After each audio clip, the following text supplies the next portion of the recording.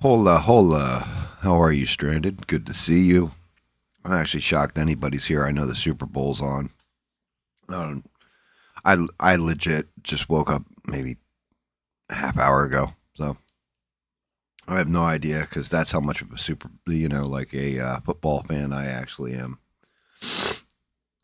Is when enter the Seahawks kicking the Patriots' ass, or the only thing I know is the Seahawks and the Patriots, and like New England hasn't been seriously great, in my opinion, since Tom Brady. I don't even watch sports, and I know that much. But I did as soon as I fired up my I first wake up, I fire up my browser, look to see what's going on, and I saw ads for. Looks like there's a crypto ad for Supergirl, like I guess a crypto puppy ad. Um, I saw an ad for another movie, and I can't remember. I think it was called War Machine, something like this. I think it was called Machines of War or War Machine. It's got Alan Rickson in it, and Minions and Monsters. It looked like there's one for like another Minions movie. Go figure. They're gonna beat that damn franchise right to death, aren't they?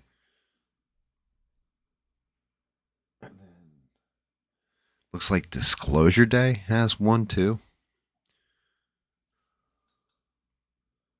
KinoCheck.com actually has that stuff rocking and rolling.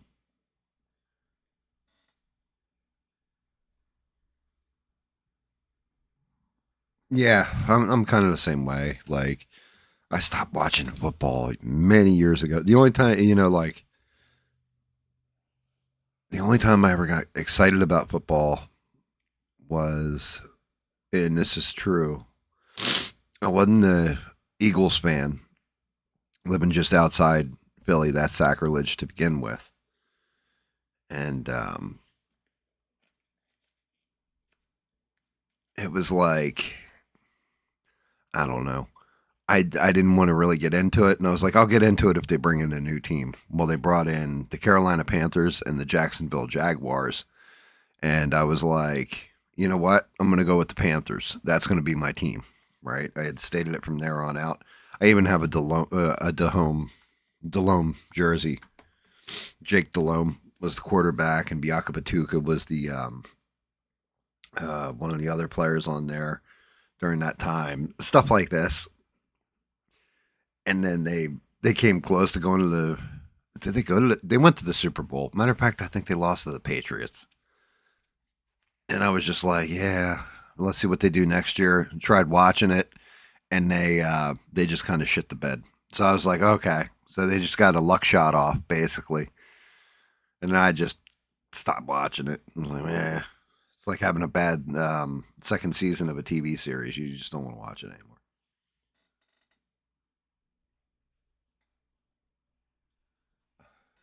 The minions, the little yellow fuckers with one eyeball that are running around going, and Steve, I think it's Steve Carell does the voice for the main guy. I think his name is like Gru or something like that. He kind of looks like a modern day retelling of Gargamel from the Smurfs.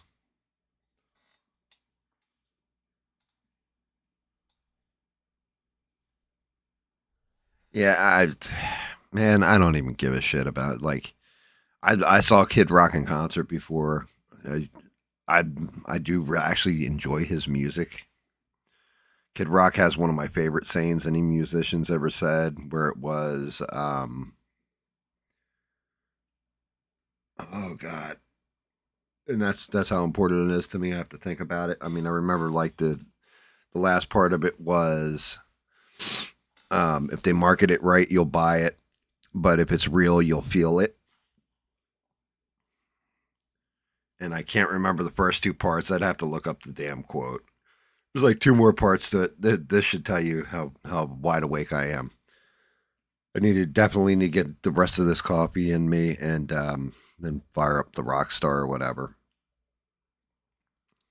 But yeah, Kid Rock, he like his old music's fun. His newer music's more just like sampling shit and stuff like this, but he's seriously talented. Like he can play every instrument on the stage and stuff. But yeah, I just this happened last night. Matter of fact, I wonder if I pissed somebody off when I said this because I'm down to 121. But I set up my new 3D printer the other day. I finally downloaded the firmware. Finally took apart stuff so I could plug in the. Because the whole thing is, in order to upgrade this thing, it's got like a hand touchscreen panel that's on. I swear, it's like an old school telephone cord. I can't even make that up.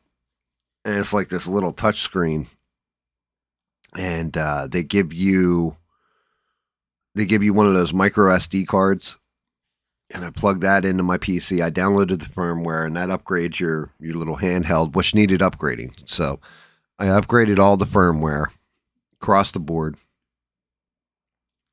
fired it up, everything else. Did the test print. Test print came out okay. I printed a couple things for a model that I'm doing. Matter of fact, I'm going to print some of the bigger parts of the model too. It's my experimental run. So I've been like super excited about that nerd shit. But anyway, while I was waiting for it, I'm sitting there and like normally I'd be past that or whatever at this point in time if it's not a stream day. So I was up and I'm like, it's like, I wonder if Devin's in ABL. I'll drop in and say hi to her. I haven't talked to Devin in a little while. Make sure everything's good with her. And it was already like the show had already started. Drop in. I stayed for like, I don't know, half hour, 40 minutes. And it was, dear Lord, it was a lot of talking and just, I'd learned nothing. Not only did I learn nothing, absolutely zero by the time I had left, I was like, not mad, but just like, bro, all you do is rah rah, you know, just because. And I could understand where he's coming from, and I think it landed with me at one point. But now I kind of call bullshit on it, like being outside of the chat and all that kind of stuff. I call BS on things. But just because one side is terrible does not make the other side good. Like it just makes them worse. So I mean, I'll get into that in a minute. I'm gonna sit here, sip some of my coffee, get the rest of my brain working. But don't let me forget that train of thought there, Stranded. What's up, Eugene? You're not watching the Super Bowl either, huh? I figure we'll have like nobody in here. It's Super Bowl Sunday. I'm shocked you guys even showed up.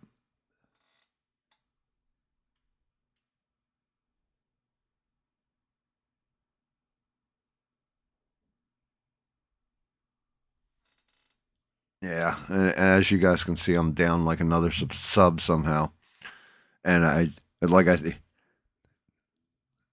unsubbed on Saturday at I think it was between 8 and 9 p.m. So I don't know what it like. I have no idea. It seems like when I don't stream, that's when I lose subs. That's my grind point on subs, which is fucking hysterical to me.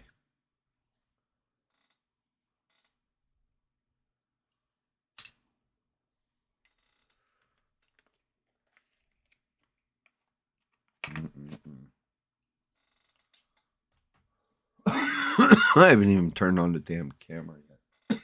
All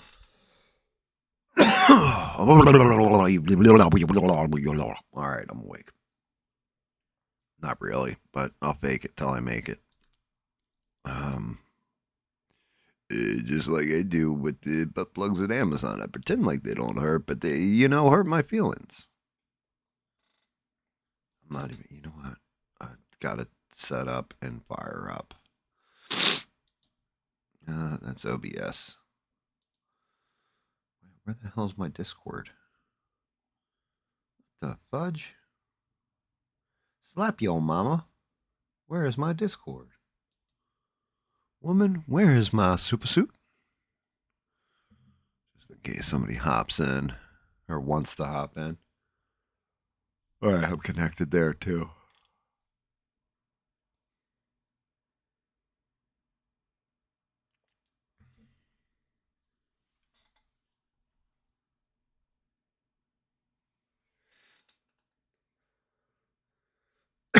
I I don't know. I don't think she did. Be very very odd. Well, who knows? Maybe, but I don't think so. I don't think Devin would unsub because part of the whole reason I even went into that chat last night because I wasn't seriously nasty. I'll tell you guys exactly what I said. But my whole big thing was I checked in with Devin and I was like, yeah, Bob told me there was somebody trolling you because I noticed there was no mods again in that chat for the like 30, 40 minutes I was in there. No mods. I learned absolutely nothing. I mean, when I say nothing, it was like negative. Uh, he talked about he had it in the title that Mike Tyson for some reason. I still don't know what the hell Mike Tyson did because he never said exactly what happened with Mike Tyson. And if he did, he just talked so much crap the whole time of that was like just word salad. I don't even want to say word salad. It was just rambling. He just rambled in a circle and didn't get to any particular point when it came to Mike Tyson. Like I still don't know what he did. He just started, yeah. So Mike Tyson, everybody's going after him and all this kind of stuff. Okay, well, you never explained what are they going after him for? I guess he said Trump was good or something. Like what's going on with this? And then he goes from that talking about Mike Tyson is a good person and stuff like this, and just because he says something about somebody doesn't make him a bad person. All this, and I'm like, started shaking my damn head, like it literally sitting there, going like, what?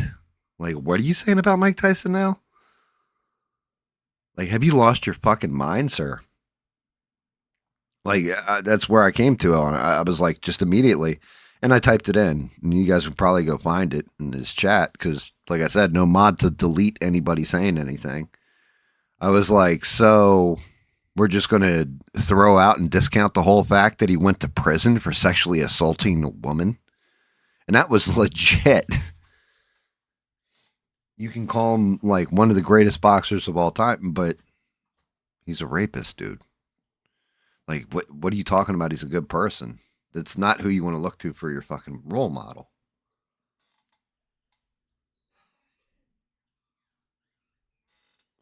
I have no idea at this point. Stranded. I have no idea. I'm not even trying to. I'm not even trying to investigate anymore. If I'm to be honest, it's one of the regular people that are always in chat and all that stuff. Then yeah, maybe it was Smurf for all I know. Who knows? Nobody knows.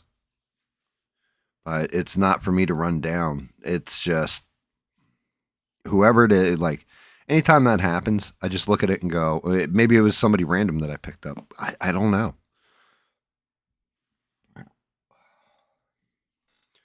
I don't know what the sub and stuff, but yeah. So that was his hot take on it, and then he pretty much suspended everything to do with the post with the Obamas. But I understand what happened now because I watched D-Day Cobra, who actually does explain stuff without talking and trying to be cute with like 6 different accents. Screw you to whichever woman told him, hey, you're really cute when you do that accent, which is why he does that accent. It's got to be. Nobody. I mean, I do different accents here and there, but legitimately, nobody does that. Oh, I'm gonna make fun of the slaw. I'm gonna make fun of this. I'm gonna make fun of that kind of accent, unless somebody told, oh, you're really good at that. Oh my god, that's hysterical. And it was definitely a chick because that's how he would impress a woman to me. Like that, and hey, look, I got 1.1 million subs or some shit. But yeah, he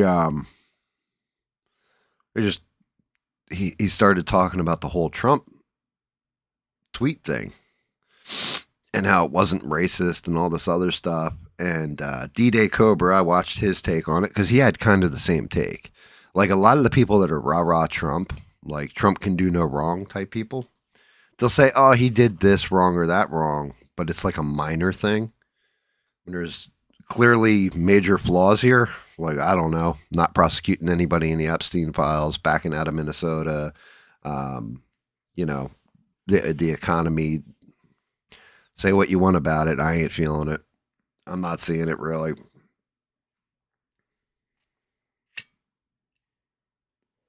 You know, just little things like this. Um, it's they'll come in and they'll defend whatever he does though. They just, no matter what it is, everything's the greatest and all this because the Democrats are so fucking evil. And that was kind of ABL's point was, look, so what happened with this tweet? And then he danced around it. Again, D-Day Cobra. Sorry, guys, if I'm repeating myself and stumbling. Just woke up. Like I said, first cup of coffee. He explained that, like, they took, I guess, I don't know if they, my big thing is, did they screenshot this thing or what? But it was taken off of Twitter, and apparently it auto-played whatever video was next, and the video starts out with the Obama's heads on monkeys. And then, like, I watched the actual meme video, which, like, I had this hot take before I'd even seen the video. Yeah, you know, you kind of don't want to do black people's heads, no matter who it is, on the bodies of monkeys. It kind of makes you feel a little racist, even if you're not meaning it that way. And according to Trump, it was an accident, and it was the next reel up, and it just copied over whatever. One, dude's a billionaire. Two, he's the president of the damn United States.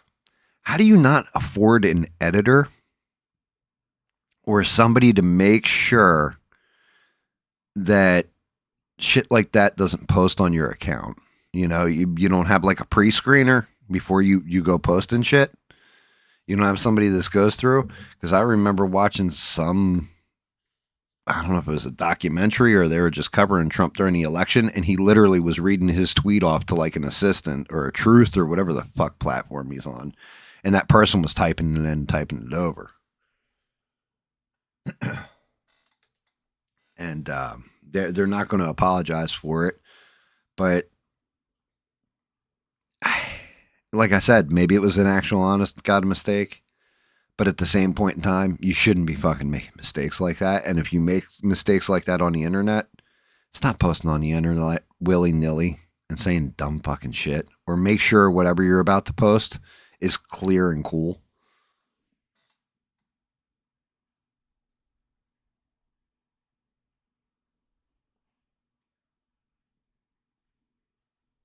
And yeah. Yeah, the full video was actually important to, you know, people that actually give a shit about Joe Biden being president or whatever and what happened during the election of 2020, which, spoiler alert, nobody gives a fuck at this point. It was 6 years ago. Move on. If you can prove that they did something fraudulent, hold people's feet to the fire and all that kind of stuff, that's great. Do it and present your evidence, and then, you know what I mean, bring it to court, all this kind of stuff. I don't give a shit about a 2020 election at this point. I don't care if it was stolen. I don't care if they cheated and all that other stuff. You won in 2024 on a fucking mandate. 4 years later. Like, the only person that shit will actually serve to benefit is his own ego, if we're being real. because they're not going to change out how the voting machines work. None of that shit. They're not actually going to catch anybody or send anybody to jail over it. Maybe some low-level dude, but they're not actually going to get the people that are perpetrating it. And if they do, they probably are in the Epstein files and protected because of it, if we're going to be real honest. Like, just move on from this dumb shit. We got more important things going on in our country right now than this dumb shit. If you won an election or not, or Joe Biden beat you, except the fact that even if they hadn't cheated, he probably would have beat him. Like, even if you think he was like, oh, well, they cheated, they added, I bet you Biden probably still would have beat him by about 5 million votes in the important swing states. And the reason being is that people were pissed at Donald Trump. That's number one. People were pissed. Everything was locked down because of COVID. People were losing their businesses, everything else. The entire economy crashed. You gave your presidency over to Dr. Fauci. That's part one. Part two, you had mail-in ballots go out to every voter that has ever voted, including dead ones. So there was just like, all you had to do was like scratch like, yep, voted for Biden, and slap a piece of tape on it and throw it in the mail, and it got counted. You're fucked at that point, because there are probably, I'm going to say, everybody says it's round about half Democrat, half Republican. And then you have the independents in between. Well, the independents were fucking pissed at Donald Trump. So they probably would have voted for Biden. So honestly, Biden probably would have won the election. Any which way you slice it. And he did win the election. But you know what? I can't go back 4 years ago, you can't unfuck a pregnant woman, right? Like, you can't go back 4 years ago and then take away Joe Biden from ever being president and put Trump in there. Like, what are we doing here? Like, just shut the fuck up, run the country, make things good, like you suggested, and let's move forward with things and make our country strong and better and all this other stuff that you said you were going to. You ain't doing that shit. You're getting this. You're poking the bear with wars. You haven't solved the one war that you professed that you could solve on day one, which was Ukraine and Russia. But you can deal in all these 8 other fucking wars. Like, what? Then you don't have any files. You got files. You don't have any files. You released 3 million files, and not one person has gone to jail for a child sex trafficking ring. Like, what?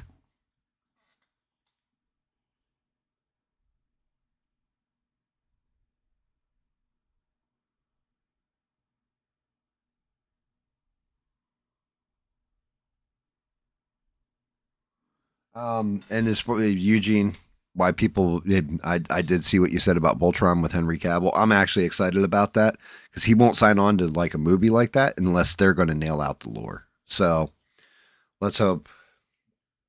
And I mean, granted, Voltron's lore is different in America than it. Well, I mean, they're close, but not really. The original Japanese airing wasn't called Voltron, and it wasn't like a spaceship Voltron robot, and it was like Lion Force Go, and I can't remember what the other one was, but there were 2 different shows, and they just made them the same kind of thing in America. But yeah, I saw that one. And then as far as people subbing, unsubbing, some people I piss off. Look, that whole take I just gave you guys on Trump, it's real, right? I don't hate the guy. Do I think he's a better option than Kamala? Yeah, I think he was a better option than Kamala. Do I, am I massively disappointed with what he's done with the second run at the office? I'm massively disappointed. Like, I wanted to see actual good stuff happen, real change, a killing of a deep state, the economy booming, like all this kind of stuff, and it hasn't happened. It doesn't mean it can't happen. It just hasn't happened. And as time's going, I'm not seeing it materialize. Instead, I have to hear about, for the 11th billionth time,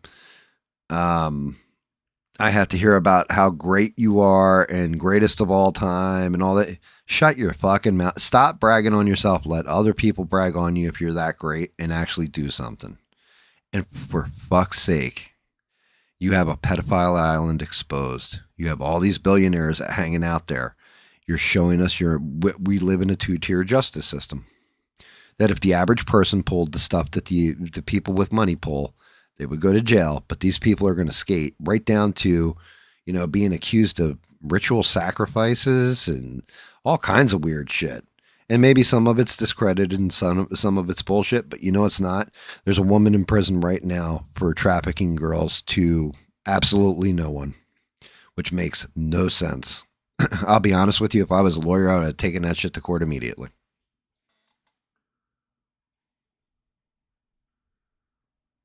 Oh no, I'd love to disagree with that, Eugene, but I can't.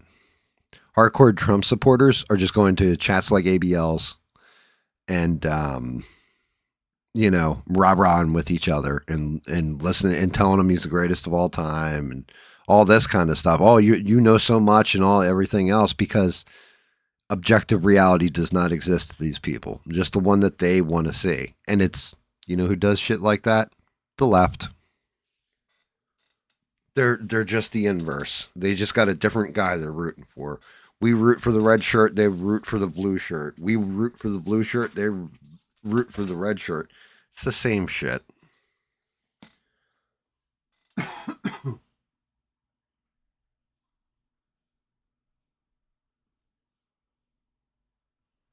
I really wanted to talk about it. I can't for reasons. But yeah, healthcare is one. Oh God.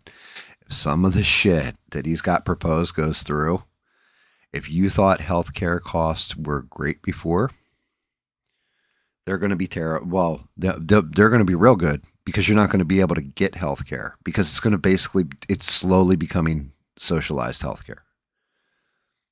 Some of the stuff he's proposed, it makes it into socialized healthcare. You guys will be like, what is going on here? What do you mean I got to wait like 2 months? Like David, right? Poor David right now has a broken tooth or what have you.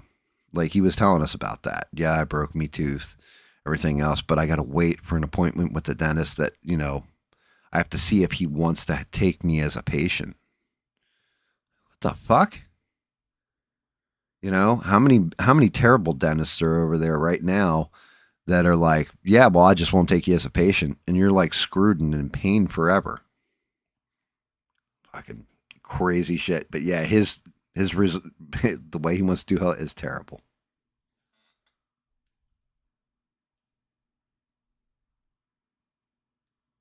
What up, Perry? How are you? Good to see you. Well, Perry ain't the one who unsubbed. Tell you that much.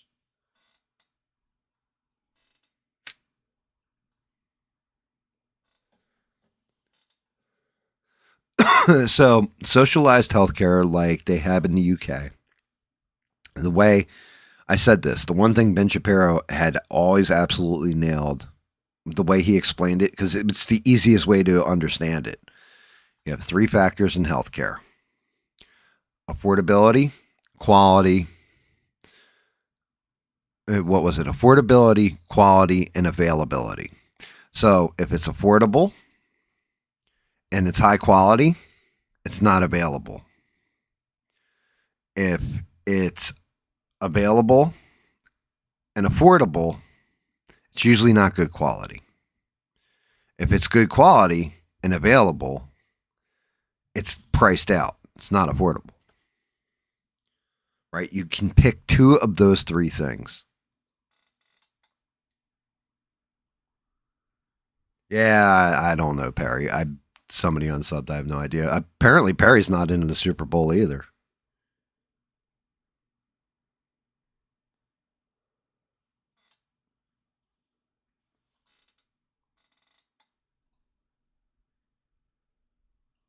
Nah, you're fine. Like I did it to myself. Like I said, I jumped into a chat and I probably shouldn't have. It just reaffirmed to me though. Like it's interesting because when you go into political shows and you go into these political chats and stuff, and you're hearing what's being said and everything else, and you're like, yeah, that's true, that's true. Like this is true, that's true, and you're not researching shit yourself. It kind of gets to you. You know what I mean? Like you're like yeah, that is right. How come we're not going after like the deep state? How come we're not going after this? How come? And then, and that's the campaign trail. And then you get into the office itself, and then you're like, well, wait a minute, this doesn't make sense, and you start to call it out. And then you watch as everybody around you's like, oh, you're a Democrat, you're a bot, you're a if you're on the right, and if you're on the left, it's oh, you're one of the maggots, you're this, that, and the other thing. And that was kind of ABL's point, where I was like, I didn't disagree with him to an extent, right? To an extent, where he was like, yeah, I say this, I'm like, oh, I'm for Trump. And the messages I get from people on the left calling me all kinds of derogatory slurs for being a black man who's voting Republican. He's not wrong. I'd listen to, I think it was Byron Donalds was on a show. No, it was Tim Scott, who's like one of the nicest human beings ever. One on, I can't remember what podcast it was. And he pulled up his voicemail and let it play. And you could hear the stuff these people were calling him. And it was like, yo, what the fuck? Like, I'm sure you wouldn't say that to his face because he knocked the shit out of it. I would have knocked the shit out of somebody they called me this, right? It was like an Xbox Live party back in the modern warfare days of Call of Duty. And so ABL's not wrong there. But it goes back to what I'm saying. So you're telling me the left side of the aisle is super racist towards you. So that means that the right side of the aisle is justified in being racist and can do anything and not because they're the opposite. Just because they're against them makes them the good guy. They're not the good guys either. Like the politicians are not the good guys, not the people who vote for them and stuff like this. The actual politicians are not good people. They do what keeps them in power. They do what makes them stronger. There's maybe 5 of them that are benefiting us. Actually, the trailer for the Sean Ryan show that's coming up, it's on Patreon. I think it dropped the other day. But he's eventually going to put it on YouTube with Ro Khanna. It actually looks pretty good. Maybe I'll play that.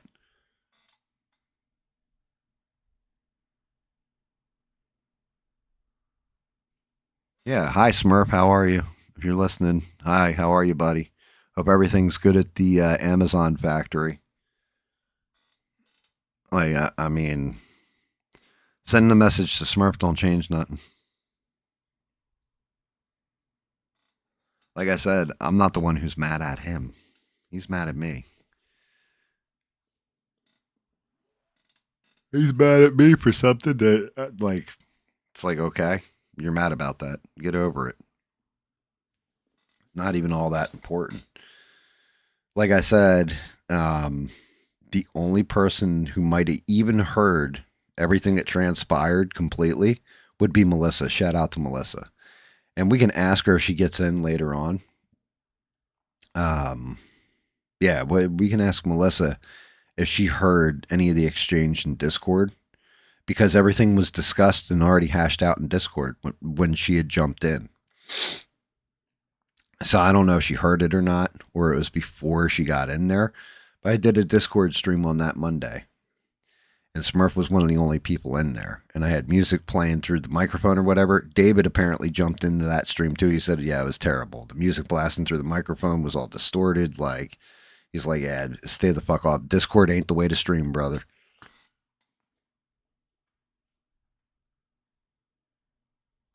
It is just legalized organized crime. It's kind of why I stay away from it, or I have been staying away from it. You haven't missed much, Perry. I haven't seen you in a minute, brother. It's good to see you.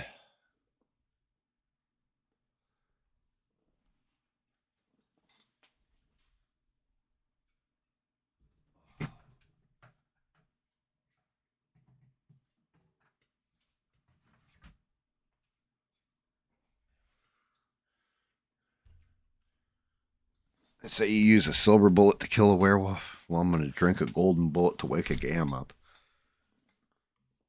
Be drinking that in a minute. Kind of switch up on the topic real quick. So, oh shit, you know what? I just realized my camera hasn't been, like, it's showing my desktop, but it stopped moving at some point. I don't know what the deal is with that, but let me see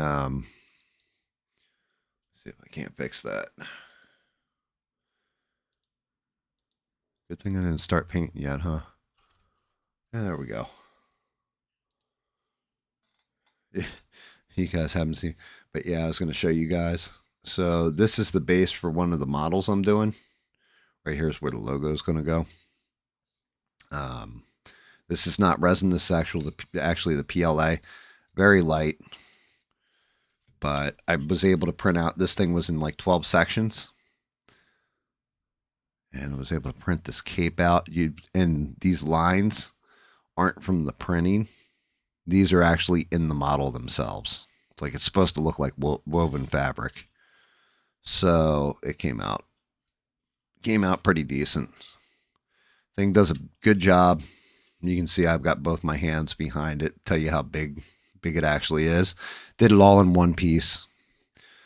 So if that keeps up, like, pretty nice little printer. I say little. The fucking thing is huge. It's like 2 foot by 2 foot or something. 2.5 feet by 2.5 feet. Some ridiculous thing.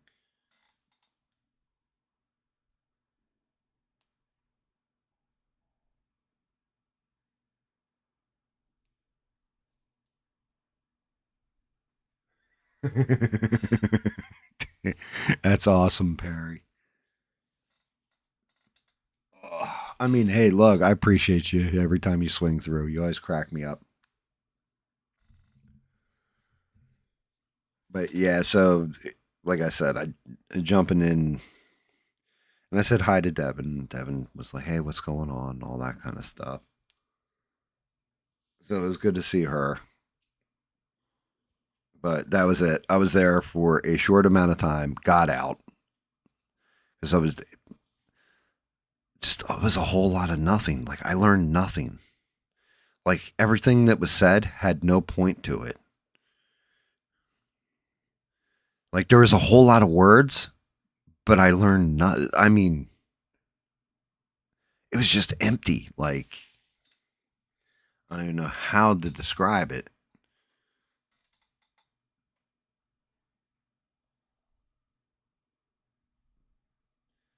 Did he say he was going to post the story in the next day or two? And yeah, Stranded, thanks again too. Yeah, guys, make sure you smash the damn like button. Maybe somebody else will see this. Um, I'm gonna.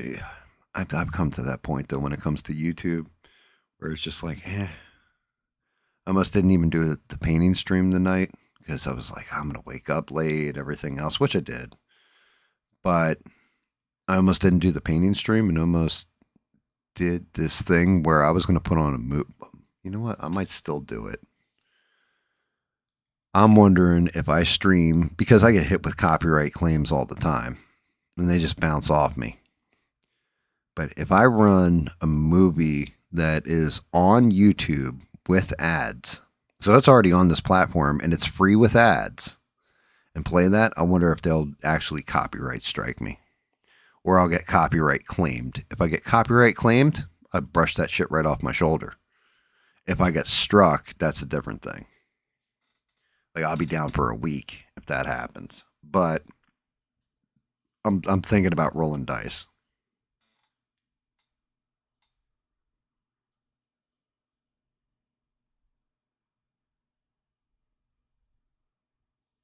Oh, ABL show the other day. I dropped in, Perry. What's going on, Rogue? I dropped in. I set up my new printer, and it came up my feed or whatever. I was like, huh. It's like, hey, you know what? I'll go and check on Devon. Has been missing out of here for quite a minute. Is she doesn't give a fuck about this channel, if we're being honest. And but she was always cool. decent misfit, and Bob had said that somebody was in that chat abusing her in ABL's chat, the one dude who streams that we all came from for the most part. And jump in there, and it was like I was there for 40 minutes, and it was like a dog chasing its tail, not telling me anything. And I was like, yeah, I'm out. Like this kind of why I stopped watching this shit. Like everything was kind of rah-rah for one side or one way, no nuance in between. And I'm like, yeah, I can't do this anymore. And I was saying that, when you feel like you're in it, like when you're there in that chat space, it's real easy to get indoctrinated and have these discussions like you're always right and you're in a group of people that are always right and the other side's evil. But when you get out of that spot and then look at it from afar and then start comparing the two sides, you're like, you're both the same fucking thing. You just don't even realize you're both the same fucking thing, just different ways.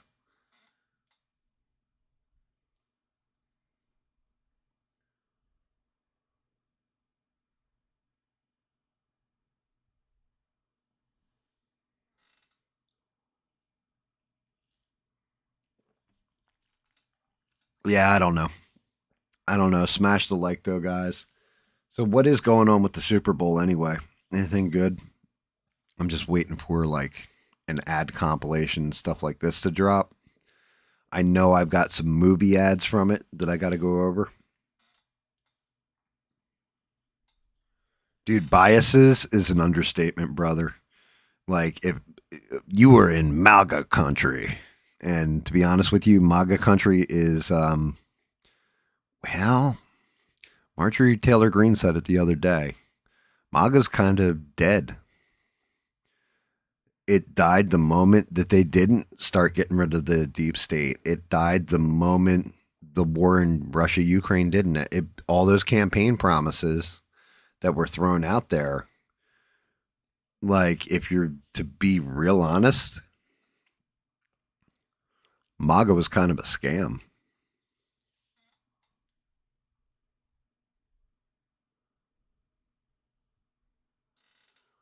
Like, MAGA was not not for the people. People actually believed in it, right? People believed that a lot of stuff was going to happen that just never materialized, or but then again, it's not over yet. So I can't say that, 100%. But at this point, like I said, Epstein files are out. Oh, we're going to get the answer to JFK's assassination. Oh, well, we're going to lock up this person, that person, the other person. You had Comey and you had, two of these people. And you let them, or what was it, Letitia James? And you let them both walk. Was that who it was? Letitia James and James Comey?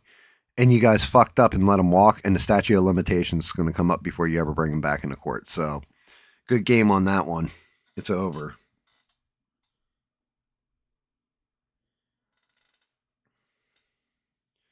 But yeah, I think it was just a grift to get your favorite president of all time elected again.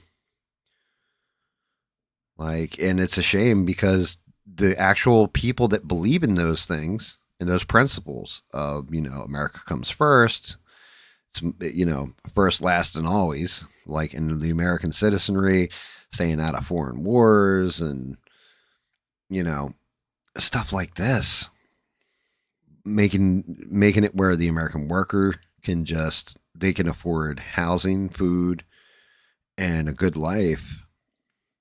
And it's not all built for just the elites. It's actually built for the average class, for the average human being. All the illegals out of here.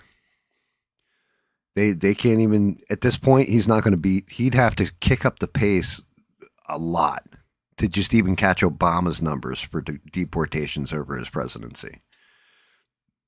Is it better? Yes. Is it great? No. But when you're in a rah rah room, they're just going to point at the other side and say, those are the demons, those are the villains. Some cases they're right, but you got to look at your own side and say which ones are the demons and villains, and we need to put these guys out to pasture.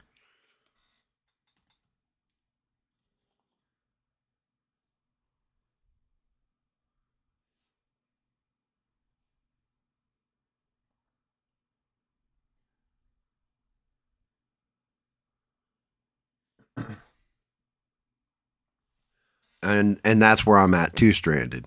If you look at the two of them, Kamala Harris, Donald Trump, better off with Donald Trump. But that's just it. Why couldn't it be like the movie Willow? You remember Willow, where they all come out and he like the wizard in the beginning is just like, yes, there will be no apprentice this year. How come they couldn't do that shit? Like, well, there's no president this time out. Just nope. Everybody's just like, yeah, we're not voting for these two assholes. Get me two other assholes that might be better. Okay, yeah, I don't like them either. And that's just it. That's if we're going to be realistic. That's probably what's going to kill the Republicans come these midterms. That's probably why they'll lose the House. They might keep the Senate by a very slim majority, like a one vote majority or something. But I'm pretty sure they're going to lose the House. And I think that's why is because the average Republican voter, the ones that are living in this shit and going through it, that would have crawled over broken glass before, are like, one, Trump is not on the ticket. And yeah, you guys aren't really doing shit. So I'm like just not going to vote. And that's going to kill them.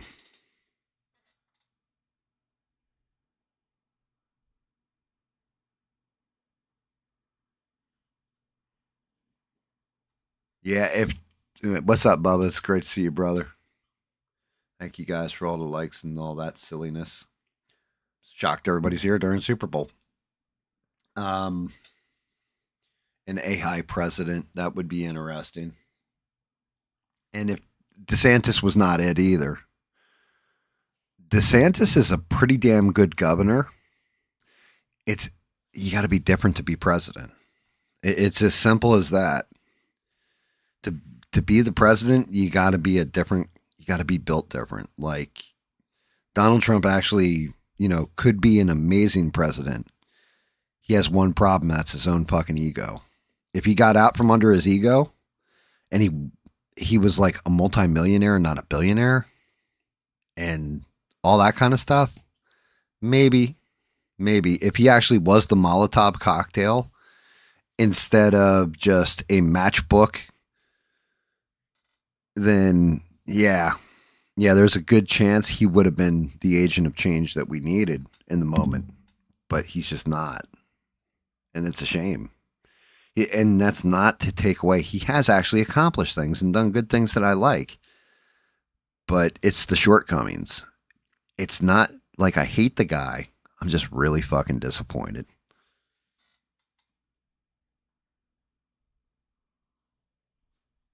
And I mean, well, that's the other thing too. An AI president. At that point in time, I'm telling you, when it comes to AI with me, I just look at it from a logic perspective. The easiest way to solve all problems, the straight line, easiest solution to solving all problems is to kill all the humans on the planet if I were a machine. If I had to solve for X and it's the world's problems, all I would do is my actual solve for X is how do I create more of myself? And break it down. What do you got? Climate change. AI fixes climate change. Well, with humans on the planet, they contribute this much. So if I wipe out all humans and all animals from the planet, not all animals, but knock them down to a small enough form, they will eventually grow back or whatever. But if I prune them from the earth will heal itself at a faster rate. Therefore, thereby solving climate change. Like, okay. How about starvation? People are starving. How do we fix this? Well, if there's less people, there's more food. It's as simple as that. If there's less people, there's more resources. So we start killing people. Like I said, anything, if you break it down to a logical conclusion, take emotion out of it, it's the straightforward solution is taking us out, which is terrifying because I don't want to fucking die.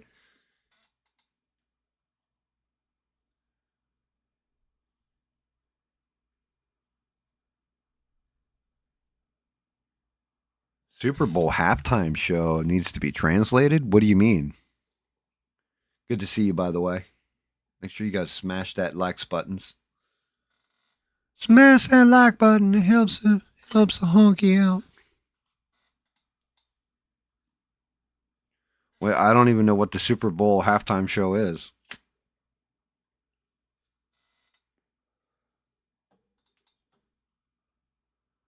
I do know. Let me see if I can't pull up. I think some of these movie trailers dropped already. I can pull up one or two of them. Which, dear Lord, God save me. The Supergirl one, I only got to play like a snippet here and a snippet there of it. I can mute it because they're like short as hell.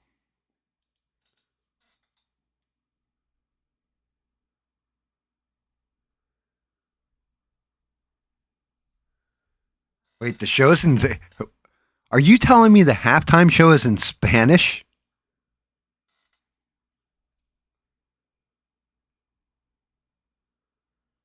What?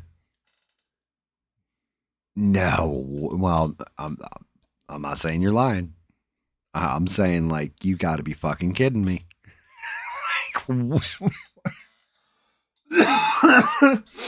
Oh my god. So like there's no oh shit.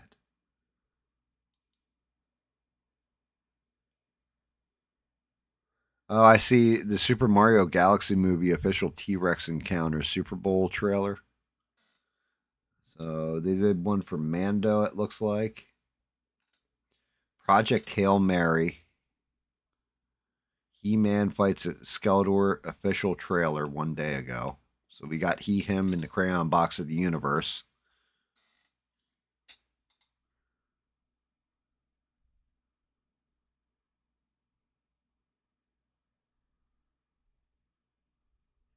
Yo, Perry, you know what? You're probably not wrong there, brother.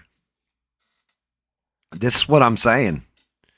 Like, I feel like I feel like the old Lord of the Rings cartoon where Frodo and Bilbo are sitting up. Was it? No, it wasn't Frodo and Bilbo. It was Bilbo and Gandalf. My bad. I don't know why the hell I said Frodo and Bilbo. But Bilbo is outside of the entire battle of the five armies, and he's looking down the hill and talking to Gandalf and go, "What are they fighting over? Like, what the fuck are you people even doing? You you're fucking idiots." And this is why an AI. There you go, right there. There's another thing. The AI would look at it and be like, "I can solve all political disputes if I just kill all the damn humans." Then they'd have nothing to fight over, nothing to squabble over about dumb shit like this.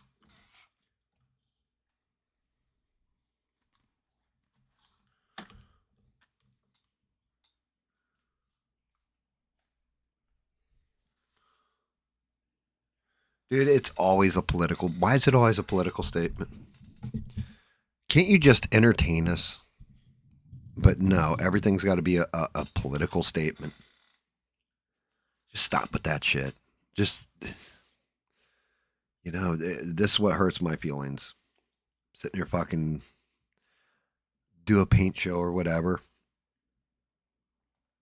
And I don't, some people care about that.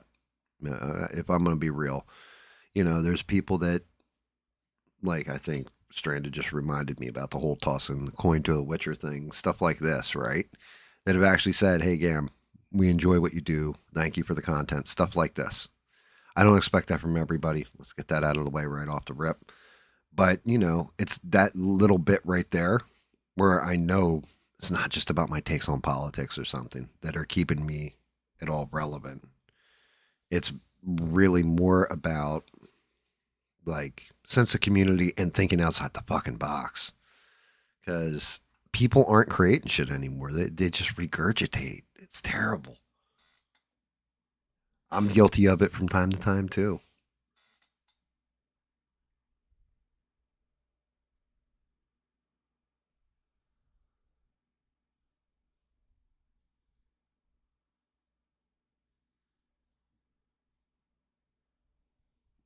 Just because I speak slow don't mean I'm stupid. What the hell? Hoppers? What the fuck is hoppers?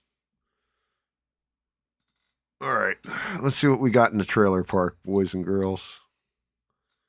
See if I can't get this to come up. Of course, it's not going to come up. That would have been too easy.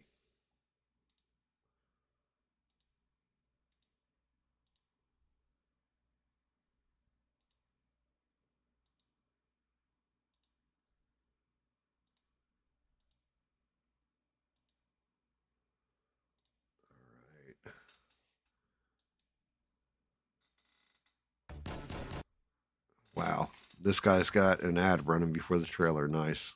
Congratulations, brother. And I mean, shout out to these guys. Kino Check. They definitely do a good job of stealing other people's trailers and showing them on their channel. Congratulations on that one, boys and girls. That's amazing. So apparently, there's 2 spots during the Super Bowl, and for Supergirl, the movie. Let's see if I can't bring this up. What the hell's going on with that? What the fuck is going on with my shit tonight? Am I even online?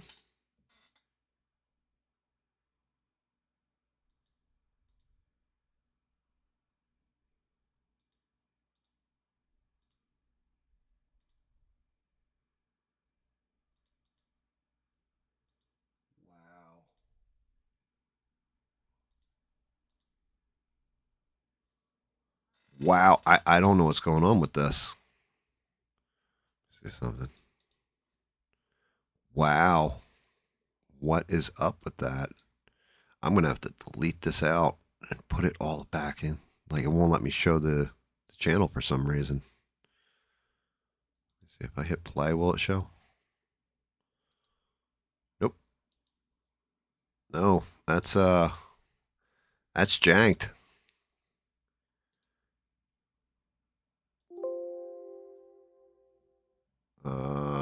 Okay. You guys hear that shit?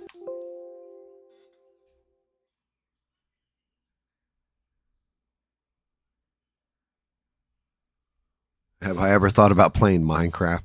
I have not. Although I'll tell you what, we shot up to 10 viewers. Actually, it's saying 11, but I think it's like 10. Sure, you guys smash the like button. Looks like everybody's coming in during the halftime show. It must be that bad. Yeah, my hand's gone. Wipe out that window. The setup. I don't know what just happened there. That was weird. I hate it when things behave strangely. Come up.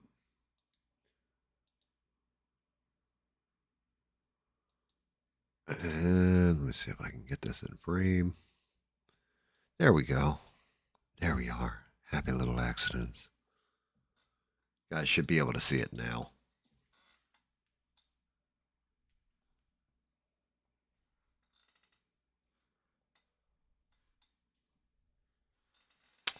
All right. So, like I said, I'm not even going to play the music or anything else. We're just going to let this play because you're going to get to see about 30 seconds. Let me make sure subs are on. Okay. Subs are on. Let's go. So no music or anything else. Because all they do is play the song Call Me and the stuff we've already heard. So it's her walking on Krypton. Or, on Krypton. And then Baby Crypto. And she's walking down. Apparently they're going to sacrifice her off to the dragons. And then here comes little Crypto. She picks him up. He's all dirty and funky. And that's pretty much it. We've seen everything else in this damn trailer. And they paid like, what is it, like $10 million for a trailer to run during the Super Bowl? Like, what the fuck? That's it. Every other scene in here, we've seen all this. All of it. That was it. That's all that's added in. A little bit of Baby Crypto. The only thing else that I gathered from that is when they all pull the gun, she's like, now you guys are in trouble or whatever. And then, of course, we see Lobo show up, which when we I hit play on this, it'll go to the other, I guess, Stinger trailer that ran during is running during the Super Bowl. And Lobo shows up, and they all have the gun sights on her, and she's like, "This ain't going to end well for you." Right? Apparently, they have the gun sights on Crypto too. So, it's gonna be a fight scene with Lobo, her, and Crypto apparently.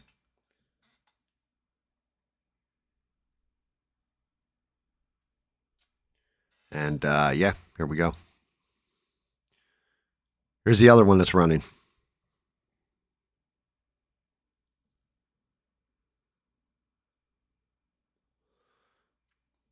I see nothing different about this trailer. The first one that dropped, nothing else.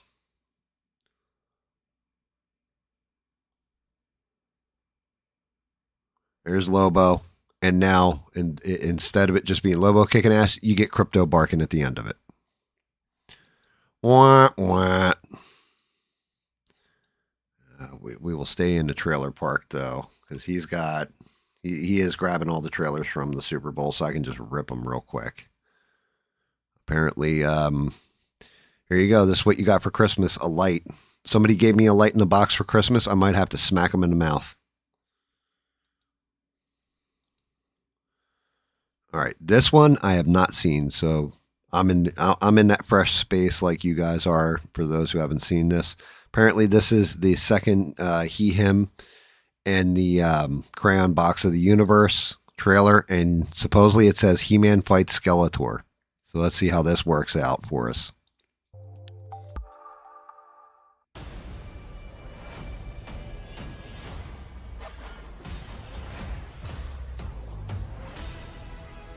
Okay, I hope that's not what they're saying they added to the trailer, because that was totally in the first trailer.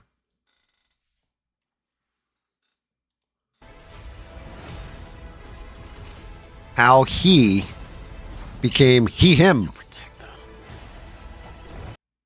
So far, I am seeing no difference. What in the absolute? And this is, I got 28 seconds left to go, so 30 seconds left to go.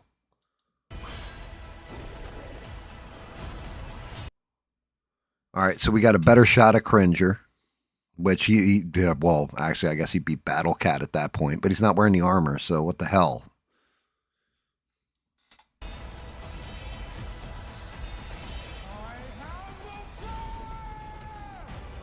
Masters of the Universe, only in theaters June 5th.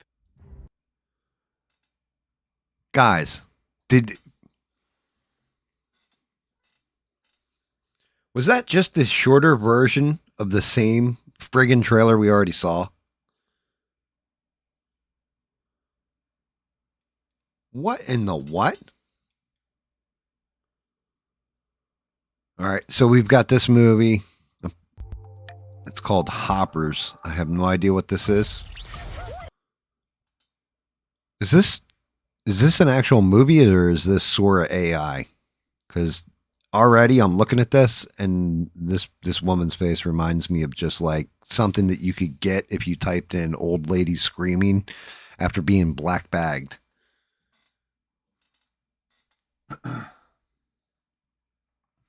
Eugene, I have the pronouns he, him, in the crayon box of the universe.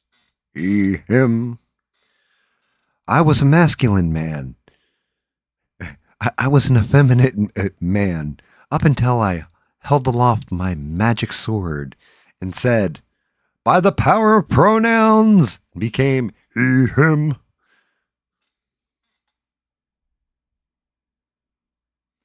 It's good on there, Smurf. It's good to see you. Look, guys, there's Smurf.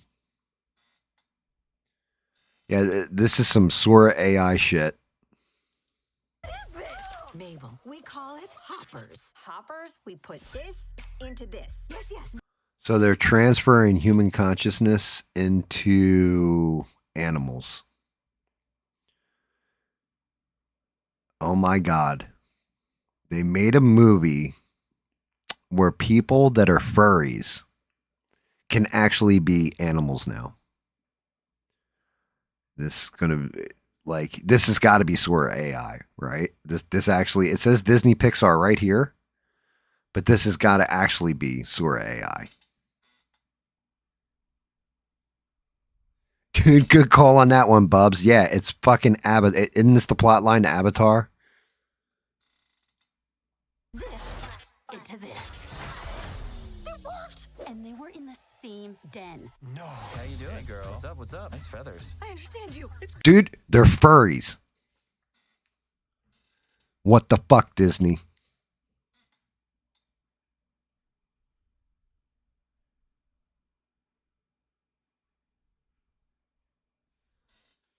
What in the actual fuck am I? What?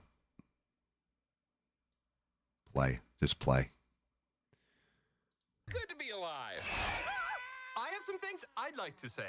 Lizard, lunchtime snack, giant snake, ant fight back, slippery log, dancing frog. enough. Disney and Pixar's Hopper, Sweetie PG. Mabel. All right. Yeah, I don't need to see more of that. Again, why didn't you just call it Furry the movie? Like, you know, and I don't think it actually turned out to be a true story. And it was something I think it was Tim Pool used to, always hype on about a girl. You know, he's like, somebody had said like, yeah, my son's got a girl in his class, and she said she identifies as a cat, and they had to put a litter box in the bathroom for her, and like she actually uses it and stuff like this.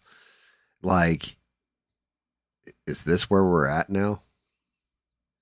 Like, is this about furries? Is it about people that identify as animals or want to be animal? Like, what the fuck are we doing? This is the best Pixar could come up with. The people that brought us the classics like Toy Story, Monsters Inc. Dear Lord, like, what? This is the best you can do in a world with Sora AI?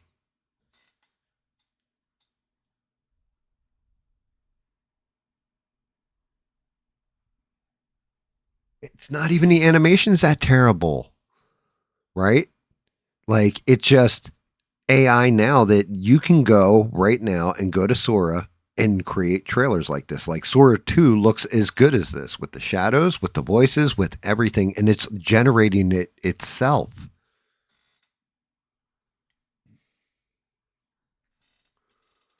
Wait, I see something on the side here I got to click on. Let me take a look at this.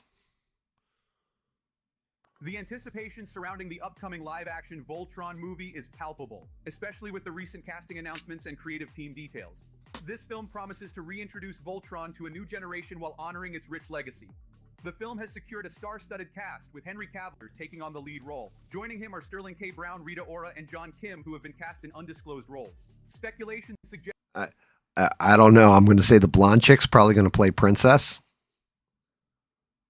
And they're probably going to make the black dude Keith. If I had to guess, I'm just saying.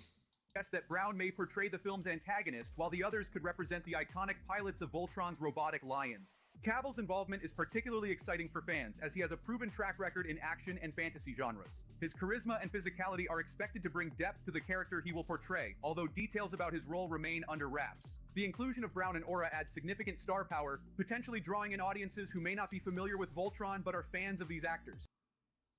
Yeah, all right. Thanks for your hot take there. I appreciate your bud. I mean, you sound like you're just playing guessing games like I am. All right, this is one. Eugene was kind of looking forward to this, I think. Right, Eugene? Disclosure Day? My husband used to ejaculate prematurely until this. He would run one out before he got into the bed. That was his trick to stop doing that. Nope, look at this. Instead, we're just going to eat little pills. Yep, great. You get one. So, is this some Alice in Wonderland shit or what? You eat one pill to get you excited, and then you have to eat the other pill to keep you excited. They're just waiting for people to have heart attacks at this point, guys.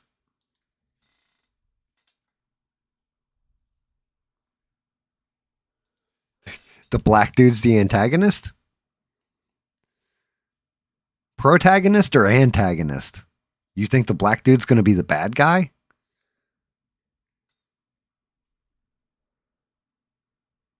If I'm to be honest, I kind of want to see Henry Cavill play a villain. It's something he hasn't done. I can't think of a movie where he was actually the bad guy.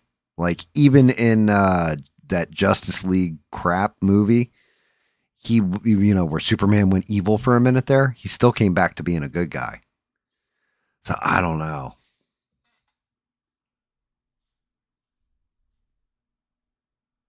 Well, the whole thing is, when it comes to Voltron, Defender of the Universe, you got to remember it was a Japanese series called Lion Team Go. And it definitely was not the same show in Japan as it is in America. I'll just put it that way. All right, here we go. I think Eugene liked this one, so we'll watch the trailer for it. Our coverage, there has been a threat to publicly release government material long shrouded in secrecy. So, government material, nothing here to see here, folks. Nothing to see here. The aliens are coming. We're just going to let it hit us. Are they people? Are they people? No, they're Antifa. Dun dun dun. No. Do you think there could be others? This girl is going to grow up and have, like, imagine you wake up and there's like, what is that, a reindeer? Is that an elk? What the hell is that thing? I want to call it a deer, but it looks too big to be a deer to me.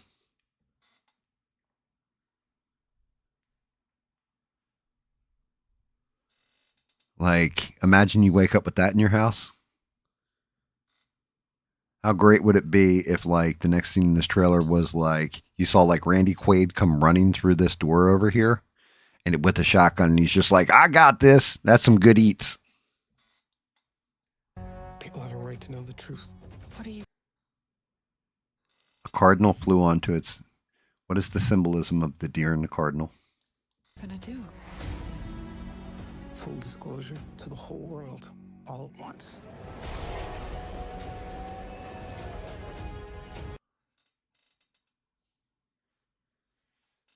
Holy shit. Was that dude pulling like a Spider-Man on a train, like surfing on top his car with his kid? If they live from that scene, like they somehow managed to get out of that scene in the movie, oh boy. You don't live through something like that.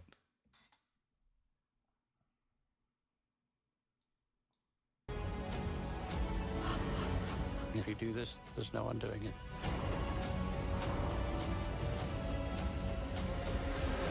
There will be no other day like tomorrow. What about the day after tomorrow? Bum, bum, bum. Look, it's drone technology. It's going to bring about the one world government and one world religion.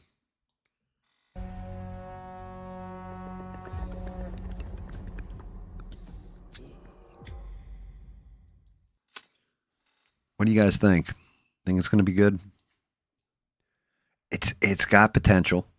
If I'm being honest, as much as I'm breaking its balls, it could actually be a decent movie. Am I going to bet on that shit? I don't know if I'm going to bet on that.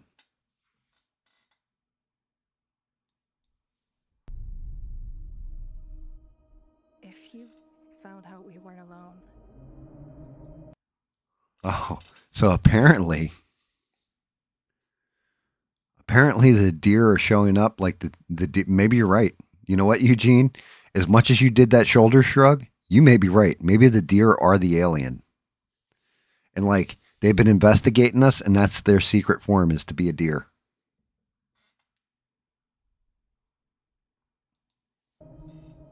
If someone showed you, proved it to you. There we go.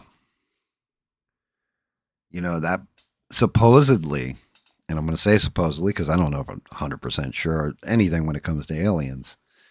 However, I do know that that was one of the big things is they apparently were talking about doing alien disclosure, saying we're not alone.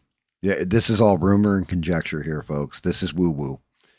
At the, you know, until it's proven true, it's woo-woo. But supposedly they ran they did some kind of spitball session with all these different government leaders and all this kind of stuff about doing alien disclosure. And they said two things would happen. Religions, like the entire public, would go nuts if they found out aliens were real and all this stuff. And part of the reason is because religions, different religions, and especially super devout religions would collapse at that point. And it would also be because I don't know how this proves anybody's religion one way or the other. But supposedly the very religious, it would collapse it. And then people would just run panicking, thinking that, you know, the entire planet, like the economy apparently would collapse too. Because people would realize they're not the highest on the food chain and go into full-on prepper mode like your average person would.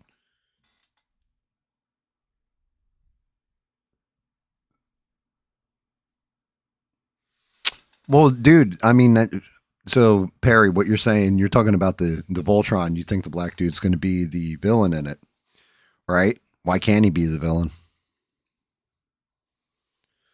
You know, how many times do you have, and this is part of what made movies suck, having, you couldn't portray a black person as a villain like that. They were always the protagonist. They were never the antagonist. Like lately, it's always some white dude who kind of resembles Trump in one way or another, or is a Trump type archetype lately in movies. So I agree with that. Why couldn't it be a black dude? You know, it's nothing to do with the racisms.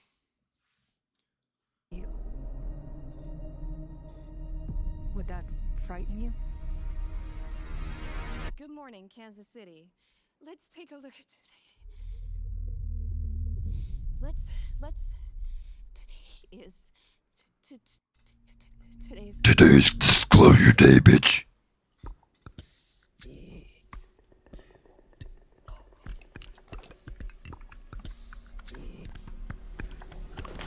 All of a sudden, she just poops herself right there. She's like, oh my God, I'm so sorry. It's Taco Tuesday.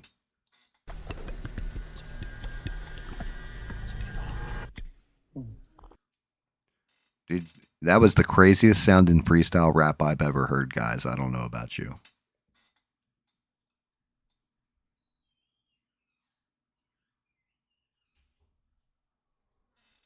Dude, so, okay, yeah, I think I'm done with this Closure Day trailer. I'll set up the next trailer. See what we got else. But what else do we got? I'm not even worried. I'm not even going to do the Star Wars Mandalorian crap. We'll go to this Minions and Monsters one, I guess it is. But so the reason why people would panic and everybody would freak out, how has it worked out for any population where a population with superior technology has appeared? So what I'm saying here is the European settlers come to America. How did it work out for the native population that didn't have the technology that the Europeans had? How'd that work out for them? They got they got killed. The diseases they brought with them killed people because they had no immunity to it. They got run down, their land taken from them, put on little reservations. Didn't work out so well. Anytime you have that in history where somebody has better technology and ends up showing up in human history, and okay, you can say the aliens, maybe they're benevolent, but reality is, why would you show that benevolence to a bunch of people that can't even decide that there's two sexes?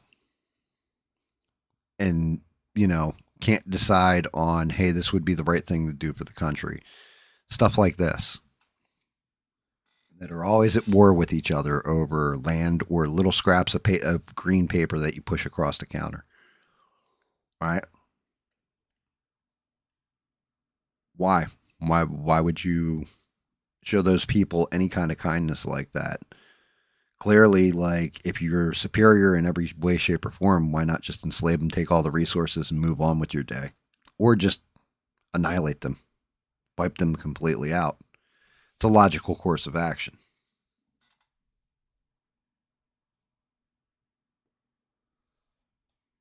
Because some people, well, I mean, that's just it. You may not live long, but you'll live longer. I'll live longer than you if I've got water and you don't. I'll live longer than you if I have food and you don't. It's as simple as that. It's self-survival. Like, it's just, oh my God. Like, first thing that happens if something truly tragic is about to happen, you know you're about to get hit. For example, here, oh shit, there's a hurricane coming. What's one of the first things I do? Fill up my bathtub with water. It's like one of the first things that I do now, just instinctively. We fill up a bathtub with water. We keep I've got 2 bathrooms in the house, like full bathrooms. One I fill up with water. The bathtub. The other one is there in case we need to get to cover. It's one of the safest places to get to, believe it or not, is get in the tub. Put your pets in the tub with you. You know what I mean? Hold everybody there if the hurricane's really blown over and your roof rips off or what have you.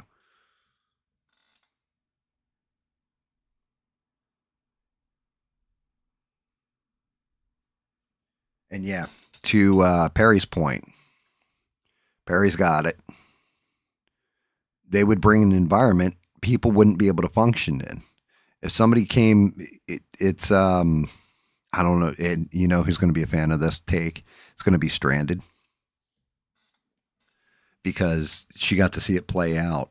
So in Star Trek First Contact, in the movie, right, the Vulcans come down at the end of it. Spoiler alert, should have said that beforehand. But the Vulcans come down and they like help humanity get to the stars. And when they first show up, they come in and they do the whole live long and prosper, right? And that's like their first meeting. Well, in Enterprise, on the show Enterprise, when they did the Bizarro world, where, you know, Spock has the beard and all that kind of stuff. Speaking of which, shout out to the viewer, Spock's beard. He's awesome. But they show up and they show the same scene, and then all the humans like mob attack the Vulcans and kill them. And to be honest with you, that's more the reality of the situation. People would panic, freak out, go nuts.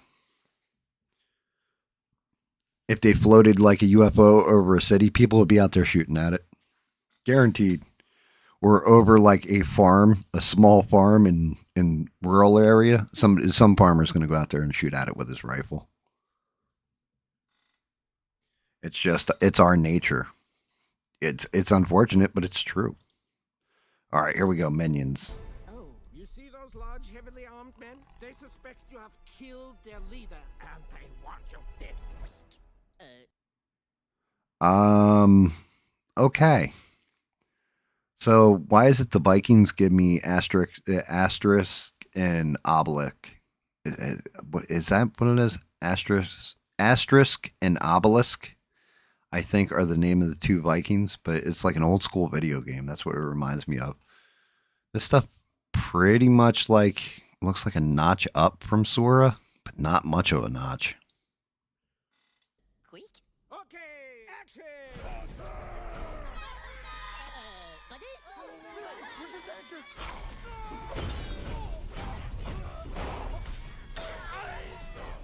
Oh my God, did you see that? I got to rewind that real quick. Dude. It's basically Bob in the bar right there.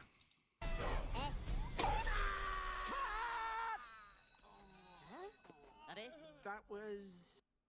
Actually, that fight scene looked better than the He-Man and Skeletor fight scene, if I'm to be honest. That's terrible to say, but yeah.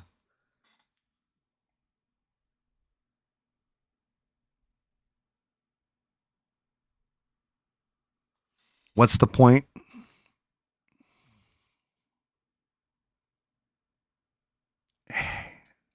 Hope.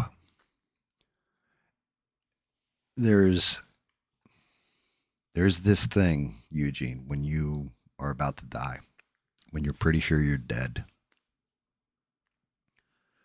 that comes out of you. And some people have it, and to be honest with you, you're kind of right, Eugene. Some people don't have this. Mine's always come out. Anytime I've ever been pushed into a corner, some shit's gone wrong, whatever, I go into survival mode. That's what I used to call it, going into survival mode. And it's just, I'm going to either be unstoppable or I'm going to die. It's going to be one of the two, but I'm going out fighting, right? I'm not just going to go quietly into the night. I'm not going to just, lay down and die. I'm going to fight till I got nothing left because I like to live. And some people, that comes out of them when they're in that situation. There's other people where they just do exactly what you said. They just accept fate and lay down. I'm not somebody who accepts fate. I always believe you can change your fate. I definitely believe in there is no such thing as a no-win scenario. There's always some way around it. You can't escape cancer, for example, but you can prolong your life. And there comes a point where you're going to have to accept that you're done, right?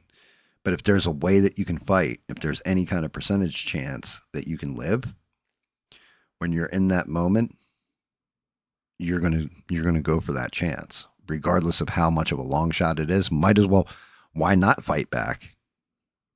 You're going to die anyway. Give it a shot. What's the worst case? What's the worst that can happen? You're going to die. How does it get any worse than that?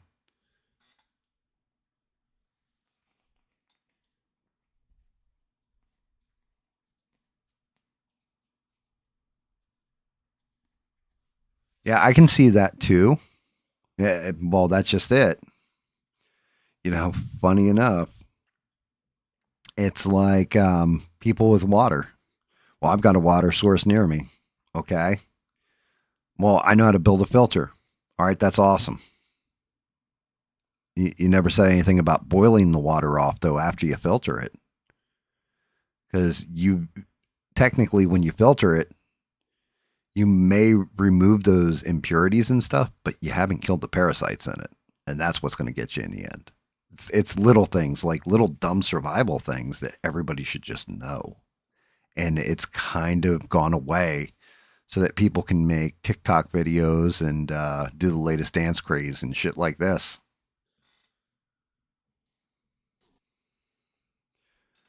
Matter of fact, shout out to Beans. She had put up Psychology of Gen X, and it wasn't far off the mark. The whole thing is one of the best chances at survival would be Generation X, because as kids, we fucking already went through it. We were latchkey kids. No parents at home when you got home from school. You made yourself dinner. Stuff like that. You knew what the consequences were of your actions, all this stuff. You didn't post your life out there because everybody's kind of going through it.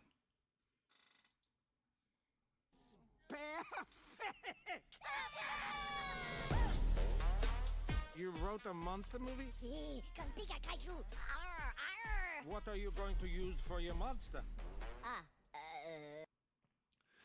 We're going to use a big orange man with a balding head. That's going to be our monster.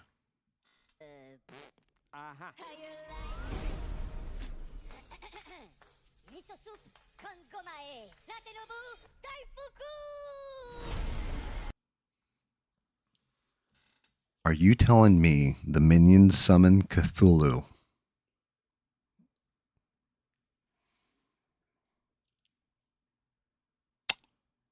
Okay.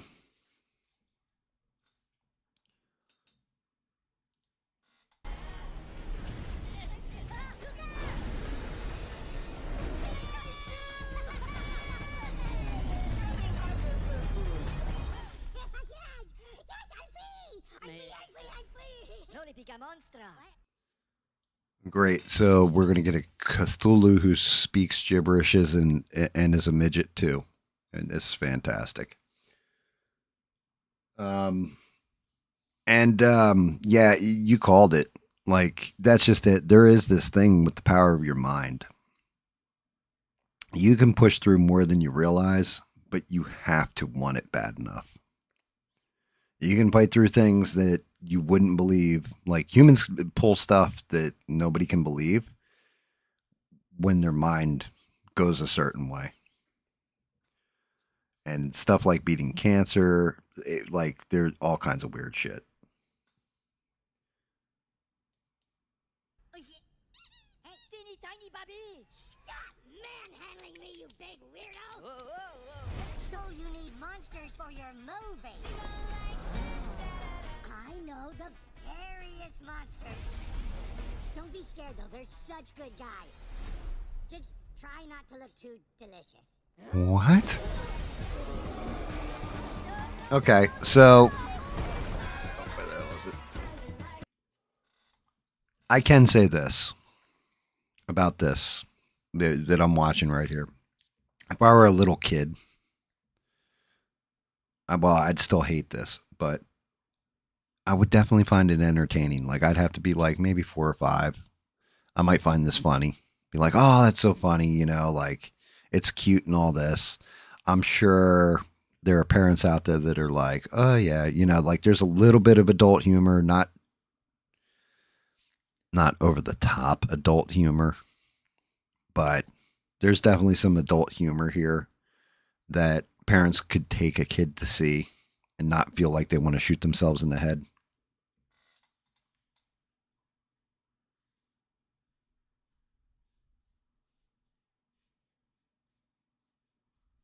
Yeah, well, and Bub's right. You never give up. Bubba, you're 1,000% right.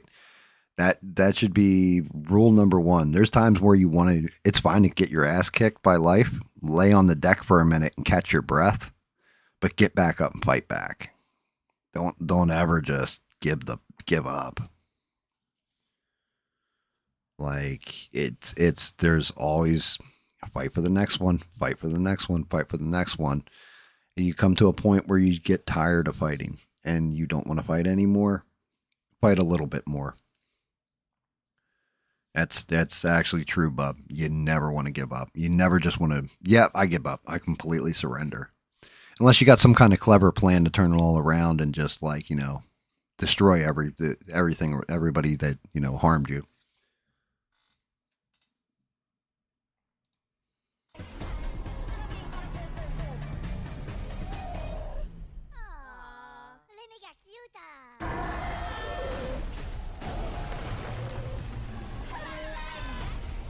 Oh shit, it's Bob at the casino.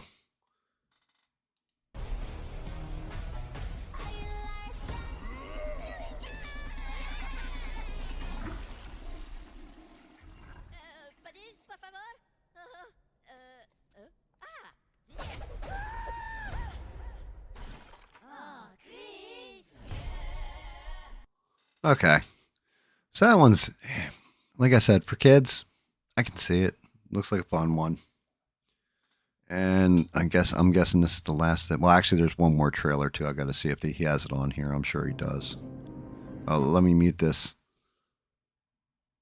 Yo, this dude just threw his wife and his kid out the side of an airplane to get together with the stewardess.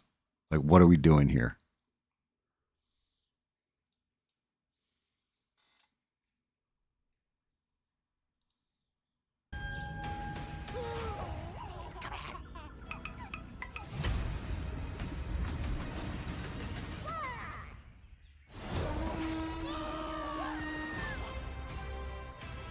Waiting first Super Mario movie worked. I don't know about this one, but I will tell you what, the animation actually looks better than the Pixar one. And it looks a little bit better than the Minions one, in my opinion, too. It looks better than Sora AI.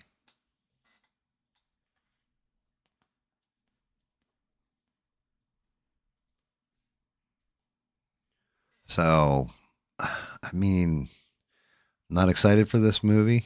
And it is coming out on April Fool's Day. But I think it could be better.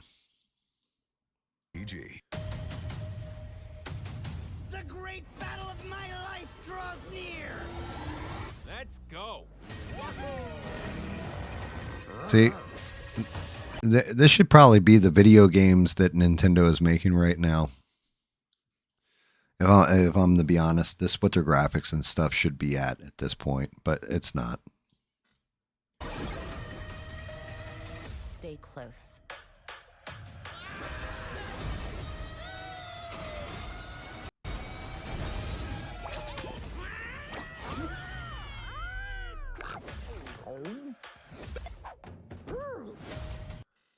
Did he just eat him and poop him out? That was fantastic. That's actually funny. Ha ha funny. I do. Chris Pratt is a likable person. That's why. Yeah, the dude's actually likable. Like he's a likable human being. He has been since Parks and Recreation days. That's the first time I remember seeing Chris Pratt was in that. And his character was only supposed to be there for a little bit, and they were going to write him off the show apparently. But he was so likable they kept him.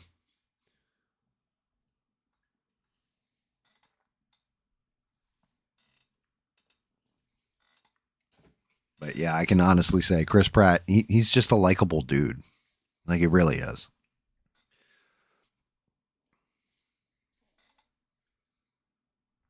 He sounds nothing like Mario. I've met Charles Martinet. I believe that's how you say his last name. A handful of times when I used to go to my GameStop managers conference. And yeah, that dude, Chris Pratt sounds nothing like Mario. Let's see. Do they have it on here?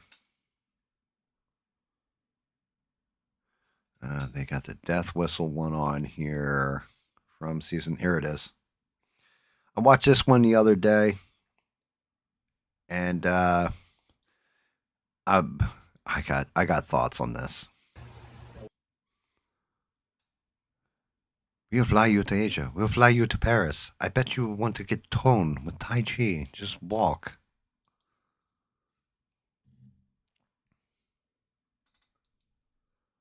All right, here we go. I got feelings on this one. It's going to be a Netflix movie, apparently. Son, you're one of the most promising candidates we've ever seen. But why are you here? I just want to get across that finish line, Sergeant Major.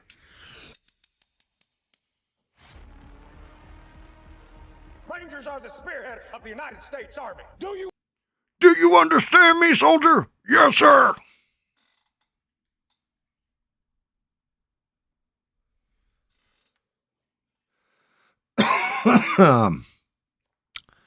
So basically, we're taking, my first thoughts immediately when I saw this was Alan Ritchson is going to be doing basically his character from Reacher in this movie. You understand me? Yes, sir, Sergeant! Hey, slow down, Superman. Making the rest of us look bad. You can You guys get the inside joke. Slow down, Superman. Because there was rumors that he was going to be Batman.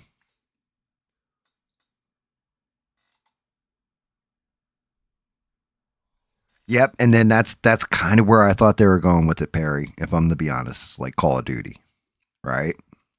Yeah, well, you'll see.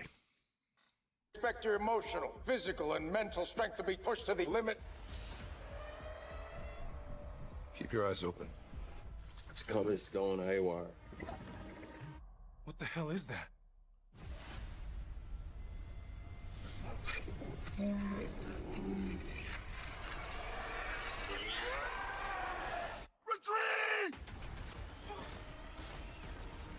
So at this point, I was like, oh, so we're doing the Transformers movie. And then I thought about it. I was like, is it alien tech? Is that military tech? Did they send all these guys out there to, you know what I mean?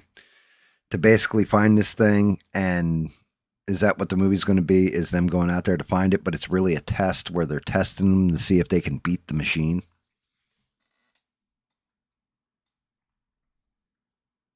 And yes, Alan Ritchson was Aquaman on Smallville. That is correct. But the internet rumors, and he said he'd do it too, were that he was going to be the new Batman in the James Gunn verse.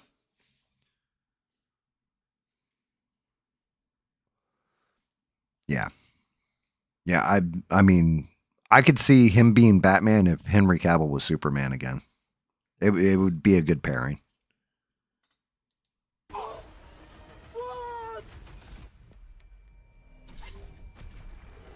Whatever that thing is, it's hunting us. And it won't stop. Okay. I felt two things the moment that line comes up. There's something hunting us, and it won't stop. Thing number one, as soon as I hear it's hunting us, I was waiting for him to be like, if it bleeds, we can kill it. Like, I thought that was going to be the next line. Right? I was like, okay, they're doing it like Machine Predator. And then it won't stop hits. And I'm just like, so basically, kind of like the Terminator then.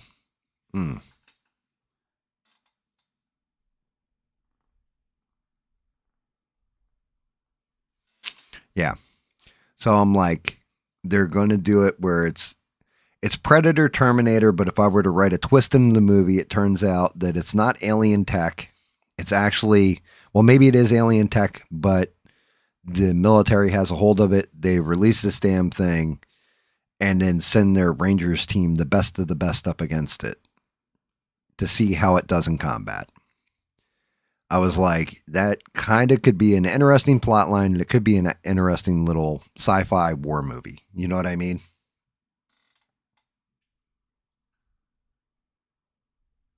He was a contestant on American Idol, really? No comms, no flares, no firearms. We need to move. Yeah, that whole scene where he was in the dark and kind of muddied up. Now him getting drugged in the water and everything else definitely gives me Predator vibes, though. So it feels like it's a mixture between a bunch of different genres.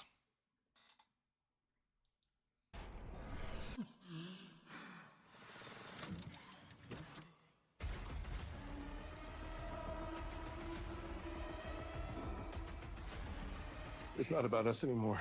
It's warning everybody that thing's Get to the choppers! coming. Rangers, lead the way! You gotta be shitting me.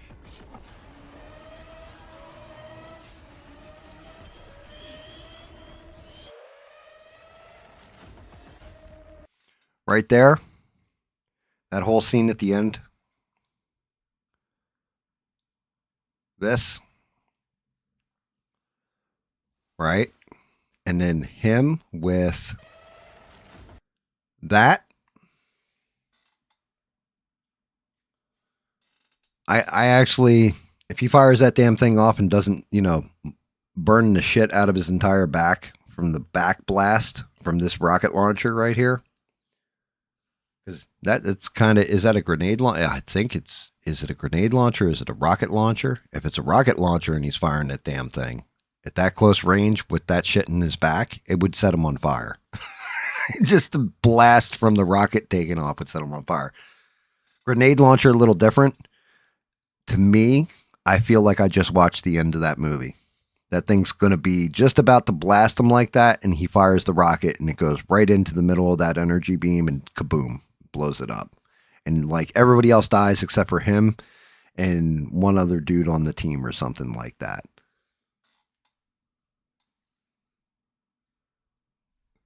That's kind of where I feel this one's at, if I'm to be honest.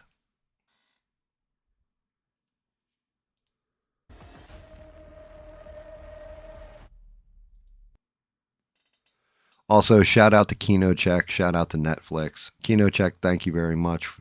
I'm definitely biting on your flavor there, sir. Definitely biting into your flavor. Keep watching his stuff. Because he goes and reposts all the latest trailers. But that's what we got coming up. That's what's on the slate. A whole bunch of animated Sora kind of movies. We got that furry movie. We've got a Minions movie. We've got a Super Mario movie. We have a war that Predator, Terminator, Transformers knockoff movie. Supergirl, He, Him, and the Crayon Box of the Universe, which out of all of them, it's the one that I'm just shaking my damn head at, is the He, Him. Like, I really want that movie. I really wanted a He-Man movie that's good, and was hoping that might be it. And the more I see of it, the worse it looks.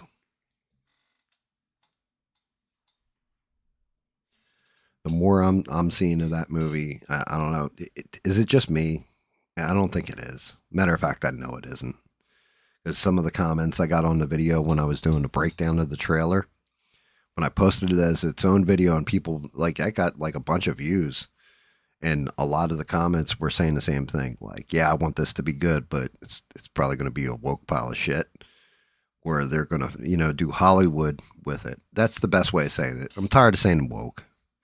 They're just going to Hollywood it and just make a shitty movie.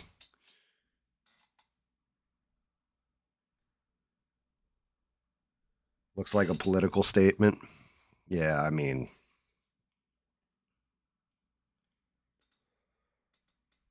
any which way you slice it, it's not good.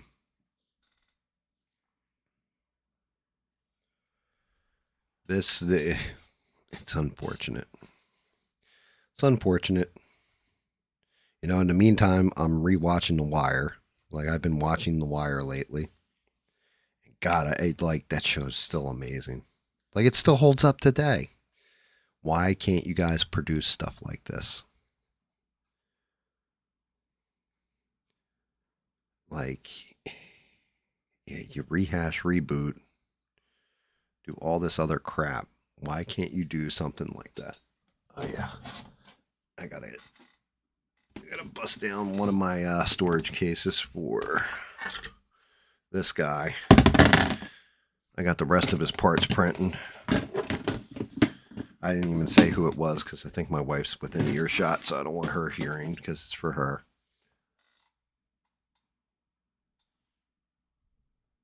I never saw the Key and Peele Wire skit. Like, there's stuff that happens in the beginning of The Wire that later on in the show, you don't even realize how relevant it is. Like, they were using a chessboard to play checkers with in the very beginning. And the one Barksdale is explaining, oh, this is how this works. This is how you play chess. And he's breaking it down like he's like, the pawns are the soldiers. The king, he's the king, the kingpin. He's the head guy. The queen, that's the money guy. And like breaks down how they move and everything else. And just explaining, he's like, yeah, soldier can be, go up into the ratings, but that's just it. They got to be a very clever soldier or whatever. It kind of lays out a lot of the stuff that happens in the series later on.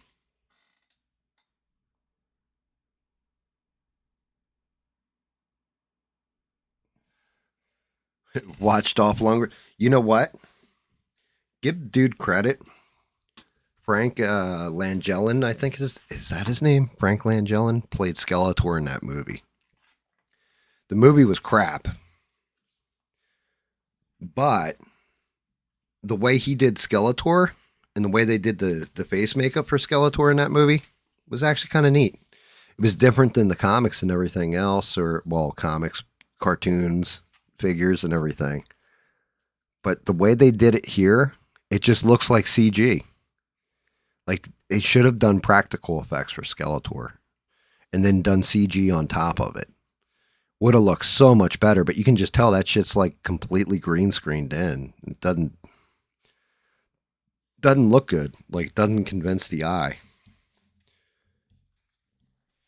Especially not in an age where AI does what AI does. Let me see. See if this sponge is... I know the sponge is still, for the most part, wet.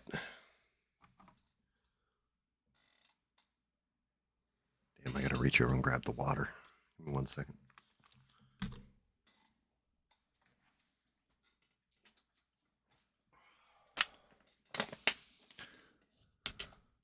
I gotta get a new paper on here. Man, I definitely was not prepared.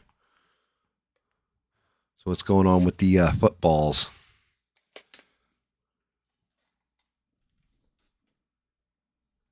I get a kick out of it, and thank you guys. Like, I expected nobody to be watching it at all tonight. I expected to get negative views. I really did. Because it's like, it's Super Bowl night. Everybody's supposed to be at, Super Bowl parties and watching the game and all that crap. And I, like, don't care.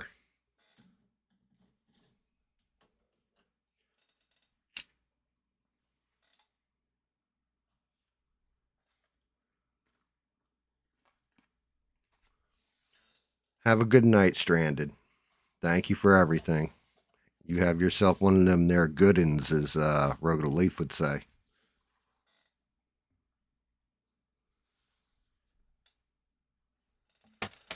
Yeah, if you can't be good, don't get caught. That's all. Good call on that one, Stranded.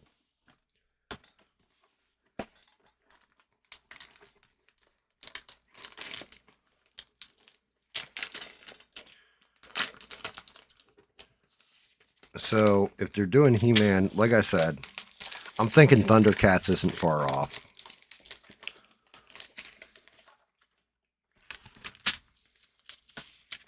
I think the guy they cast as He-Man would have been a better Lion-O, too. Just a hot take there.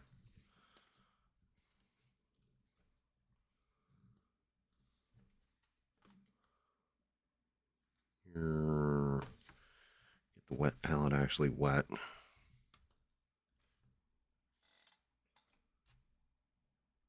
It's a blowout. Seattle's blowing out the Patriots, or Patriots are blowing out Seattle, Bubs? Bubba's saying it's a shitty game. I watch football all the time. Bubba's a pilgrim in an unholy land. He lives in the land of Eagle fans and roots for their biggest rival, the Dallas Cowgirls. Suicide.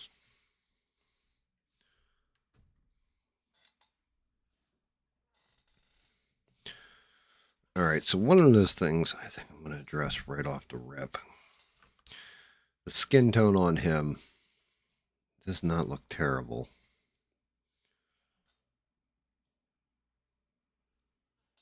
It also doesn't look great. So I think I'm going to work on the skin tone a little bit. I guess I should bring the camera in a little. Like, it's a little too pink. Little too on the nose pink. So I'm going to add, and I actually asked the wife about this, who has the ability to see colors that I don't just yet, but she said a little bit of more purplish color would draw out that pink for me. So I'm going to do that. We'll tighten up this red in here. Fix all this red blowout into the black. Get that all resolved. Also, that damn ring. I'm going to have to paint that ring, and that's going to be a bear.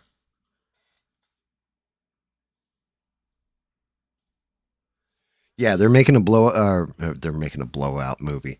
They're making a Voltron movie, and it's got Henry Cavill in it. That's what Perry was saying. There's a black actor in there, and Perry thinks that's going to be the villain. Which it was Prince something, and I can't remember. Like the head of the evil people. Basically, Voltron is Power Rangers before Power Rangers.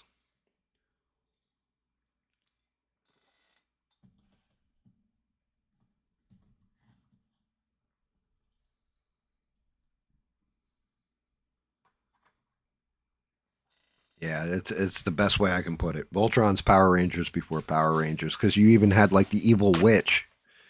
I don't know if you guys remember that or not. There was like an evil witch in it, just like Rita Repulsive or whatever the hell her name was. But yeah, I mean that could be good.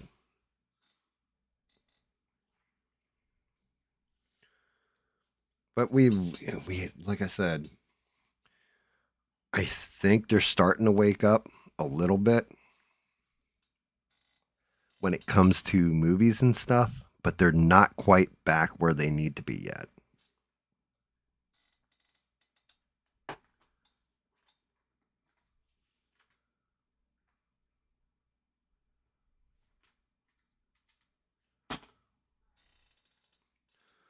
I think this color should even out his skin if I thin it a bit and just go with an overcoat on it.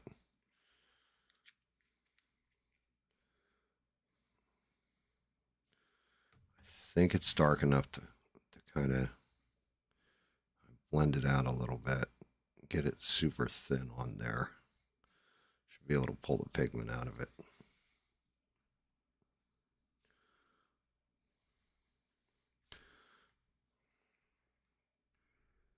No. No, sir. I don't think that's going to work either. Shit.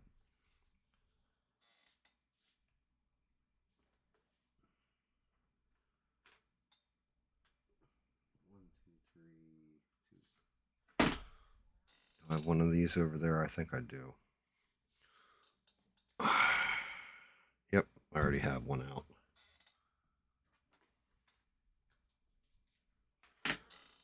I'm going to mix this in with this color and see if this does it.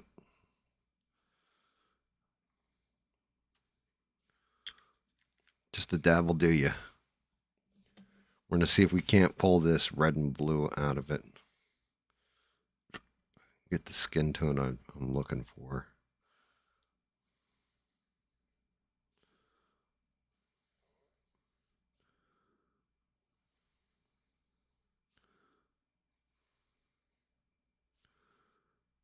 It should be a lightish but a darkish at the same time, which is weird.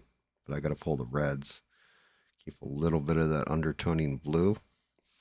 Because he's all red, I'm thinking that might actually pull the color right where I need it. Let's see. Worst case, yeah, I think that's got it. Worst case, I can pull the color back to where it was. I can always go back to the other color.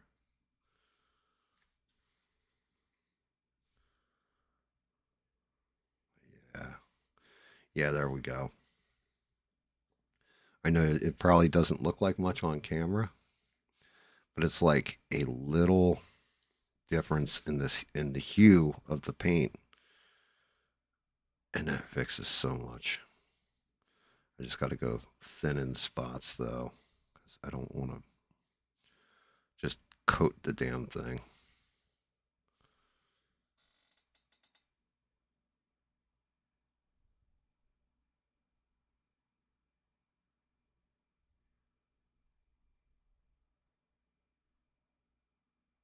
Wait, did you just say they're talking about taking the war out of Warcraft?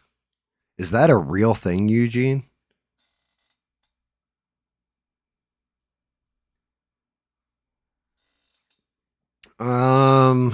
anything nowadays that's worth watching that's original. Well, since you never played the video game series, Fallout's been fun. Like, if you never played the game series, you'll enjoy that. That's on Amazon Prime Bubs. It's actually been pretty good, and it's been pretty damn close to the game.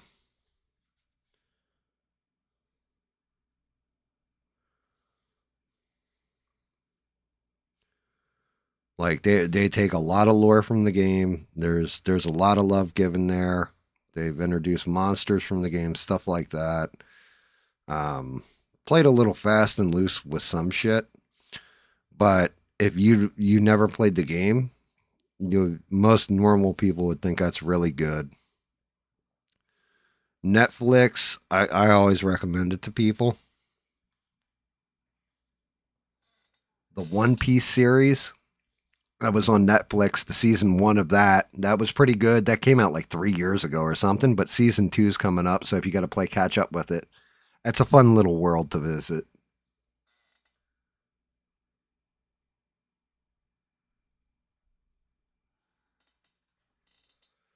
Yeah, World of Warcraft, I tried playing it. I just, I don't know. It was almost too easy now. Like, and according to Frogzilla, he said that, it's all about the PvP, which I tried PvPing people and couldn't, but apparently you got to be in a huge group to PvP now, and I could see maybe it gets good then. But yeah, it just, World of Warcraft went by a long time ago to me.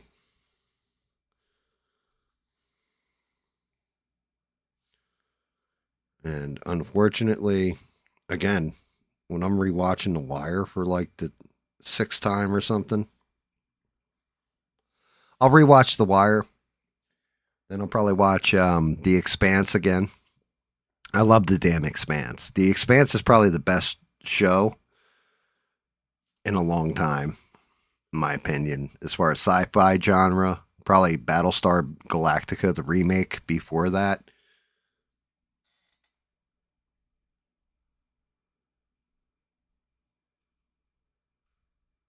You're watching Vikings. Vikings is an excellent show. They did a great job. The only thing is, and it's a spoiler, but eventually Ragnar will no longer be on the show at one point. And when that happens, then it's going to start to drag a little bit. Like, there's going to be some cool stuff that happens still, but it's not going to be as good as when Ragnar's still on the show. Because it kind of goes into his sons, who were actual historical Nordic figures. Like, they're real. They can't prove Ragnar was real, but they can prove that the sons were. But yeah, Vikings is amazing. There's one episode, my favorite episode of Vikings it's called Blood Eagle. By far, like, my favorite out of all the series was the Blood Eagle episode. It was brutal.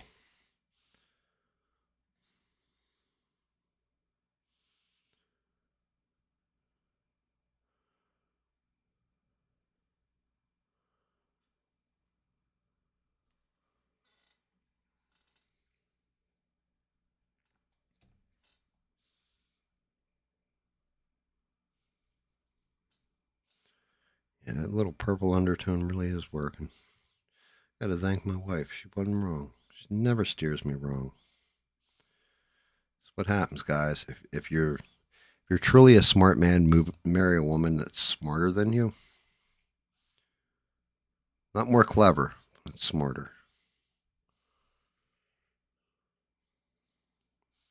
It's your best bet in life.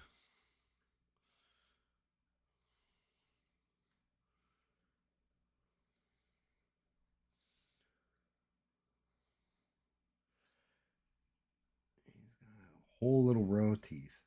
Still got to get his mouth. Got to get his eyes. that kind of stuff. Yeah, that little bit of undertoning really did change everything. Like, in the mix I did with this is perfect. I'm getting highlight and darkness at the same time.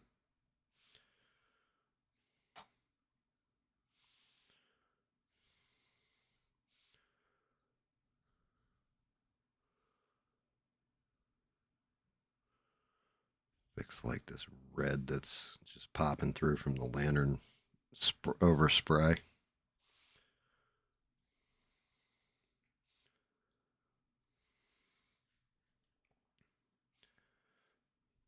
But yeah, I mean, same thing like games. Gaming's kind of there too. Like there's a couple games I'm looking forward to this year, but nothing major. And it's the same thing with movies, TV. I'm just kind of with it. Although Invincible season 4 is coming out, and anybody who hasn't watched any of the season, you need to watch Invincible. That's one of those shows where they nailed it. They're just going right from comic to they're adapting the comic pretty damn well. Is the best way of saying it. And it works because it's super violent. You got relationship issues. You've got really dark problems. I know how it ends. If they end the show the same way it ends in the comics, it'll be epic.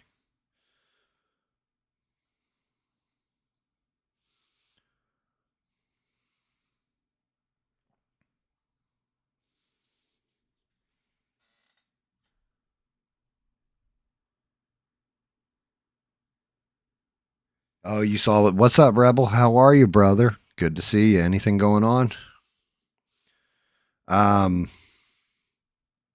Yeah. Yeah, bub.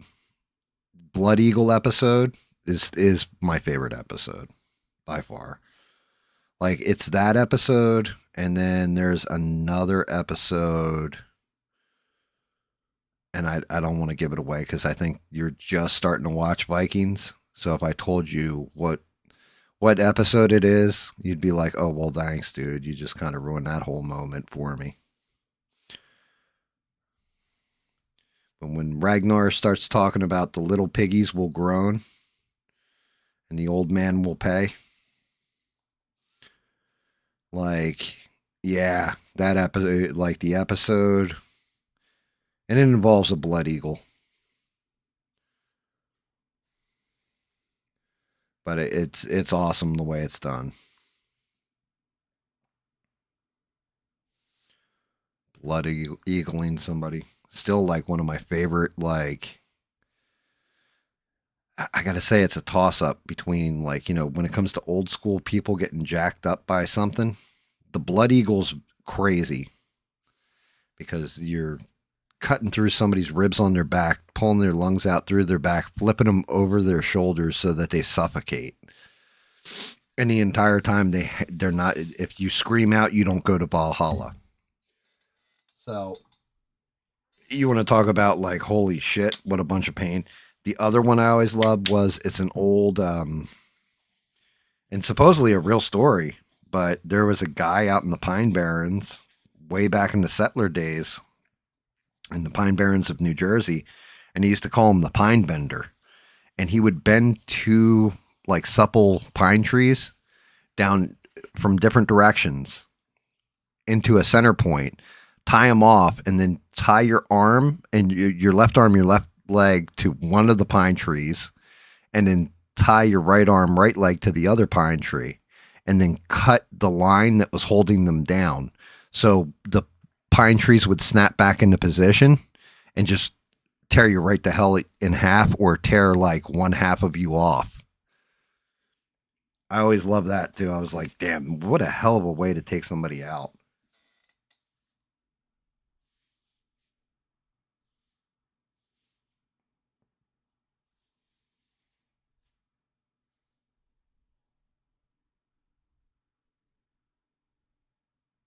Nice. That's awesome. You put the new drill press together. That's fantastic, brother. And, you know, I kept seeing that. And I had no idea. I'm like, I know that name, Savannah Guthrie, Savannah. Like, I'm like, who the hell is Savannah Guthrie? Right? Like, it didn't resonate with me who she was. And then she's like, isn't she like a CBS anchor or something like that? And I'm not even 1000% familiar with the story, but it's like her mom got kidnapped and they sent like a proof of life and everything.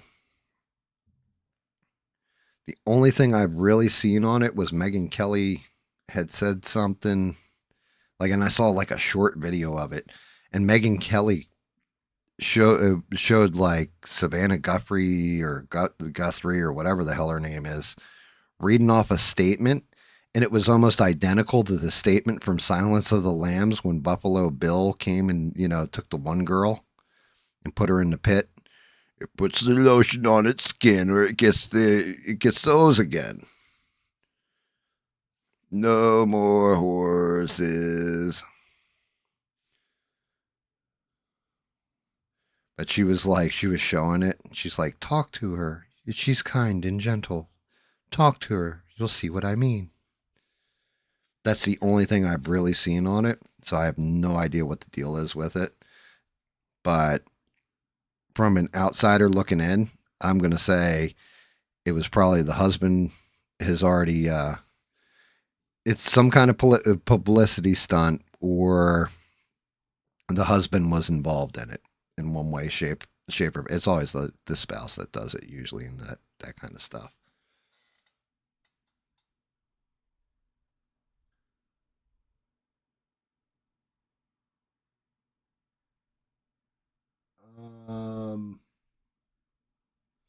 So, well, in parts of that movie, what's his name did do research.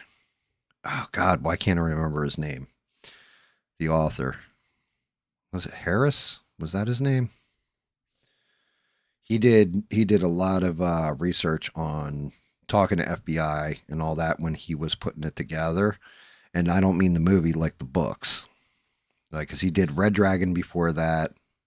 That's all about Will Graham profiling, you know. And then he wrote Silence of the Lambs, and he wrote Hannibal and then Hannibal Rising. I read till Hannibal Rising. I got maybe 2 chapters deep on Hannibal Rising and put the book down. I hated it. But I read through the other 3, and they were pretty cool. Although Hannibal ended I think it ended completely different than the movie. I can't remember. I always get the movie and the TV show confused.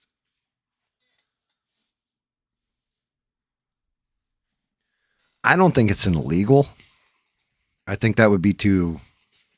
If it turns out it's an illegal, I'm going to say then it might just be a setup by the FBI.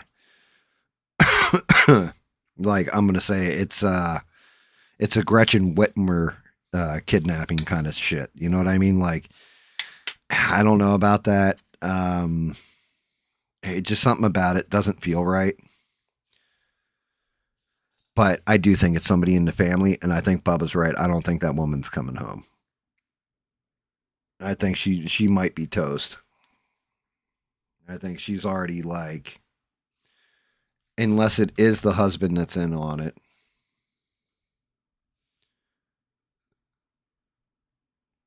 Who's running the newsroom over at CBS? Mary Weiss. Just something about it. Like, I don't know. I don't know why. It's got to be because I didn't follow it. Like, haven't been following the case. Like, I have not been following it severely or any of this shit. But it's just weird to me. Like, out of nowhere. Who goes and grabs somebody's famous mother, and then, you know, why not just grab Savannah Guthrie? Wouldn't that have been a bigger story? You know what I mean? Like, why would you grab this woman? Are they particularly wealthy? Like, are they billionaires or something?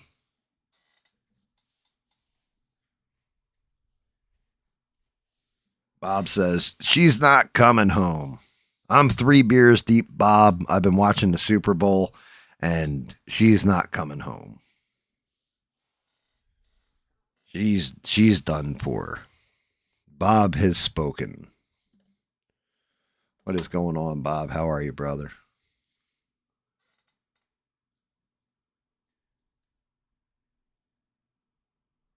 I have not seen the house.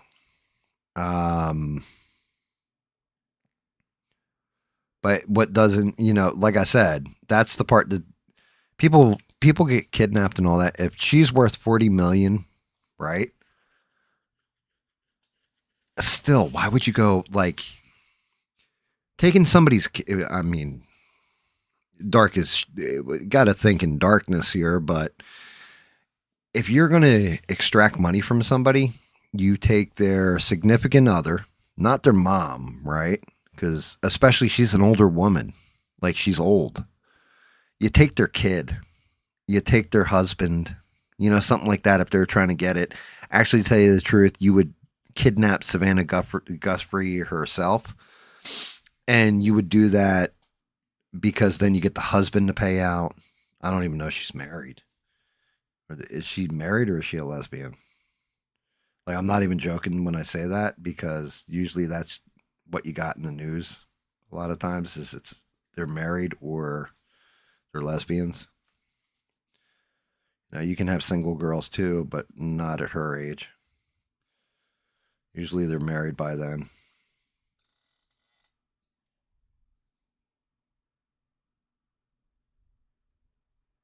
It's a $650,000 house surrounded by $1 million homes. Where is it located? Like, what part of America? Is it like New York? Is it rural? Like,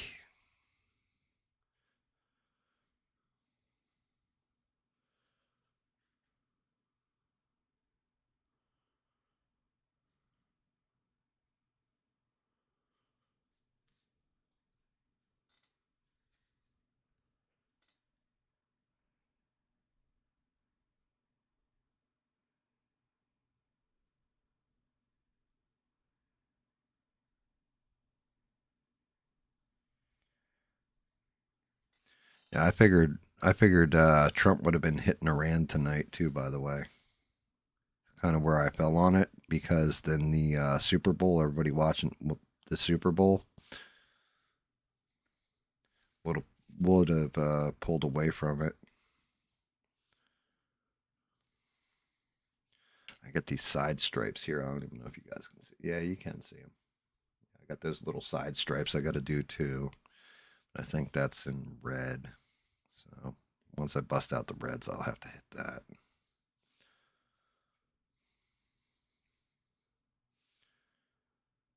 Definitely oversprayed.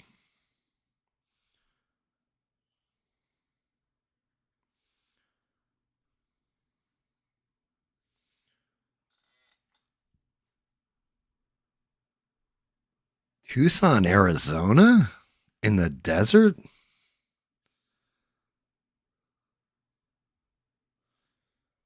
Okay, that's interesting to say the least.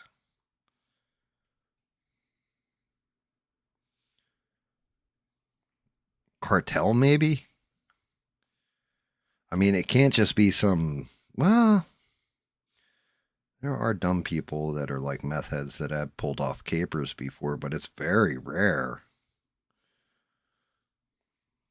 to think that far out and get away with it.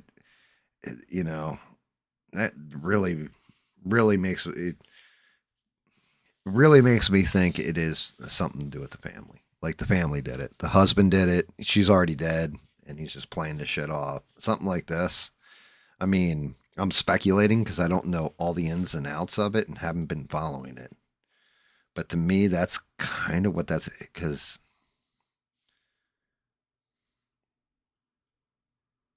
I don't know. It feels off. Something there just don't sit right. the same way I'm like, me personally, I'm like 90% sure that, what was that little girl's name? JonBenet Ramsey. I'm pretty sure her dad killed her. Did some awful things, or like one of her dad's friends. But it was something involving her dad.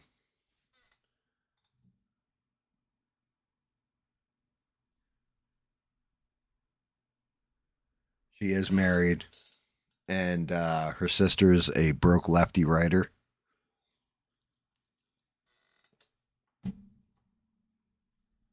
Yeah, sister could add a hand in it at that point, but what is she getting out of it?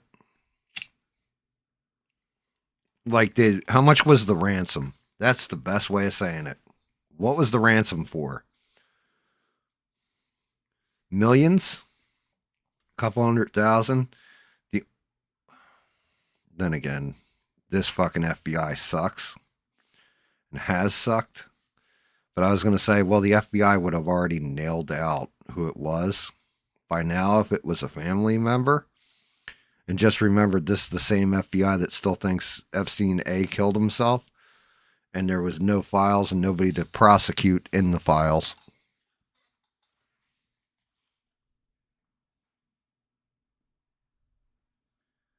Yeah, I'm not feeling that one if I'm going to be honest. Bubs about JonBenet Ramsey, like her parents being in Epstein's circle and all that. I could see where there might be a little cross-contamination, but it's just like how people like to blame Israel for everything nowadays. It's the same thing. Not everything's Epstein when it comes to stuff with kids. Like, as much as it would be real nice if we could just wrap shit up real quick, but I don't know. That doesn't feel right to me either. Feels more like a personal friend of the family, like somebody close, like somebody she called uncle, but wasn't actually her uncle, or her dad did her in. That's what it feels like to me.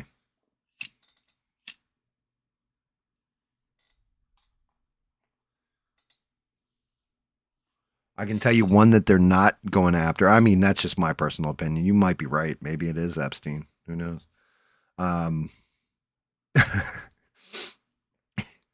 You know, the one little girl that was on the beauty scene that was never going to get touched was Honey Boo Boo.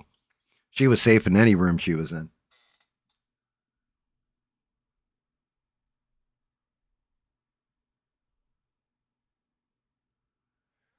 He was friends with the sister's husband, and they arrested him because he sent fake. I mean, 6 million? Sitting on 45, your mom's life's on the line, 6 million.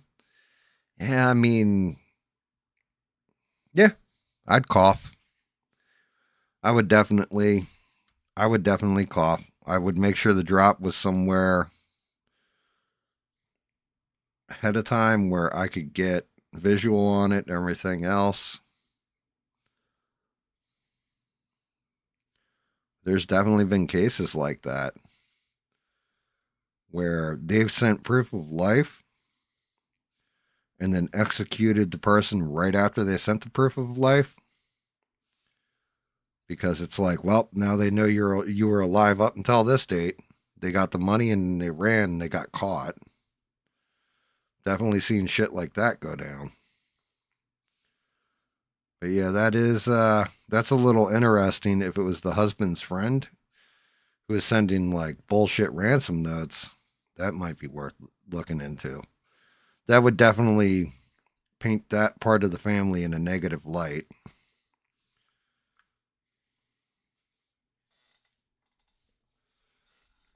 It would definitely draw my eye, pull my attention, be like, well, that's an interesting coincidence. Explain. They want Bitcoin, not cash. Then they really are fucking retarded. The whole point with Bitcoin is you can see whatever transaction's done with Bitcoin. You can just look at the blockchain and see where it went.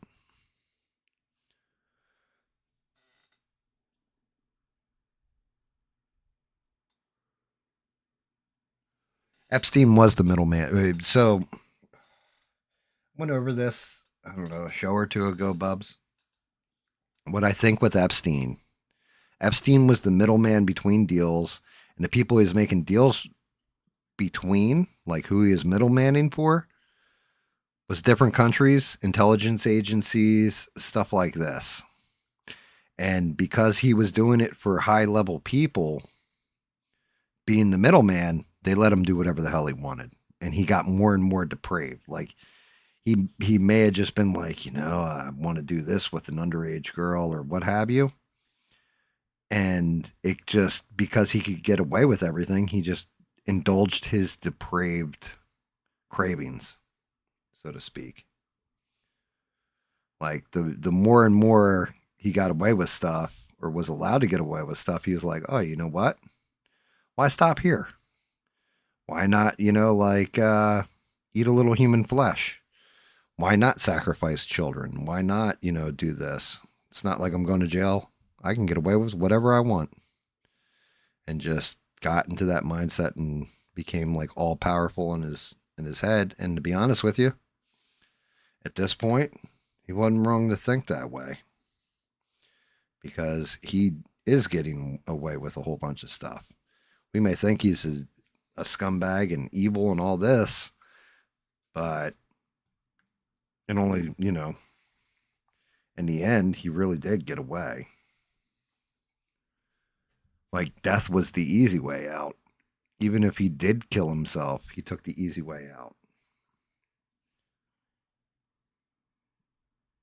But yeah, I think that list is so long on the people he was making the deals between. That's the part that's the big question that nobody's ever going to get the answer to.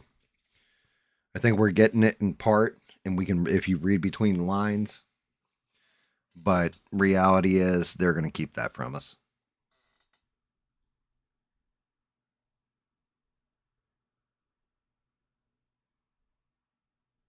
Their prime suspect is the sister's husband.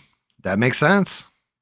Like I said, you have different things that a lot of this points to family. Like, a lot of it, from what you're telling me, on top of what I had heard, sounds like it's pointing towards family. Rebel. So, yeah, sister's husband. Question is, did the sister know? That's one of those questions. Yeah, I don't know if Diddy wanted to model himself after Epstein, to be honest with you. He was his own monster.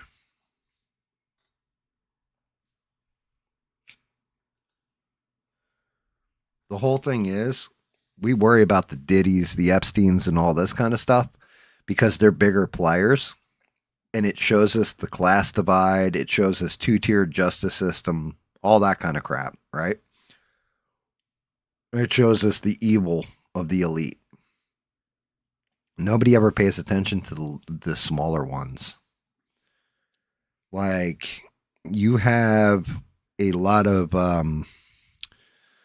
child adult videos is the nicest way I can put that out there. Who's making them? Who's distributing them? Distributing them? And why aren't every last one of those bastards brought in and just, I don't even want them in jail. Look, I can't even say allegedly here. I don't want those people in jail that do that to small children like that. I want them executed publicly. That's what I want. Right out in the public. Just do it right. And if you don't want to do it, you round them up. You give me the guy. You pay me a small amount of money for my time, and I'll do it because they're just fucking pure evil.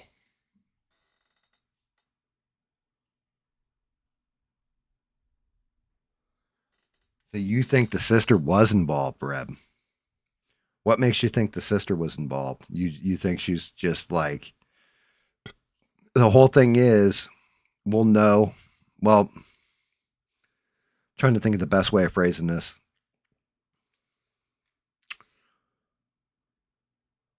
You can't compel a spouse to testify against the other spouse, right? In court. Like, it's one of those protected things. Like, You can't force a wife to testify against her husband. They can do it voluntarily. We'll know if she had anything to do with it or not if she testifies against her husband in open court. If she's willing to testify against her own husband in open court, then you know she had nothing to do with it.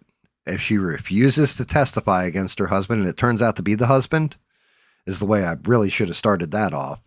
But if it turns out to be the husband and she's like, I refuse to testify against him, she was 100% a part of it.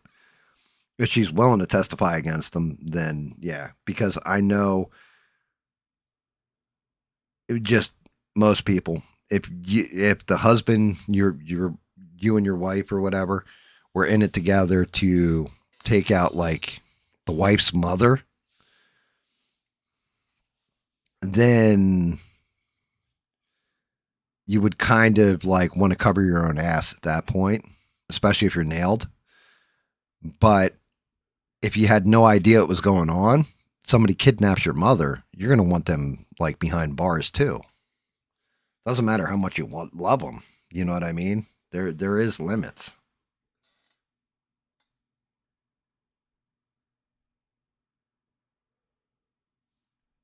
What's going on, Bob? Bob's back again. Guess who's back? Back again. Bob is back. Tell a friend. Bob is back. Bob is back. Bob is back. Bob is back. Dee dee dee dee dee dee dee dee dee dee dee.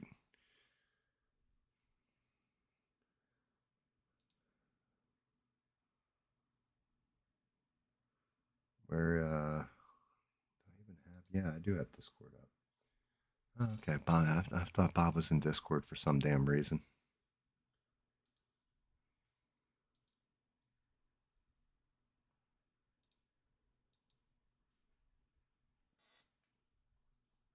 Yeah, if they were the last two to see her alive, well, you can't go by last to see her alive. You know what I mean?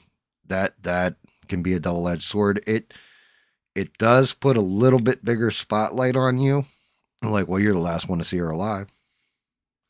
You know, but at the same point in time, it just gives you a lead and not the evidence. You need that evidence. We definitely don't live in a world, well, we live in a world where there is evidence and hard evidence and people walk. Let alone kind of circumstantial. So with the right lawyer, you know that you walk.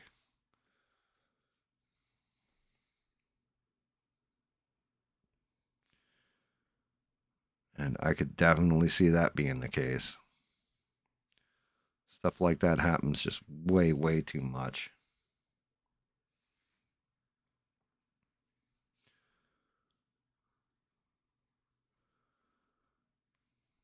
You know, at this point, I hate to tell you guys this, but it looks like evil's winning in a lot of things lately.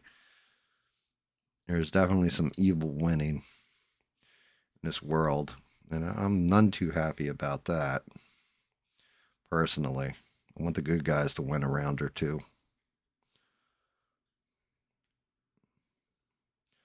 Worst part is when you think they're the good guys and they turn out to be evil as well. That's what really sucks.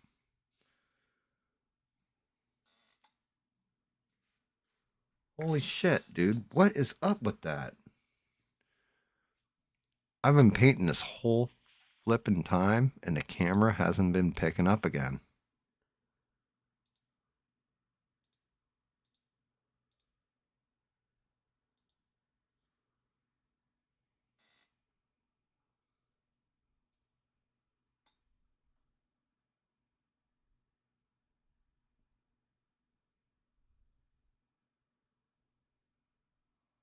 Oh shit. Bob's like, it's Super Bowl Sunday. Time to drink the 7th beer by, hour 2.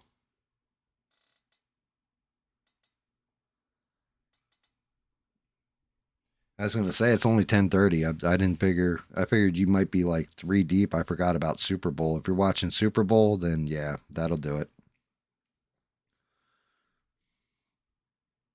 Bob's too drunk for Discord. That's a good thing I don't drink.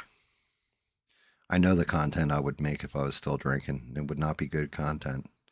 He's saying all kinds of fucked up shit. Bob's got pretty good composure when he's drunk. Me, not so much.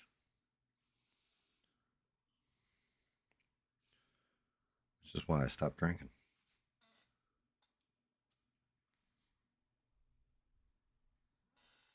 Yeah, you saw me painting a little bit, but like I started redoing the arm, like I was moving stuff around. I'm like, I'm not seeing my hand move on screen. I had to shut it down and bring it back up.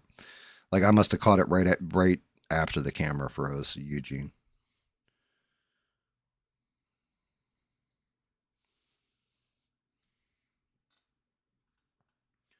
Which is crazy.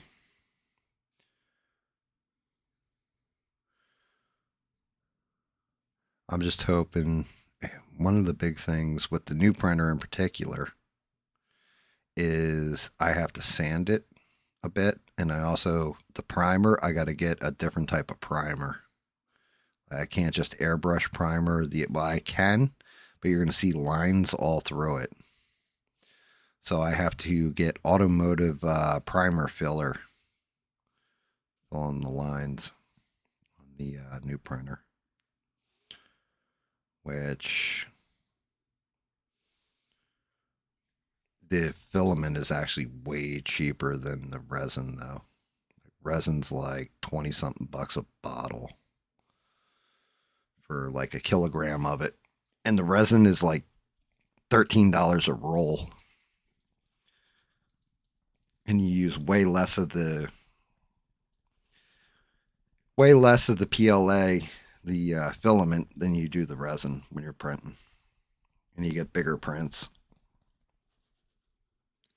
I'm going to make, they have a Batman cowl for cats. I'm making one for my cat. I got to get a picture of it when I put it on him. He's going to fucking jack my arm up when I do it, but it'll be funny.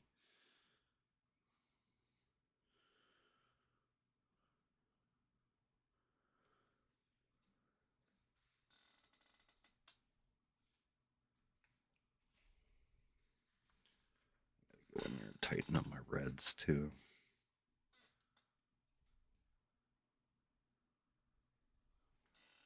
Bob's like, I'd enjoy it.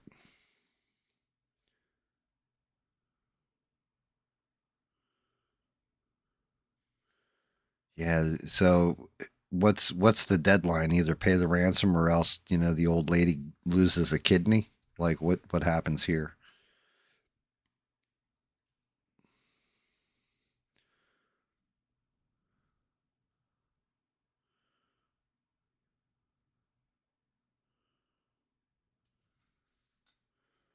I mean, it still screws me up though.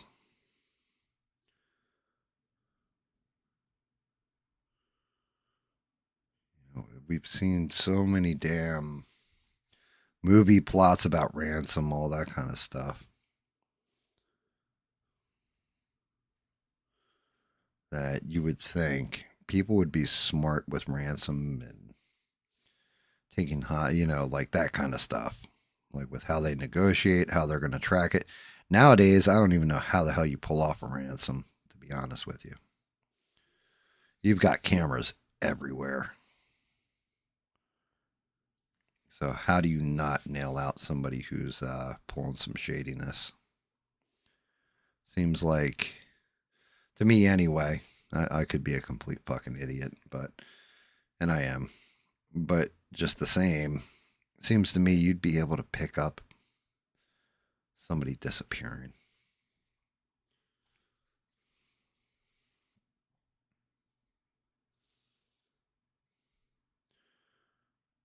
Somebody grabs somebody, throws them in the car, you get their license plate, shit like this. Like, well, the traffic camera picked them up. It was around this time of day the person disappeared, so we have a lead.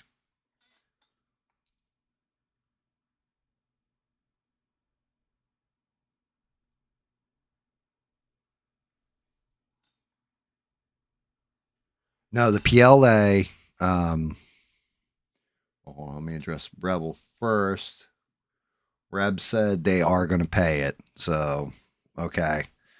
That's going to be interesting. If all of a sudden the sister takes a magical vacation to the Bahamas and just slips away into Venezuela somewhere, we'll know what's up. But,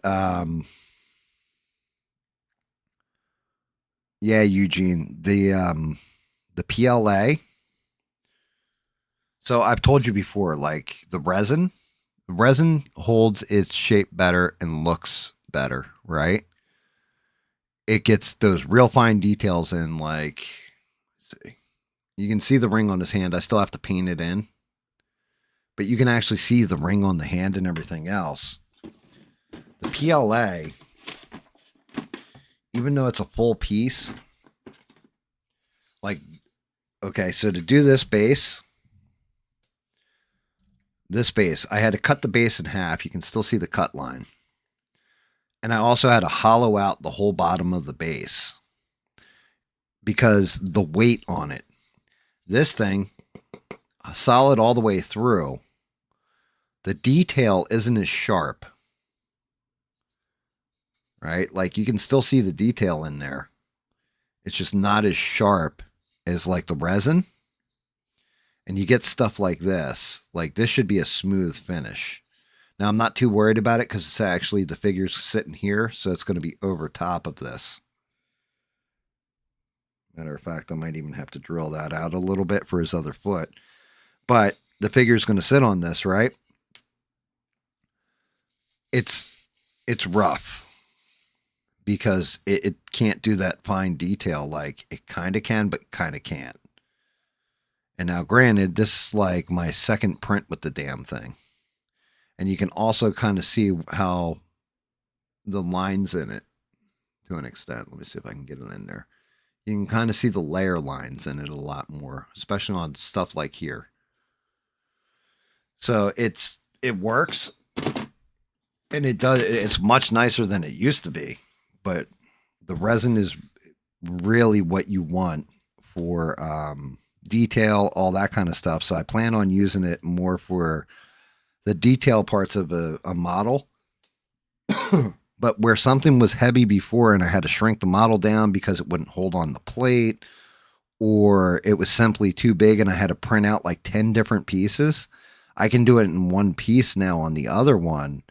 And as long as I get my filling and sanding technique down, I can get it to look like the resin, make it a lot lighter, get my prints bigger, and make them look better. So the practice one is actually one that I planned on doing for my wife anyway.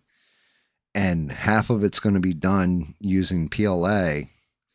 Half of it's going to be done doing resin.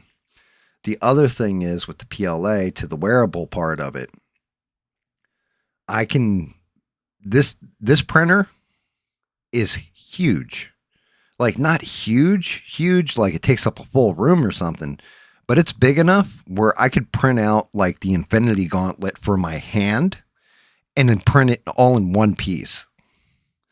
It's big enough where I could print it standing straight up and actually print the whole damn thing. Like no problem. Or do Iron Man's helmet in one go. Like the entirety of the helmet. And because the plastic, the PLA, it's plastic. So it's super, super light. You can wear it. So you could do cosplay stuff with it if you wanted to.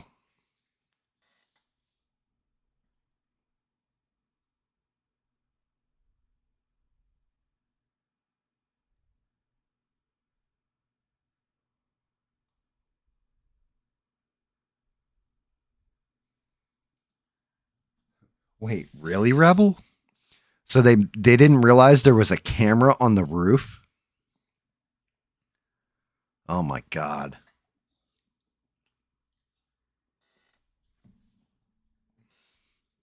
We need some real police on this. I mean, it's Arizona. I don't know how the police department is there. I don't know how the police departments are anywhere anymore, to be honest with you. Tell you this much: don't murder anybody in Evesham. My buddy who works there, he'll catch your ass like in a second. He is old school police and good at his job.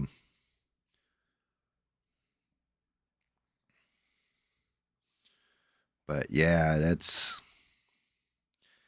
crazy.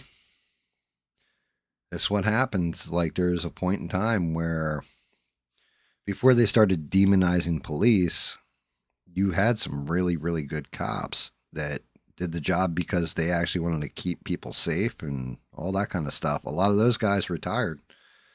They didn't feel like getting lumped in with the scumbag cops. You know what I mean?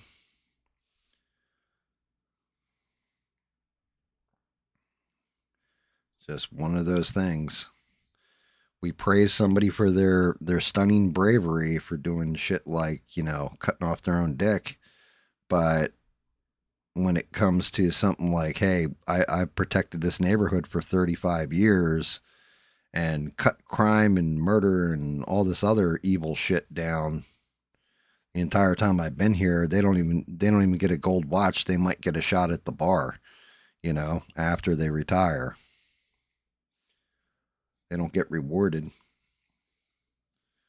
We definitely live in a kind of ass-backward society. We reward the wrong people, I think, in some cases. Just my take on it, though. What do I know? I'm an idiot on the internet painting shit.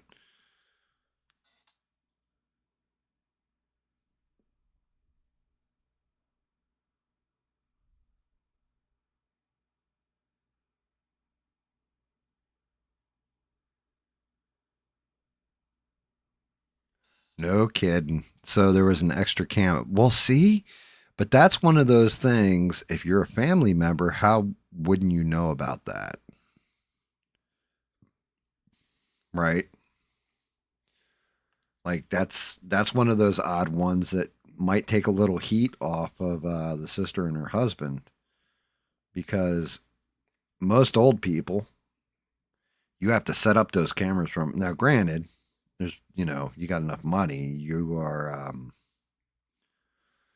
you're covering them cameras, like you're paying for, you know, somebody to come out and install them and all that. But still, most people know where the security cameras are. Not all the time, but most of the time. Unless they just simply, you know, put together this whole plan and forgot a camera. Oh, I forgot there was a camera up there.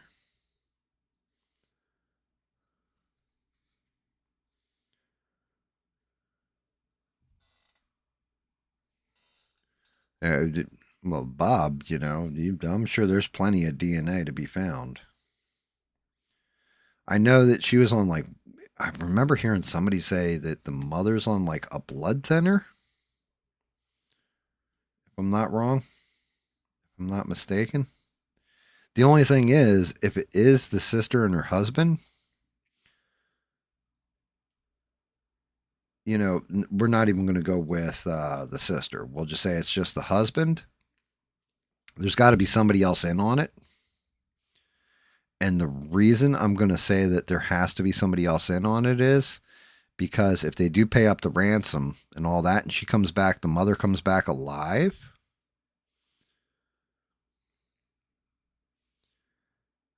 you don't think the mother can identify her own daughter? Or like has had interactions with that husband where she would know it was him? So they'd have to kill her at that point. Well, a smart criminal would. They would realize, like, yeah, I can't get away with this. She's just going to out me. And then I'm going to go to jail for the rest of my life. Like, it's little things like that where it's like, you think a mother doesn't know her own daughter? Like, I changed your butt. Your butt needed wiping. I wiped it. This the way you treat your mama? I'll slap your mama. Okay, that is red.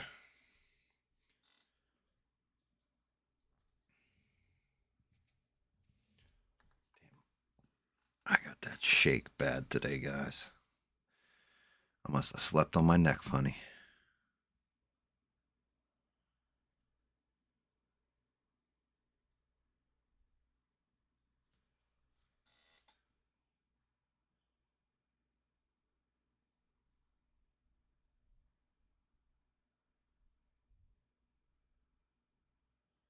So she has a pacemaker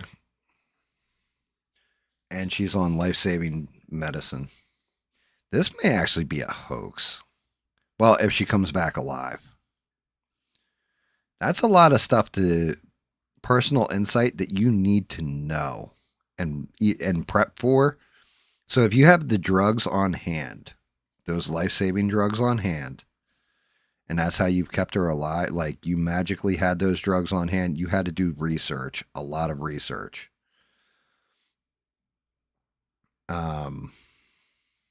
Like that's a lot of footwork, and then having to get that prescription filled. If she's on a specific life-saving drug that isn't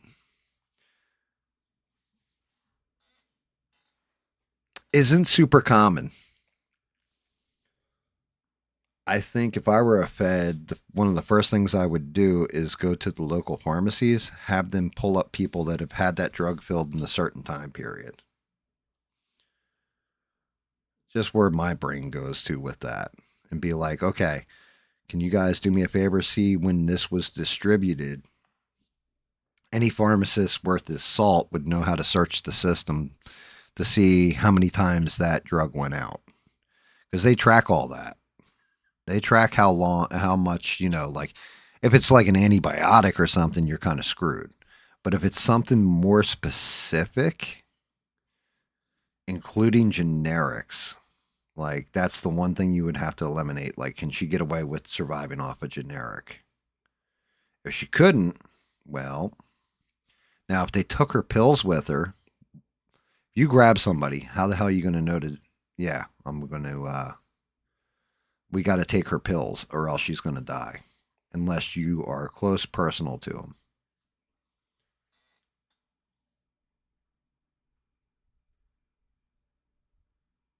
Yep. There you go. There's right. But again, it has to be somebody close and personal, right, Reb?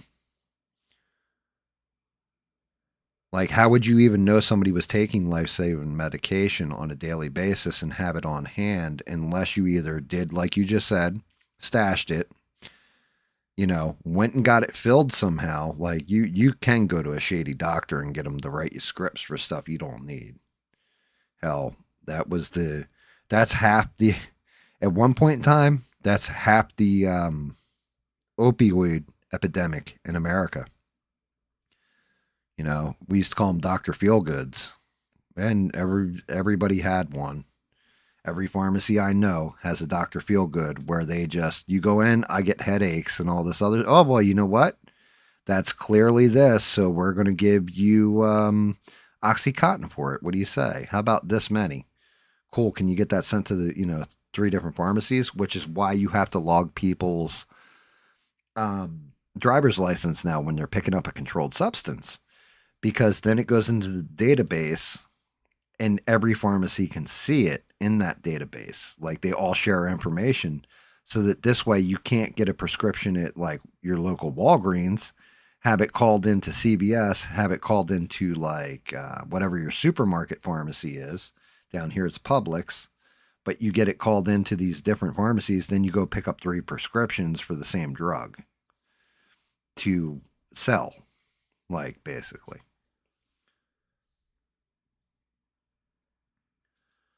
Like that's the reason why that even exists, why they ask you for your driver's license when you go to pick up a controlled substance. Because people were abusing it and, selling off their Oxycontin prescriptions, fueling the drug crisis.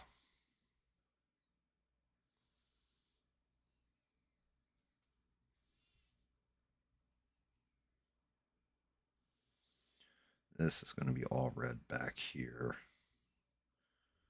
Just got to lay in the black.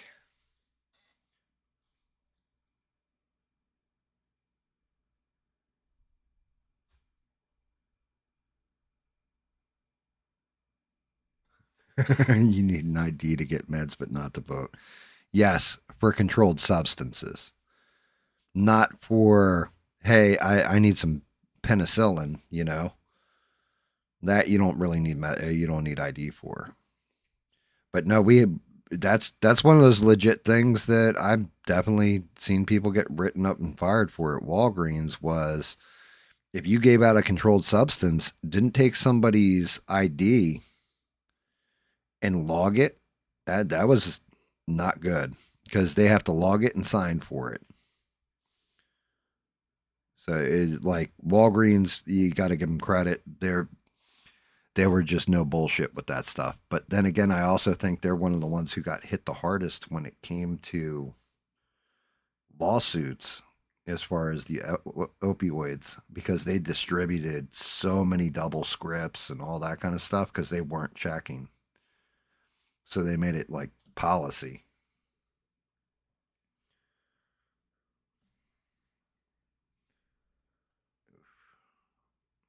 I can get this in there. Yeah, I can. How about that?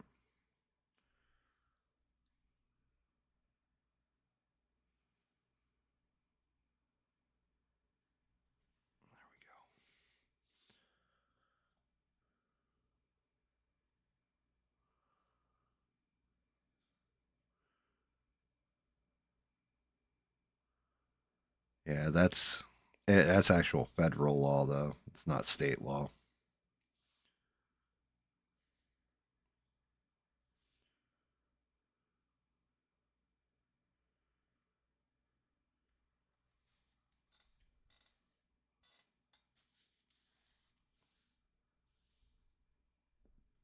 I mean, I would want, man, how do you not get proof of life?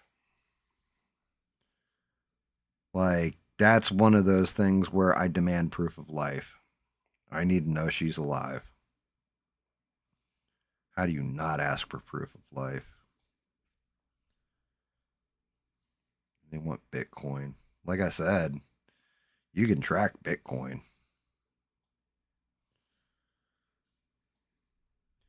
Bitcoin, like all that cryptocurrency shit is way easy to track. It's way easier to track than just cash money.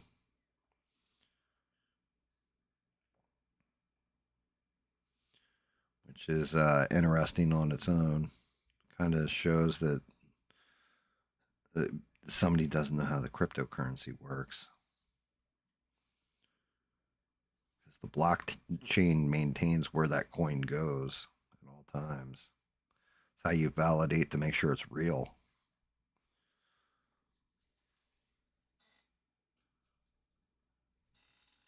I don't know. I'm gonna go out on a limb. I'm gonna say there's a guy in Chesapeake who may or may not be named Bob who was in Arizona a couple weeks ago. Just saying. I'm just putting that out there. And I'm not saying he did it, but you know, he might have had like 8 beers, not his normal 3, and things went sideways. Bob thought he was just going there to, you know, get a little Bob time in with somebody, and it bit him in his Bob.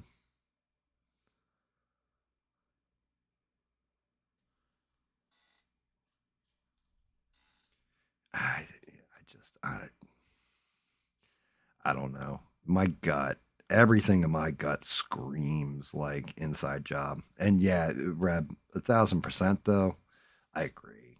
If you if that woman comes back and she's still alive, then it was 1,000% an inside job because casing a place to pull a caper is one thing. Noticing stuff like, oh, they've got a dog. Oh, they have a security camera here. They have one there. Casing a place to kidnap somebody and saying, oh, they take this medication every day. It's like mandatory. You have to kind of have inside knowledge of that person in one way, shape, or form. You can't just guesstimate that shit. because you're looking at, what if they just took some aspirin because they had a headache? What if they just took some ibuprofen because like their joints were achy? You would have to really, really do some legwork at that point. For that, it's got to be worth it. Not like 6 million isn't, ain't chicken scratch. But same point in time, a lot of work.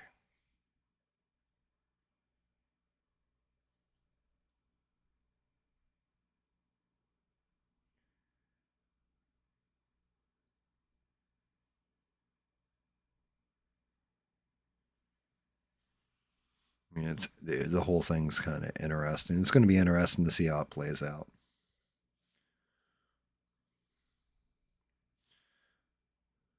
How crazy would it be that if it was like they were going to do away with Savannah Guthrie's show, so she did it to keep herself on the air? Like it just turned into this Scooby-Doo Mysteries.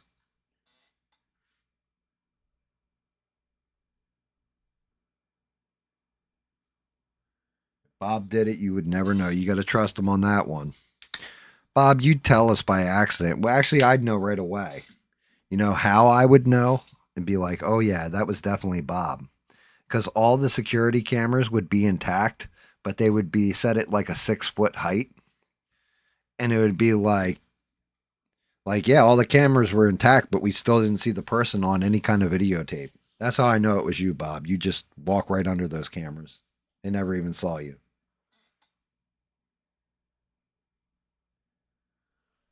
I mean, maybe she's dead, maybe she's alive. But I think she's dead too. Like, thinking about it again, yeah, that's just way too much. Way too much to know as a perpetrator. Like, you're talking months and months of planning too. Figure out if somebody's taking medication to survive or not. Unless you don't care if they survive.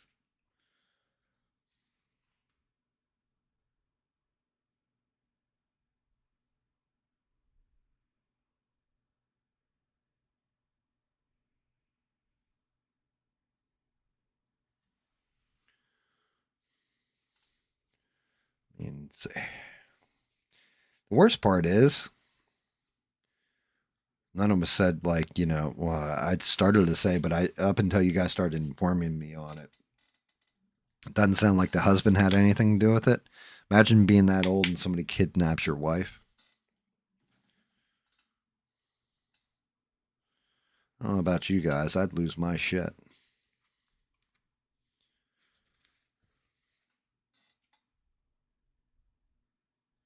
Well, the deadline. Dun, dun, dun. It's 5 p.m. Is she dead? Just wait longer.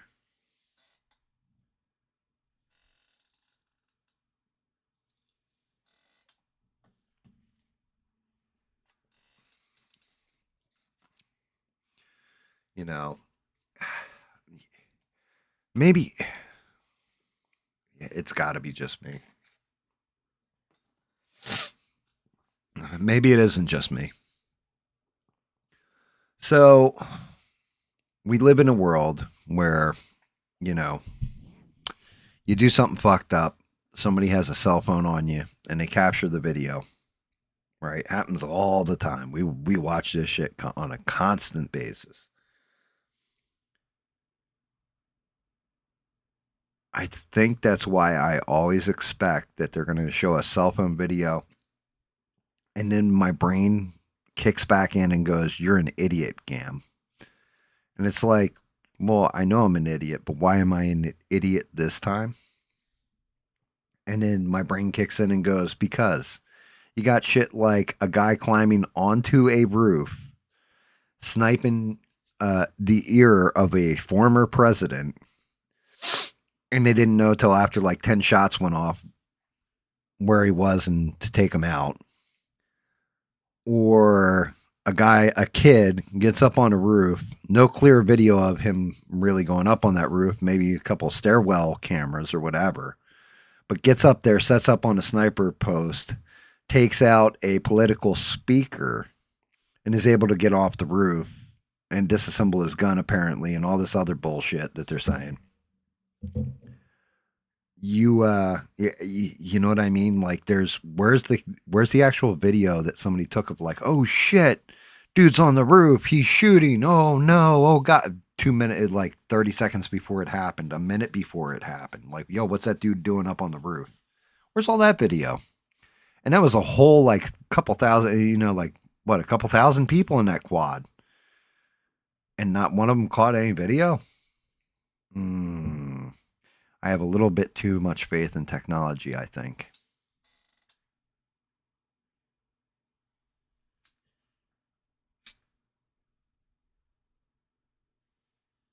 Yeah, PSYOP for what, though? So the whole thing is, you need to, if you're going to say something's a PSYOP, I mean, you don't need to. You can just say something's a PSYOP. But my thing with it is, if you think something's a PSYOP, you got to game it out. Like, what's the gain from it? Who gains in this situation? Like, okay, if it's a sister and the brother, we know it's a financial one. If it's, but a PSYOP is usually used to mislead people into doing what you want them to do. So what's the PSYOP on it? That's the part I'm missing. Like, I can see it being an inside job, all this kind of stuff. It's just criminal activity. But the actual PSYOP part, I'm missing it.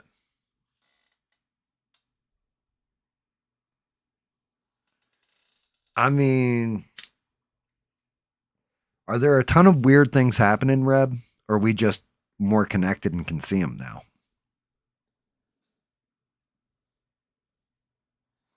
Like, that's actually my question. Can we just see more of it now? Because we have the internet and the ability to get instantaneous information to us. Like, did this shit always happen before and we just never knew about it? And it's like, well, now you can't hide it, deny it, It's like when Bob's on the microphone and he lets a fart fly, we now know that Bob has farted, right? Because we have a recording of it. You're watching him on the live stream. It's real time. But before, we might have said Bob farted, but you couldn't tell. Because, there's no microphone to catch it and no live stream.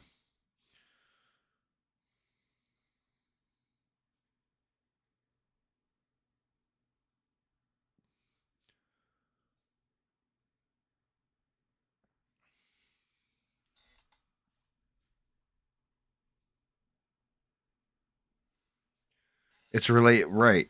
But there you go. It's related to a news personality. So now game it out. Let's game that out. It's related to a news personality.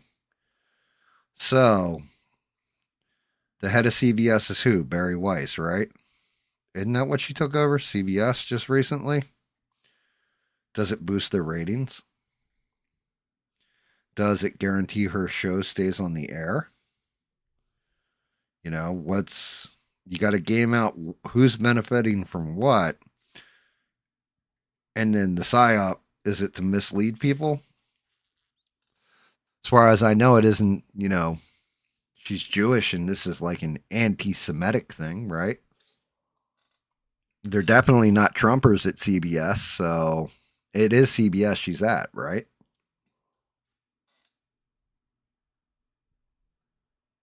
NBC? So still one of the major well, okay, so we can remove the anti-Semitic angle from it. Bam. Gone. Which I don't even think she's Jewish anyway. So we can't say it's because they're behind Trump and when proven illegal did it, and this is how lethal they are, because it's NBC. They're one of the big corps. The only ones that are really in that camp with Trump and all that stuff with immigration is Fox. So we can remove that from it.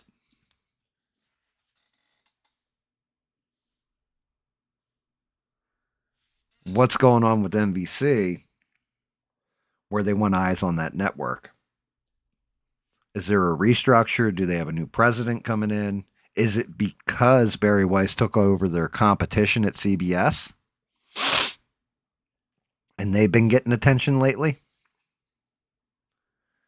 You know, little things like this, that's where you've got to look for the that little nugget of, yeah. Otherwise, you just get a whodunit.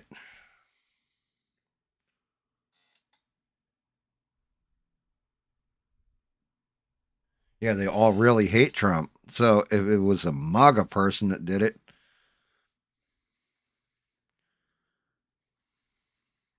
two big black bodybuilders from the Caribbean came in, grabbed that old woman, was like, this MAGA country when they grabbed her. That kind of thing. And like I said, I think gut instinct just tells me it sounds way too personal. Like it's somebody. It does. It feels familiar. Like it feels like family did this shit. Familial. I think that's how you say that word. It feels like the family, you know, and again, I always go to the husband because just usually it's a spouse. They know what their spouse takes for medication, stuff like that. They have closer access to them.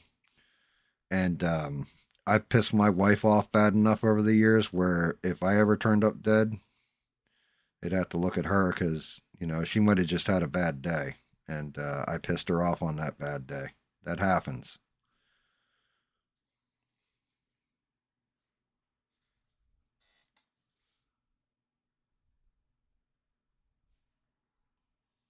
She was posting anti-ice things. And they snatched her.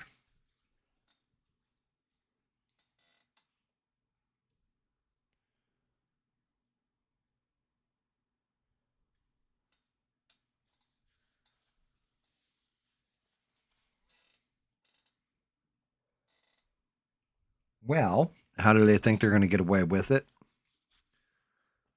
If she's dead already,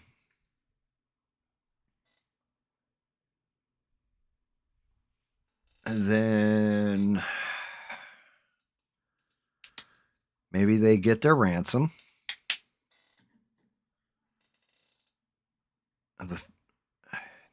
I mean, you do an anonymous account, you transfer the Bitcoin to the anonymous account, cash it in real fast, take it right over to dollars and cents in a foreign country that has no extradition treaty. You can still get access to the money that actually will not reveal those financial transactions. Sweden rings a bell for some reason.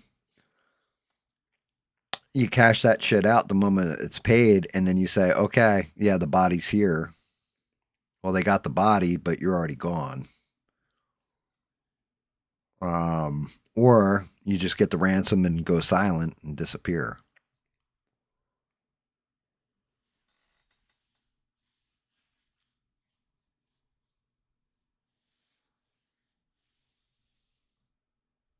How'd Trump react to this? Did he actually put like FBI and shit on it? Like immediately? Or was he like, she didn't vote for me. She's one of them lefty lunatics. Or did he actually like mobilize the FBI? I'm going to guess he mobilized the FBI because it's the right fucking thing to do.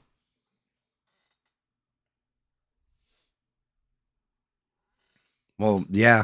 I mean, you got that too. Everybody would defund the police right up until their house is getting robbed or their, you know, stuff like this happens. Then all of a sudden it's like, oh, police, police, police. Immediately. You can have bad cops. There's definitely bad cops. But man, defunding the police is one of the dumbest things you could ever say.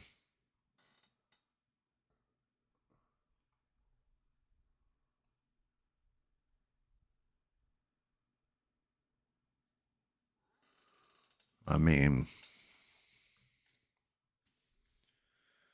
So the last message had language like they know she's already dead. Why the fuck would you give them money?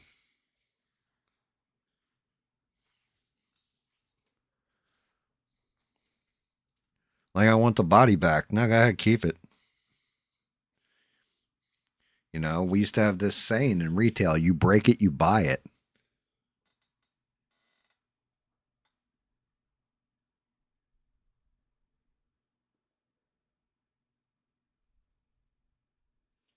Yeah, I mean, again, not like everybody in the FBI is just totally fucking incompetent and all that other stuff. But if Cash Patel's overseeing it, it's man, I have no faith in that they'll catch anybody on this. If Pam Bondi is prosecuting it, I'm pretty damn sure the person walks. Even if they come walking in with a bloody knife in their hand screaming, I did it, I think they walk if Pam Bondi's involved. I trust none of these people a little bit anymore.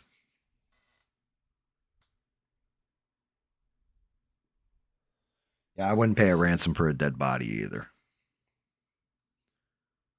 Then again, I'm not religious like that or anything else. But again, somebody came and snatched my wife up.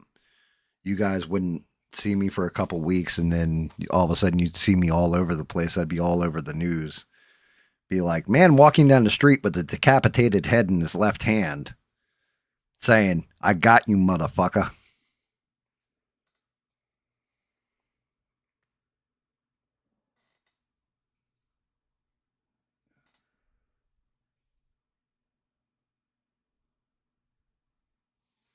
Are you guys not allowed to say killed in the chat there, Eugene? Because you can say killed on this. I'm not monetized. I just lost a sub, right, the other day. I'm down to 121 from 122. You can talk whatever shit you want. I'm never getting monetized. So I'm not even worried about it. Plus, I think YouTube as a whole is starting to lose viewers or something. You know, not like because I'm not gaining subscribers or any of this. I think YouTube is actually losing viewers to an extent because they're loosening up on some rules that have been in place for quite a while. Like apparently on a live stream now or a video, you were not allowed to cuss in the first 30 seconds or it was instant demonetization on that video. And they've done away with that policy.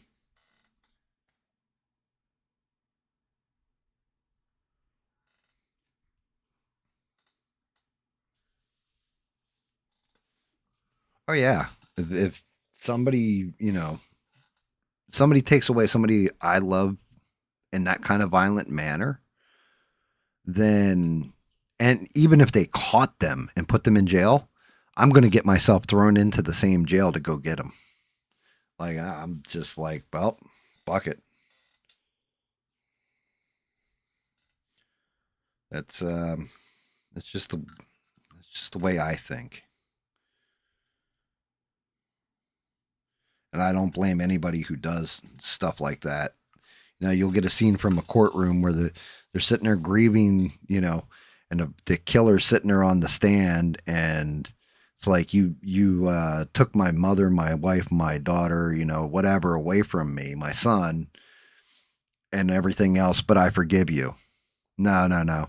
I'm that dad who goes like I'm going to lunge and then grabs the cop's gun that's coming to tackle me and shoot the guy right there on the stand, just right in the face. Like, I'm that guy who will lose his shit like that because you took something out of this world. I'm taking you out of this world. Because I don't love many things. So those that I do love are direly important to me. And I'll protect them at the cost of my own self. Probably to my detriment, but that's just kind of where I sit on it. I'll call Bob for backup. those cops will start to rush me as I'm rushing towards dude on the stand, and Bob will just start kicking cops in the nuts, dropping them all around me so I can get to them. Thanks, Bob, for the backup. I didn't mean to make you complicit in this, Bob. I'm sorry.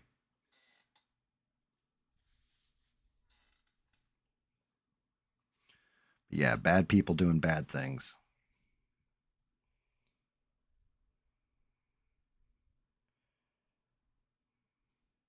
And I mean, tell me something. What would be worse?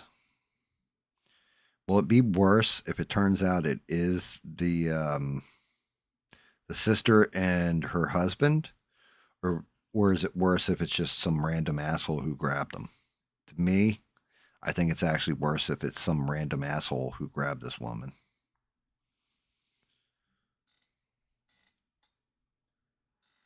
I think if it's family, that's dark and that's evil and twisted and everything else.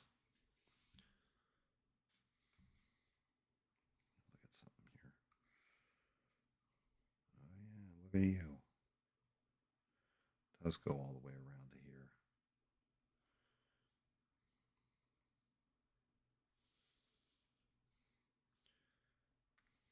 It's evil and twisted and everything else if it is family member. But knowing that there's random people out there that can plan this far in advance is scarier to me. Because that means it could happen to anybody at any time.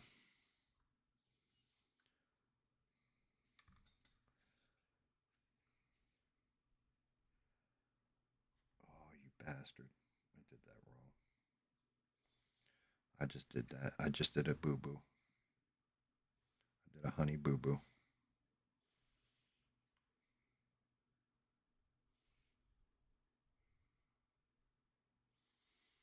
I did an unhappy little accident.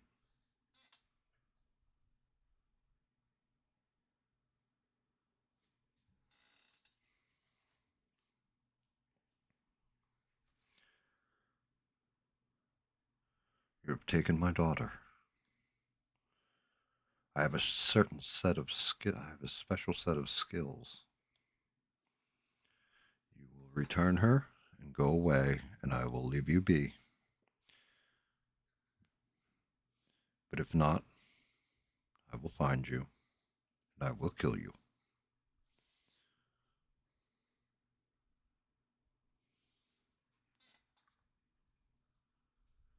Yeah, it's evil and twisted either way, bub. You're not wrong.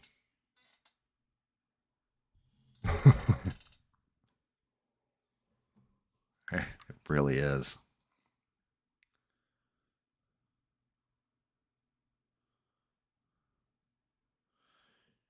You know who could solve this case in like 5 minutes? Candace Owens. I think Candace Owens would be able to solve this in a matter of seconds.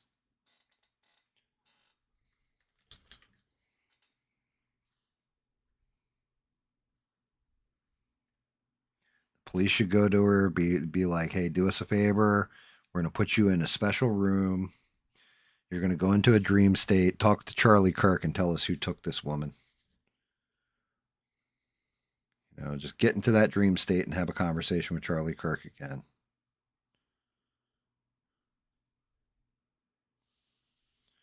You know, it was a man with a red shirt. I think he was Egyptian, but he was really Israeli. Candace Owens could solve this in a matter of seconds, guys.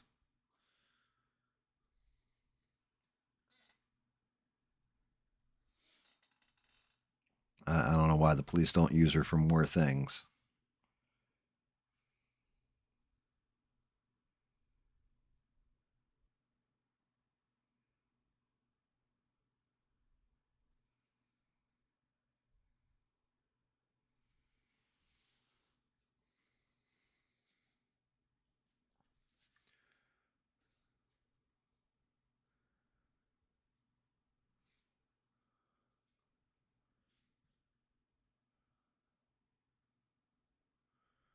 Yeah, I mean, I don't think I have not seen anything else really as far as like news goes either. I haven't really been watching it. I've been watching more people like making fun of lolcows, and I probably am a lolcow. Who knows?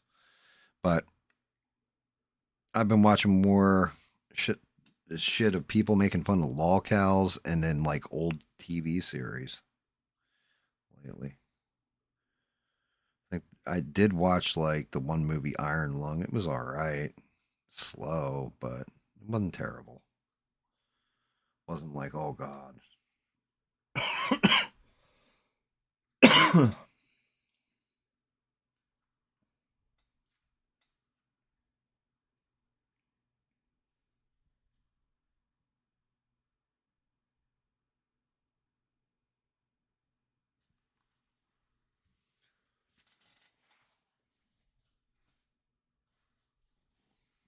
You've not seen Who in a long while, Bob.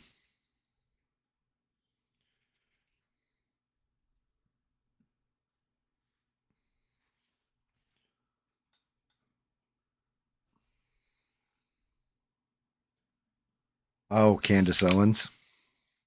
Yeah, I haven't watched her show either. Like, I have a tendency to try and stay away from shit that is going to make me just hit my head into a wall repeatedly. And she's definitely one of those people that I'm like, what the fuck? Like, I can understand why people watch her for entertainment purposes. Like, it's got to be entertaining to watch somebody who's just making shit, like throwing shit at the wall and none of it's sticking.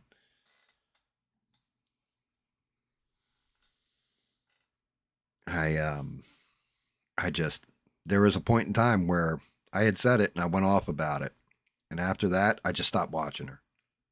People stopped putting her in my face too after that, so that was nice. People saying that she knows what she's talking about, and yeah, the only thing she's right on is that the FBI narrative it has a lot of holes and fuckery going on in it. Outside of that, like the rest of it's all just pure speculation.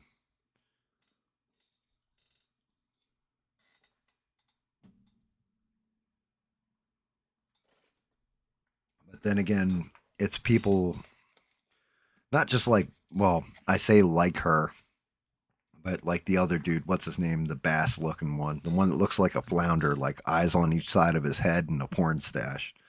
Ian Carroll. Like, it's same thing with him. Like, okay, tell me something there, Velma. Why don't you explain to me, then start naming names? You always say they, everything. Well, if you know all this information and you know who done it, put their name out there. Put your ass on the line.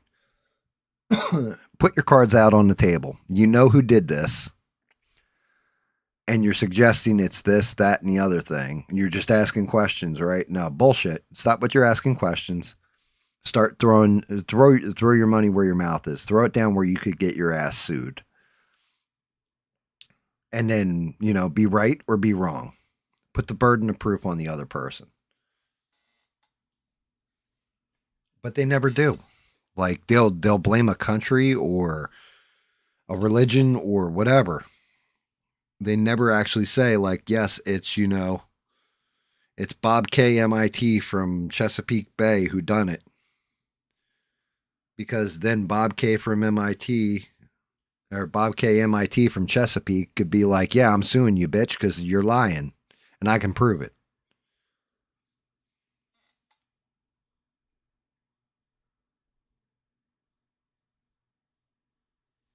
Oh my God. Are they really claiming that? The whole thing is this is where that's going to get real interesting.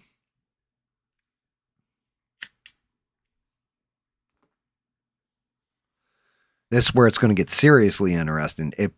because I know Beans jumped in here and she was watching the foosball and she's like, I can't understand a word, you know, all this kind of stuff because of his performance. Let's see what the numbers are. I want to see what the numbers are. Are they better than last year's Super Bowl? Are they less than last year's 2 years ago, 5 years ago? Because if all of a sudden everybody dropped out at the halftime show, you're going to know right away how people feel about that shit.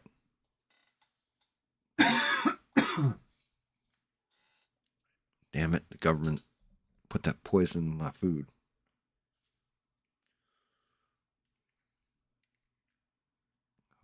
This isn't too bright.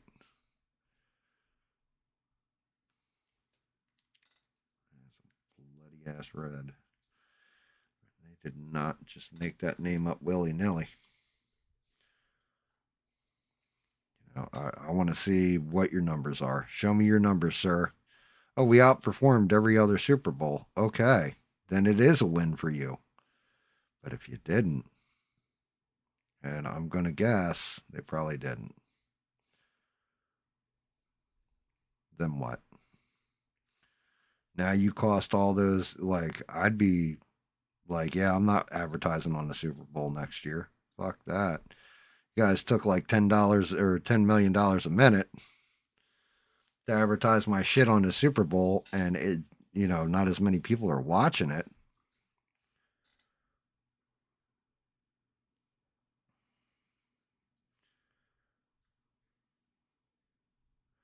I can kind of talk that shit because I was never going to watch the Super Bowl to begin with. Didn't matter who was in there. I was pretty sure Bubba wasn't going to watch it unless it was the Dallas Cowboys.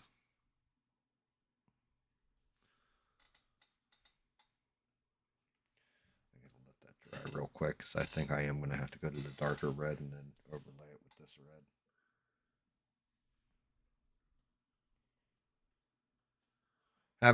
Have a good nap, Bob. Sleep. May the beer sleepies pass by you fast, my friend.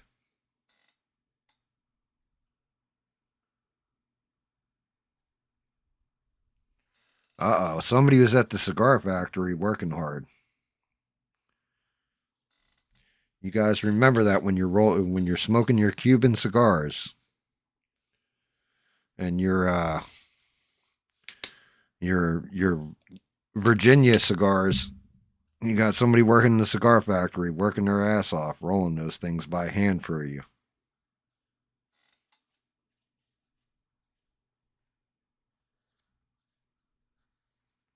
I don't understand that. Like, why would you do something like, oh, well, it owns the white Europeans? You mean the ones that are owned by, like, the Pakistani government at this point? Like, those white Europeans? Because we're fucking Americans, damn it. I've never identified as a European in my life. What the hell are they talking about? Who makes these rules up as we go? Obviously, dumb people.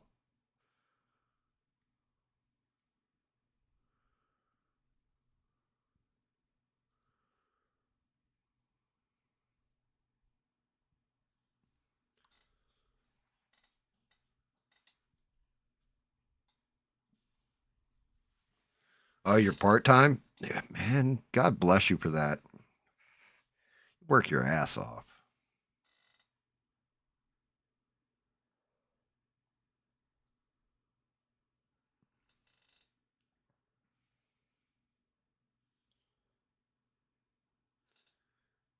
That's working a full-time gig and then pulling that part-time like you do. You work your ass off.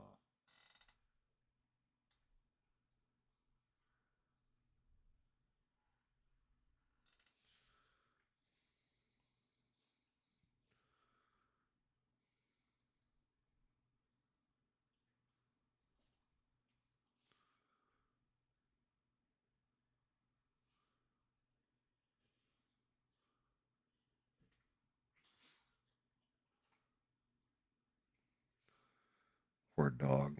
Fell asleep. The cat curled up, sleeps next to him. Then the dog wakes up and yawns. The cat's like hissing at his ass. Like, poor dog. He was being friendly. He was being a good boy.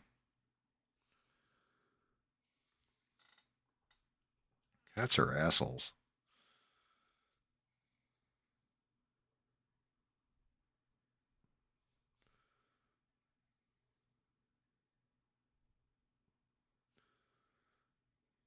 I don't know why they gotta be so mean.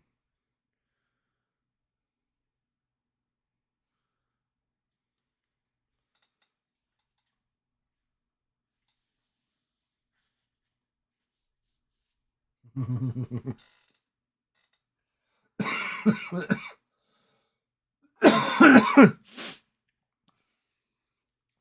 work hard for that money. So hard for it, honey.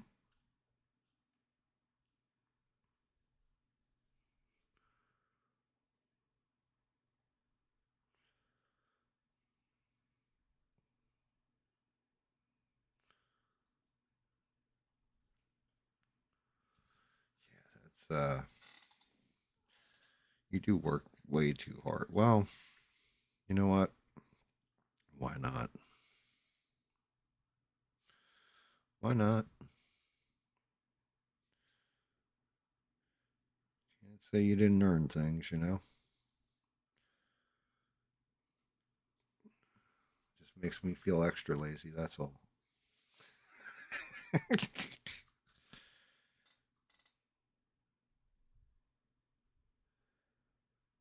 Probably because I am.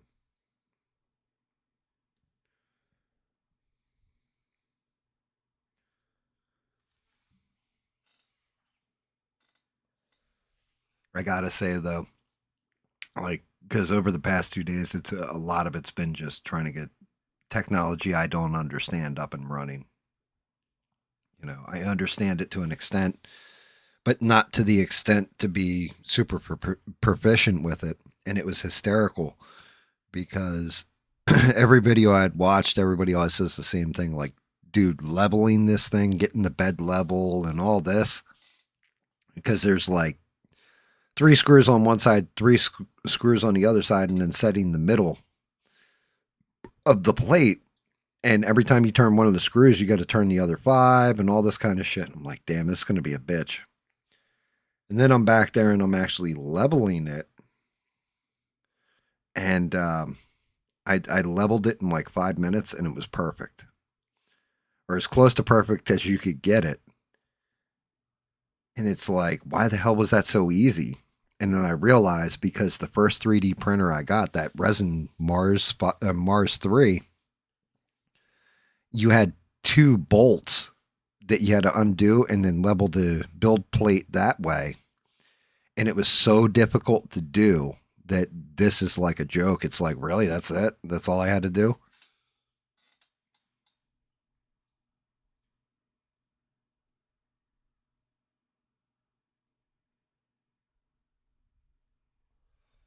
Bubba, it's funny you bring that up too. You're killing it because, you know, the second job, we didn't even mention what the part-time job is.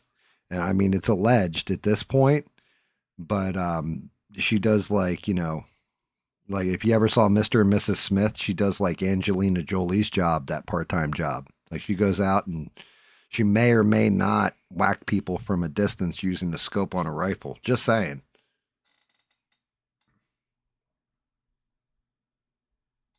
It's all alleged, you know.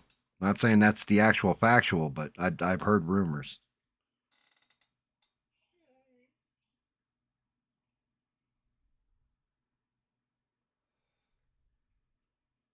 It's been in the 40s, 50s here.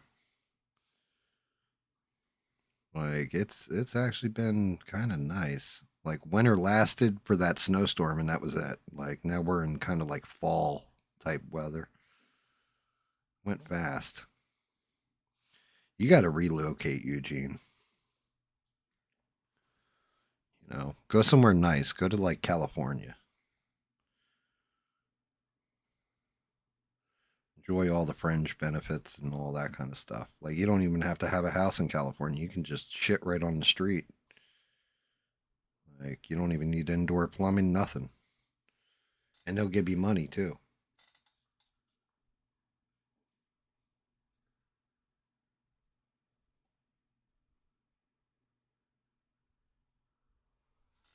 Yeah, I hate cold as well. That's why I live in like a hot and sweaty place. I despise the cold myself. So I sympathize with you and I joke, but yeah.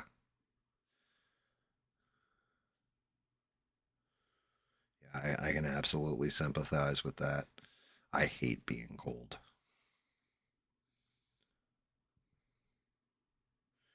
It's like closer to the equator I can get, probably the better.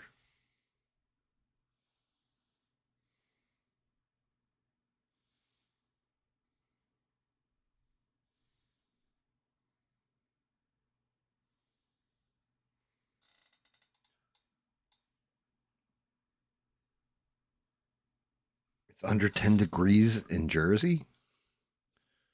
Holy shit. That's nuts. Yeah, I don't miss that at all. New Jersey, 10-degree weather. Do not miss it at all. Like, that is definitely like, no, no, no. Never again.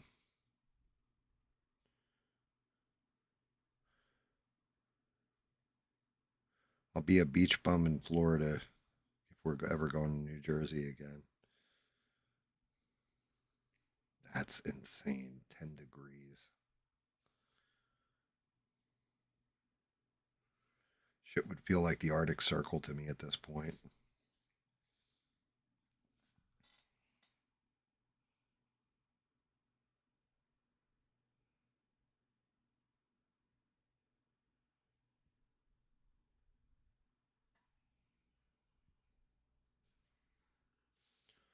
I don't even know why I'm painting the bottom of this boot. Not like you're going to see it.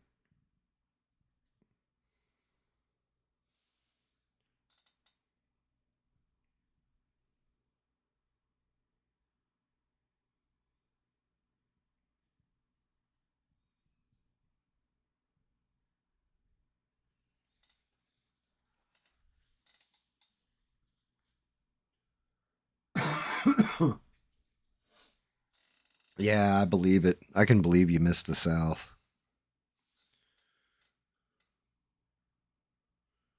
I mean, there's plenty of stuff not to miss down here. But yeah, I can imagine. Life is just quiet in the South. I love that about it.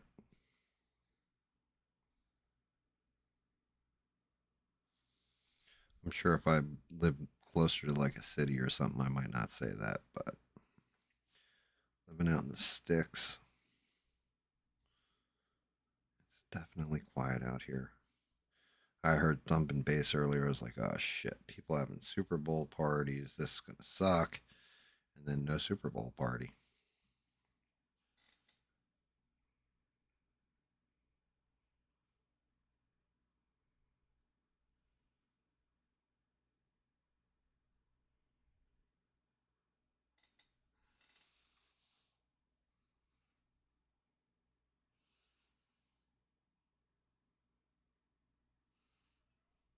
Actually, like, pleasantly surprised.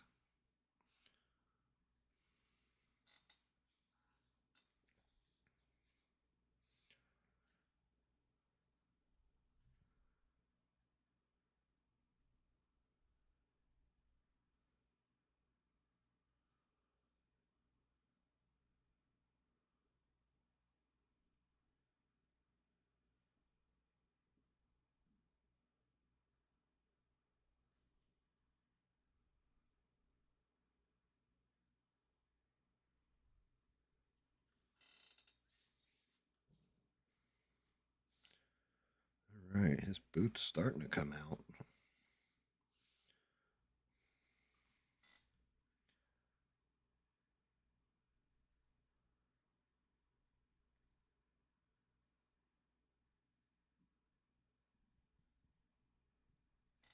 much damn detail.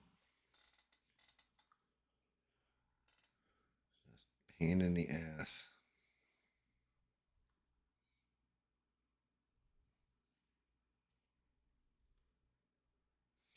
I love it, but it's a pain in the ass.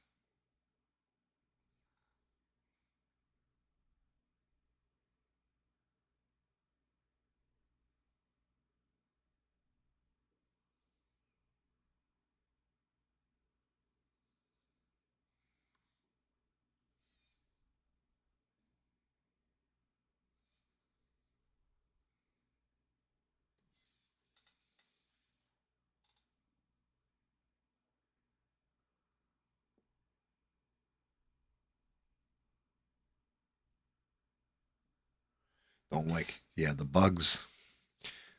You're not wrong about the bugs. Bugs are rough. I was using this flat red. Let's see. Yeah, it's flat red. Bugs down here are definitely no joke. Only thing I can't abide by is the damn snakes. Too many venomous snakes. It's bad enough if you see one of these bastards, you know, just like regular ass water black snake or whatever. It's non-venomous and not really going to hurt you. Those I hate. Let alone ones that, well, I accidentally stepped on this thing. It tagged me once, and I'm probably going to lose my leg now. This is awesome.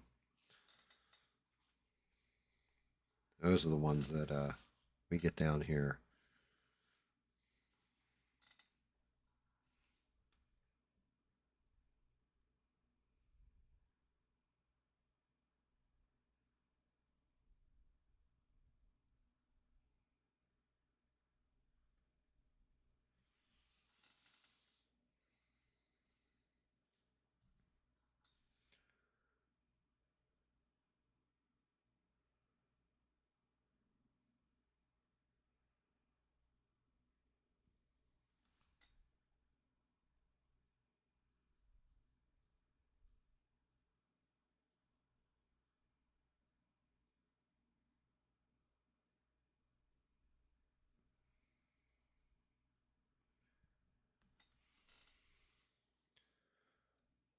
Oh, that's not very nice right there. Oh, come on, pull it out. So it was just Bad Bunny during the halftime show. Were there any good ads? Or was it just like, eh?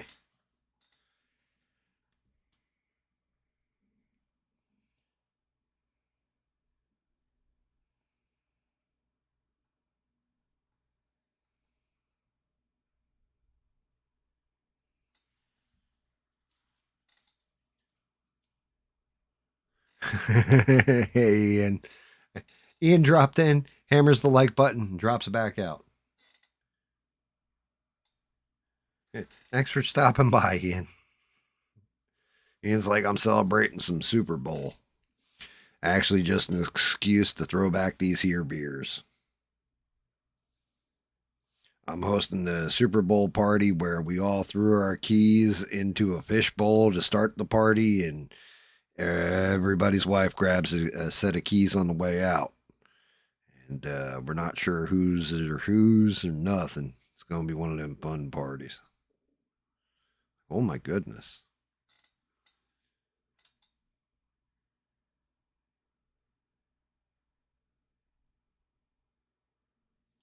What's going on forever? It's been a hot minute since you've been in.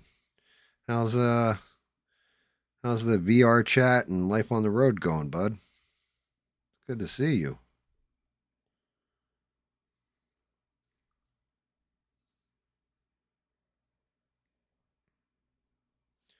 $20 wings for $20. It's pretty damn good.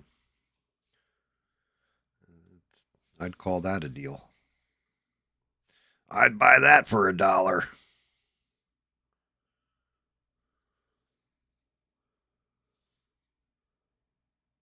Or $20 in this case.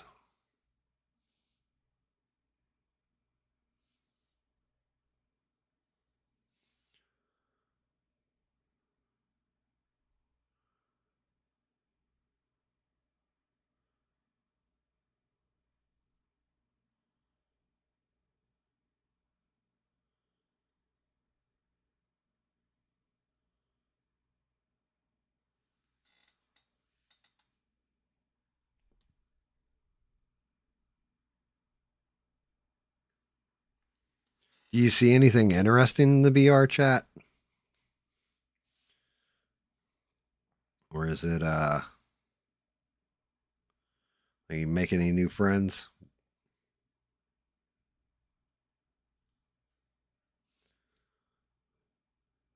I always wondered about that. Because I've seen some videos on VR chat and some of it scared me and some of it was friggin' actually pretty cool looking.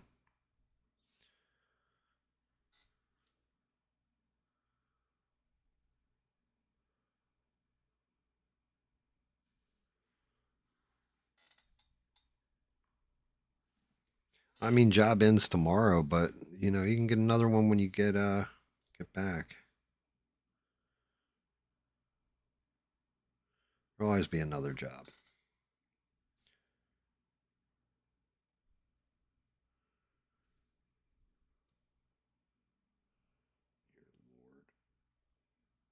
Oh, getting in there and trying not to mess this up.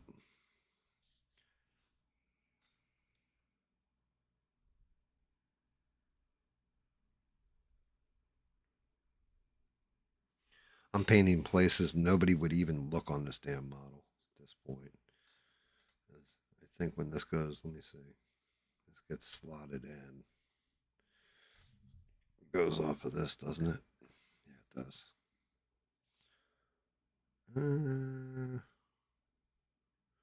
Wait, is that right? Let's see something.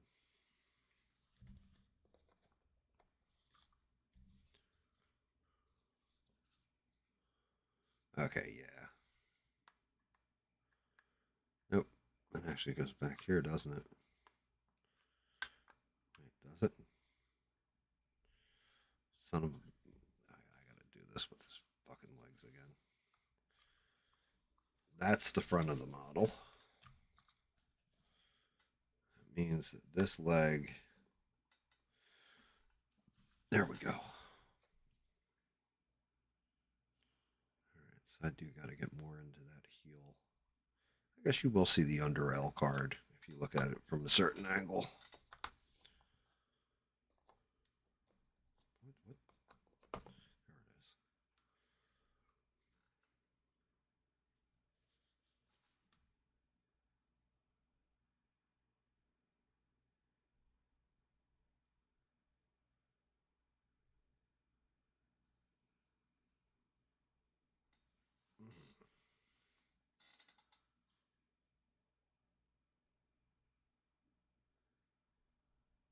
Not as healthy as you wanted to be.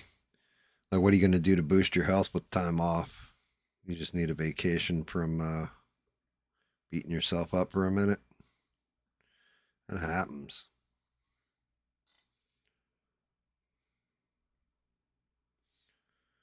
I mean, I'd want to be perfectly healthy at all times. Too lazy to make that happen, but you know, it is what it is. It's my own fault.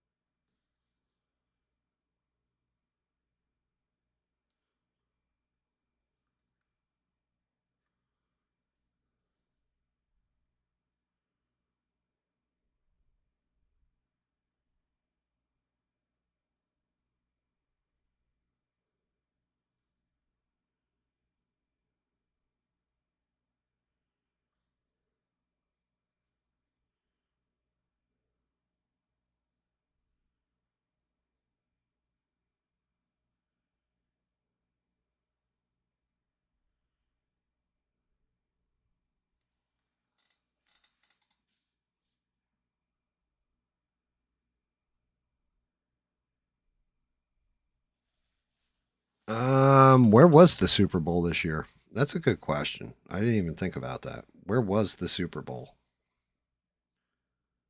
Was it an area with a large Hispanic pop? Yeah, but the whole thing is, and I don't mean to sound like an asshole here, even though I'm going to, or like a rich entitled white dude, which I probably will anyway. But a lot of the stuff they advertise during the Super Bowl, they aim it middle to upper middle class. So like, new cars, stuff like this, like check out the new Chevy that's just come out. And I'm going to say if we look up statistics, if I were to guess, Hispanic people are usually middle to middle lower class for the most part. Like they're never really upper middle class. You know what I mean? Middle, upper middle to rich. So I would think you would want more eyes on it. Like the other thing is Spanish. Most Hispanic people are more into soccer than they are football. I think football is more of a black white American tradition than Hispanic one. Like, not that there aren't football fans that are Spanish, but I think they like actual football called soccer in America.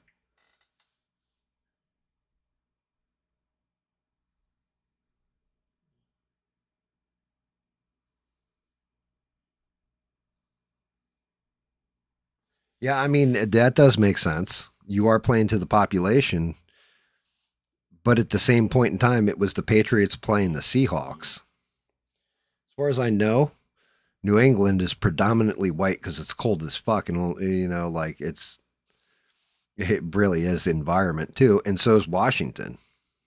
Like both they're both like white boy teams.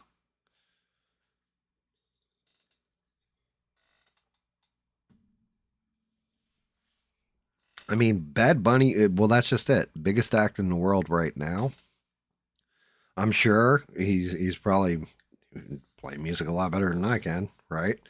But at the same point in time, um, I don't know. Like to me, it sounds more like a political decision. Did Trump actually do a Super Bowl interview? Because Biden skipped it last time. And if so, what did Trump have to say? Anything interesting? Right now, I'm still the greatest president ever, and we're going to bomb people real, real soon. Don't you worry. Like, did he give a whole speech during an interview or anything like this interesting?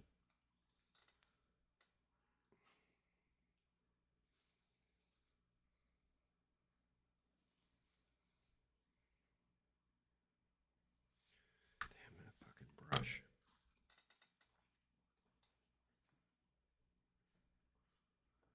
Yeah, I mean, yeah, you're playing to where you're at. Makes sense. I agree. But at the same point in time, advertisers aren't really paying for the people in the stadium to see their ads. They're paying for people on TV, and that's what makes it one of the biggest things. I mean, I'm not saying the NFL kills it on numbers, but are they slowly starting to go away? Are people starting to lose interest in it?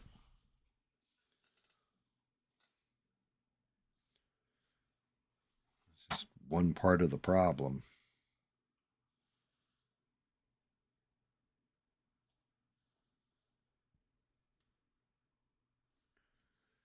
Kind of need a fan base that is going to support all those teams so they can pay people millions of dollars to catch a ball and run down a field.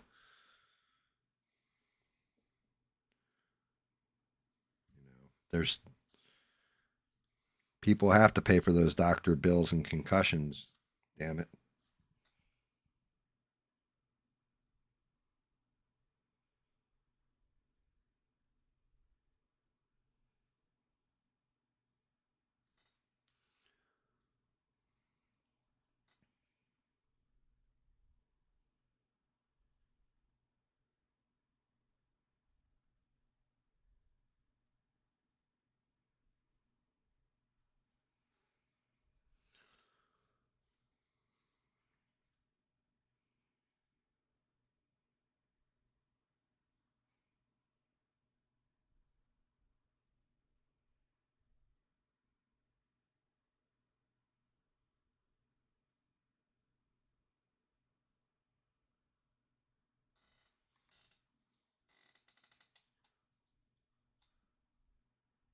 catering to people under 40.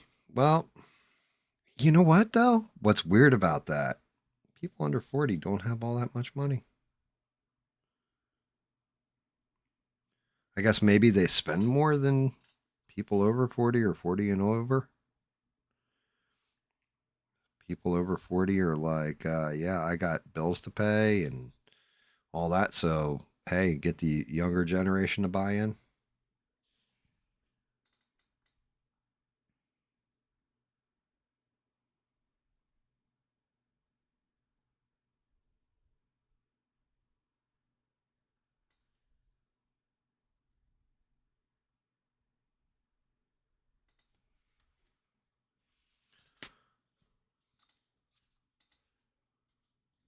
Is that kind of where it's at now? Like the mentality?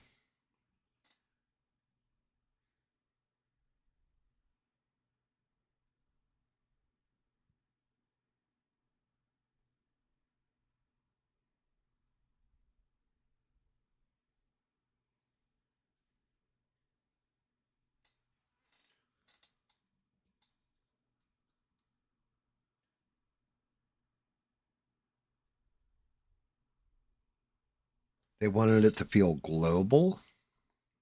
Maybe they're trying to get the Saudis to invest in them and buy them out. I mean, as funny as that sounds, the Saudis have already bought golf.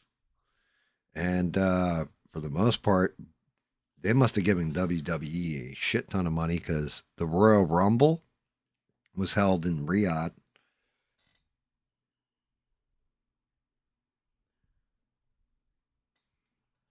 And like they were saying like 2 years ago, yeah, it doesn't matter. The big ones, WrestleMania and Royal Rumble, Survivor Series will always be held in America. And then they're like, nope, Royal Rumble is going to be in Riyadh. Like what?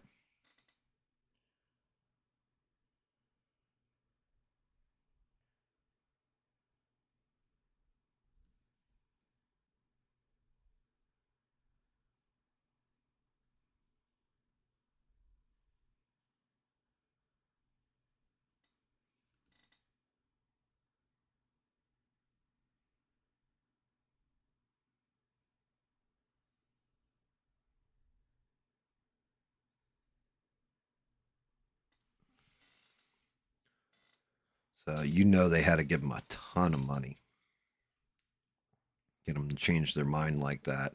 It was crazy. Every time they wrestle in Saudi Arabia, the first show they did there, they weren't allowed to have any female wrestling, and now all the women have to wear bodysuits. Like all you can see is their heads, basically, and their hands.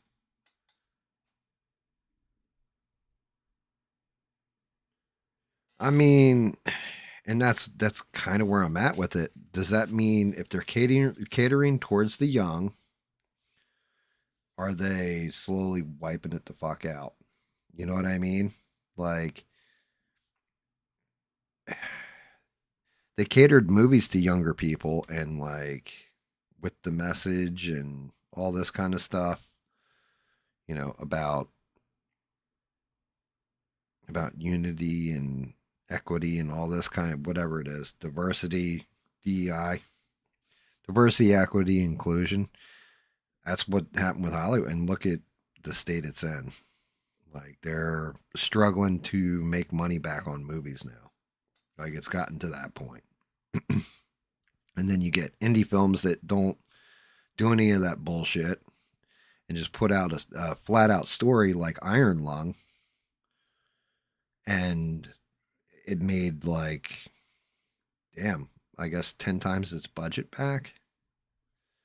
At this point, it's got to be up at 30 million. So probably 10 times its production value back. That's insane. And why? Because it was just an interesting story that didn't have any kind of politics to it. No bullshit going on.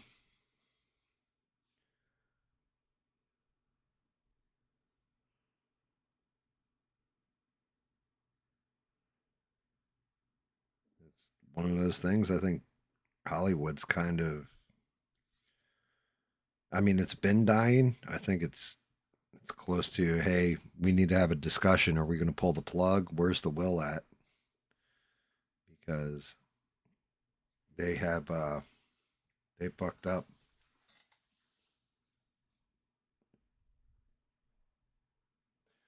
Beans, I agree with that 100%.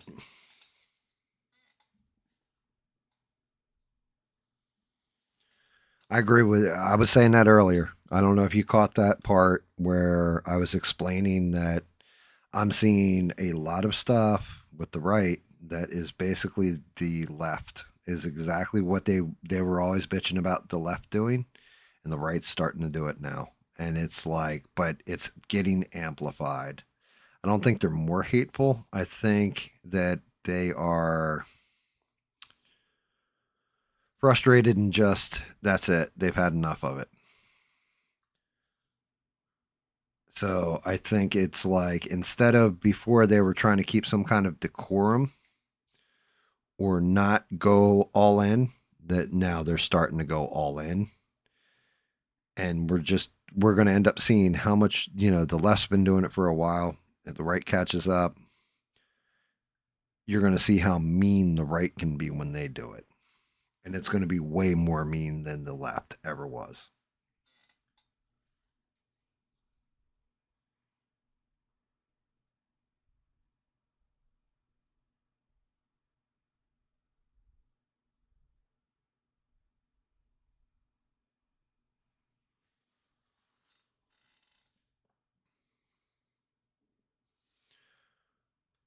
But yeah, you're not wrong. I don't think you're wrong about that left-right dynamic. I think it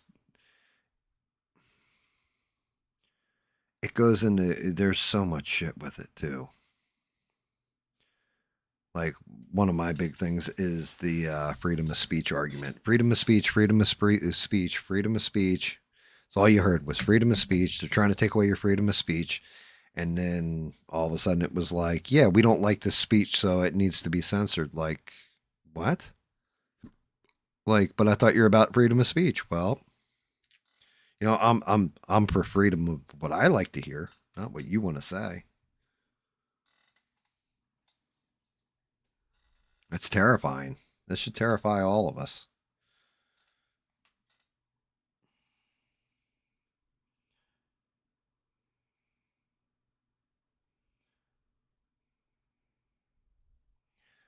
As I had said this earlier, when your justification of, well, this wasn't racist, well, why wasn't it racist?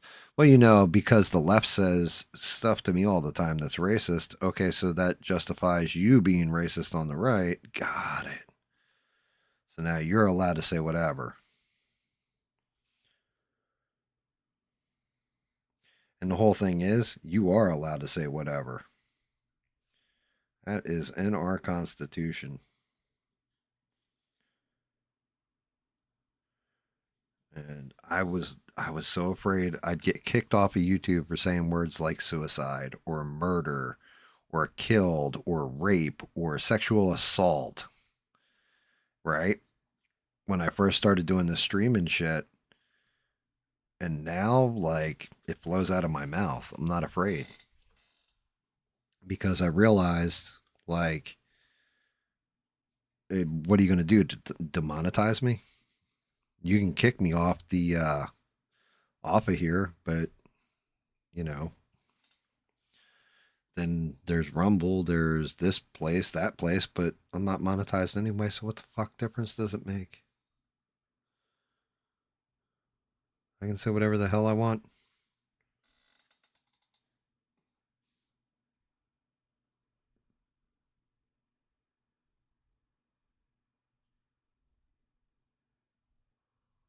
Yeah, there you go, Eugene. That's a good way of putting it.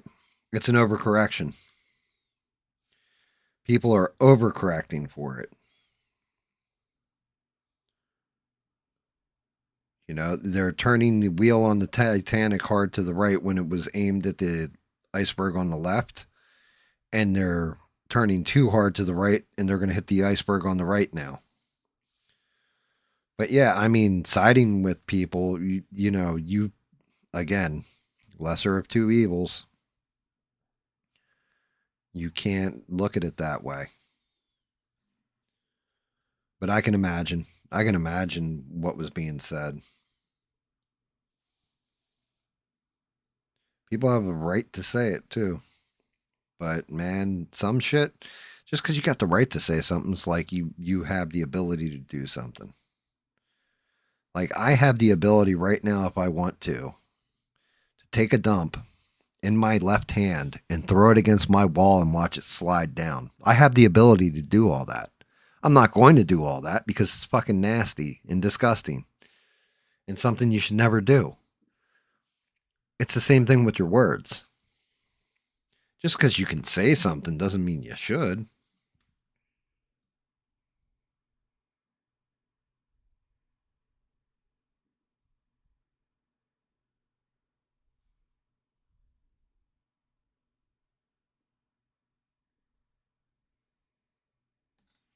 I mean, look, Smurf always put stuff in his butt, but now he didn't do it all the time because he waited till he got paid by Amazon to do it, you know? Like, just because you can do something doesn't mean you need to. At least get paid for it.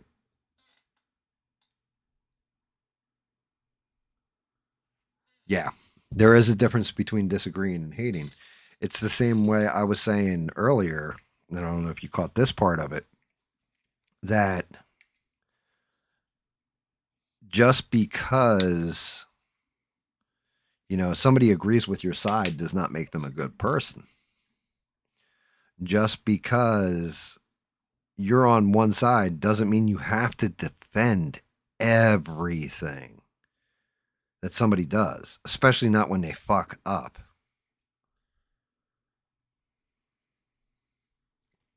That kind of rah-rah shit, look, you can rah-rah all you want for whoever you want. That's your fucking business.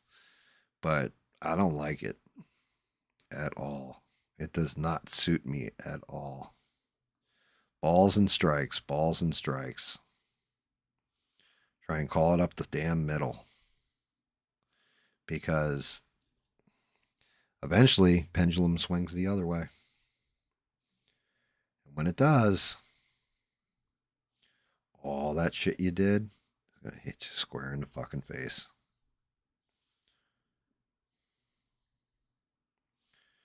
It's like when Bubba used to throw a two-piece and a biscuit at you with his hands.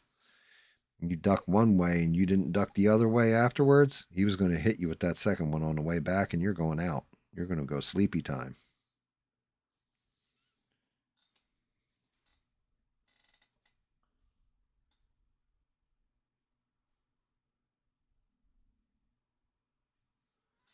Yeah. Yeah, I mean that's kind of why I like my little goofy show, doing painting, making jokes, having conversations, all that kind of stuff. Because even when I think somebody's a complete asshole, hey Bill, you also hear me give them a shout out too. Same time, say like, good on you for building your shit and getting there and working hard at your craft and all this kind of stuff. Like you always hear me give kudos too.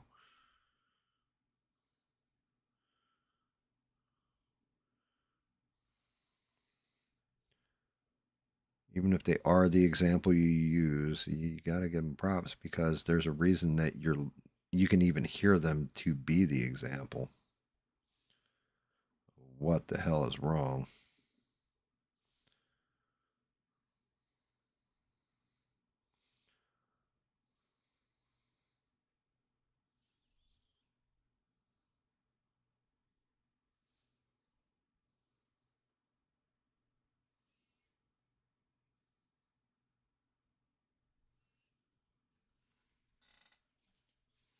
Shit.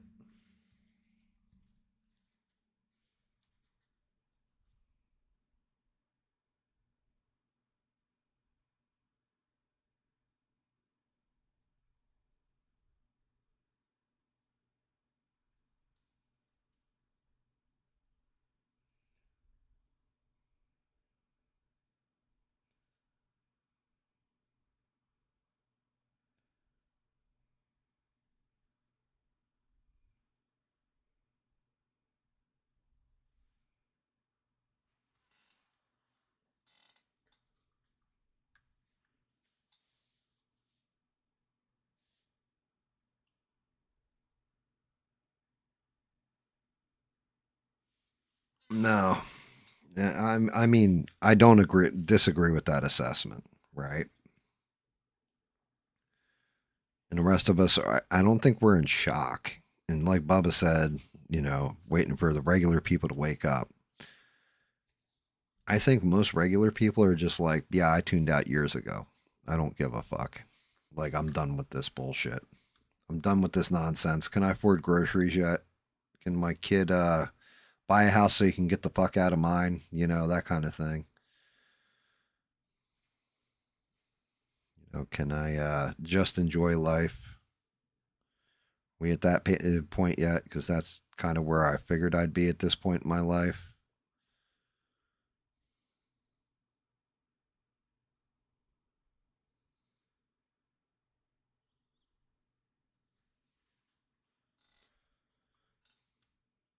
Like, I just, I think it'll come down to one of these days you need that head up standoff between the two, between the far left, far right. Through all the rah rah and all that other stuff, and then you're going to see who actually is top dog for one.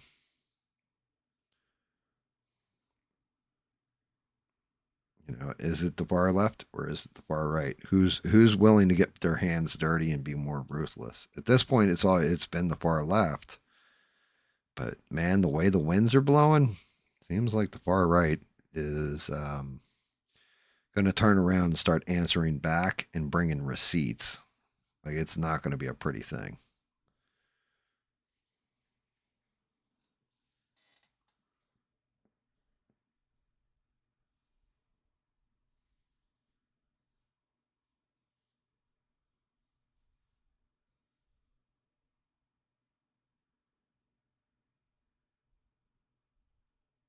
No, listen.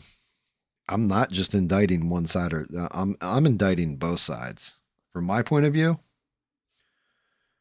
it's eye off the ball.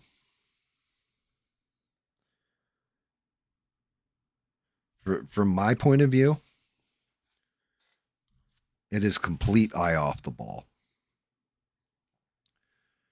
You got stuff, again, the Epstein files. Epstein files is a perfect example where why can't we just get people to come together and say, you know what, touching children in an inappropriate way and doing things to them should be the most disgusting thing, most evil thing, most heinous thing that you could ever hear of. We all need to be invested and tear this down. And, we want answers. We demand fucking answers. Let's protest that. Nope. Instead, hey, somebody came into our country, is committing fraud against us, probably raped and murdered people on the way, and they just want to remove them. And yeah, we're going to get in your face and blow a whistle. Like, what? What, really? Really? This is why. Just stay the fuck, like, I think part of the problem is Gen X.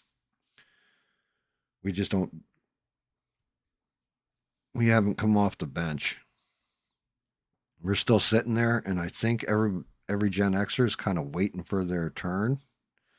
We're like, yep, eventually there's going to be a Gen X president. There's going to be that Gen X dude who comes to the forefront and just says, all right, enough of this shit. We're taking this shit back to the old ways. Everybody out to the woodshed. Get your hands up.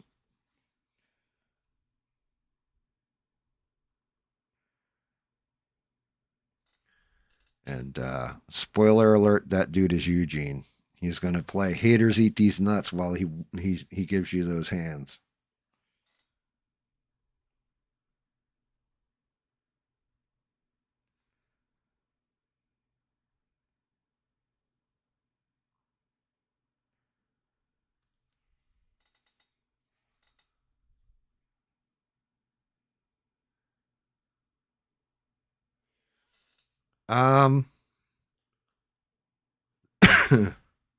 The normal people seem to be unified on that. And this is one of those things where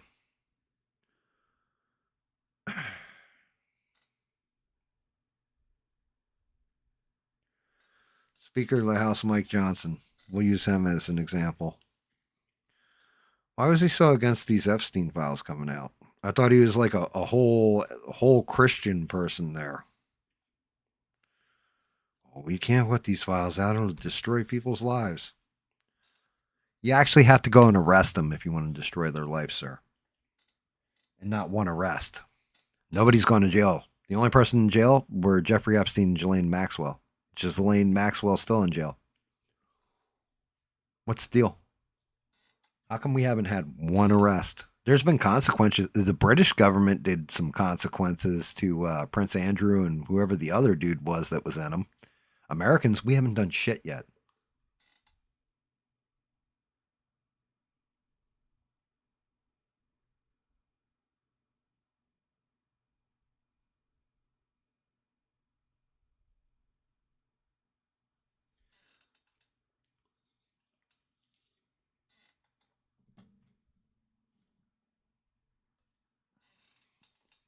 You know what we actually need?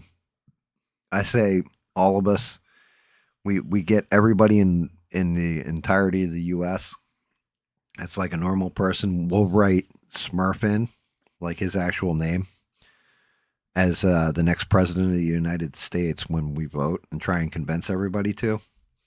He can get in there, get up on the stand and be like, hey, look, you know, something back when I was a kid. We didn't mess with none of this stuff. We're done with it, okay?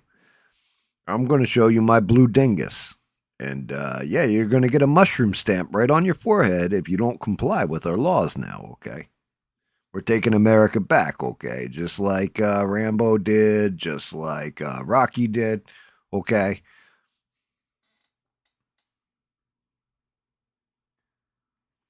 Yeah, that is the problem, bub. You're right. You got evil forces that are completely involved in this mess, in this nightmare.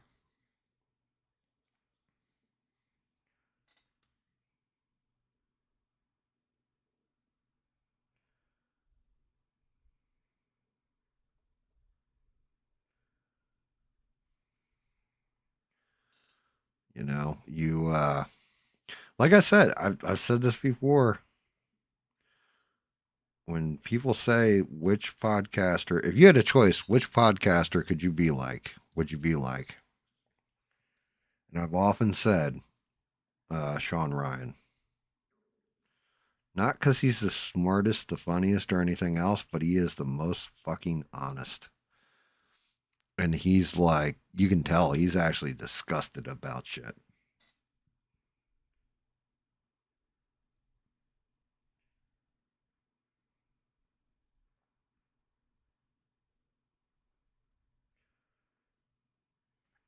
And through all that disgust and everything else, I've never heard him be unpatriotic or derogatory towards like veterans.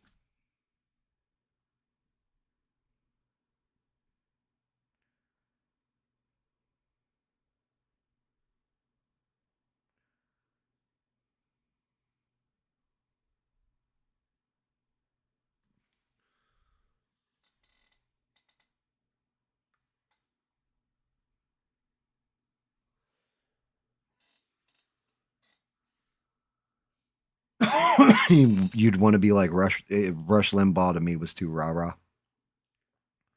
He was amazing in his time, but to me he's too rah rah.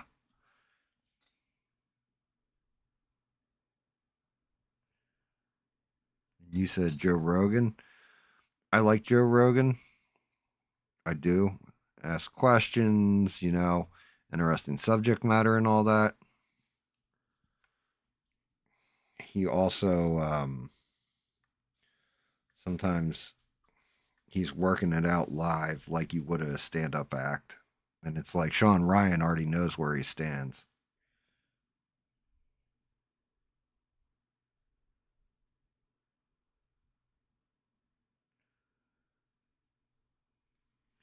And it's like he said this the other day. There's no right and left anymore. It's just good, a little bit of good, and a whole lot of evil. And that's kind of where I've been on things. Hell, that's where I've been on things the entire time I've been streaming. It's legit, you know, it's a battle of good and evil. Evil's winning. And every time you think there's a good glimmer of hope for the good side, evil corrupts it.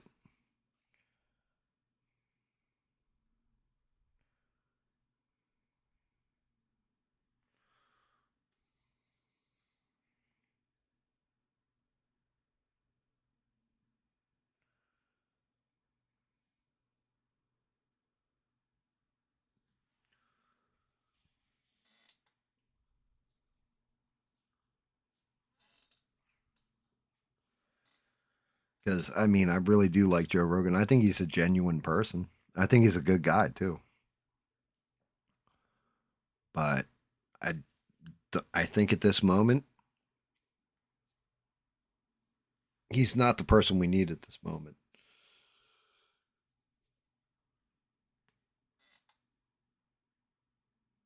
I really wanted. That's cool. We can, well, it's opinion based anyway. We should all disagree if we're being honest. That's cool. I'm not religious, but you fuckers need some Jesus. Ah. I mean, I'm going to say you're kind of not wrong.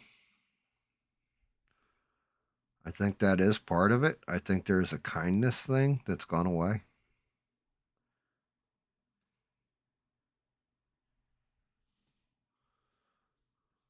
I think you're not wrong there.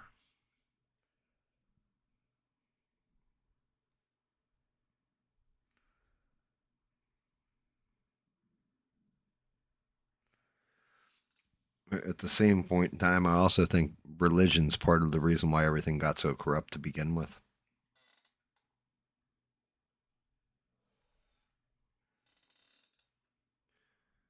Theo Von. Theo Von's fucking hysterical. Weird dude, but hysterical. Shout out to him.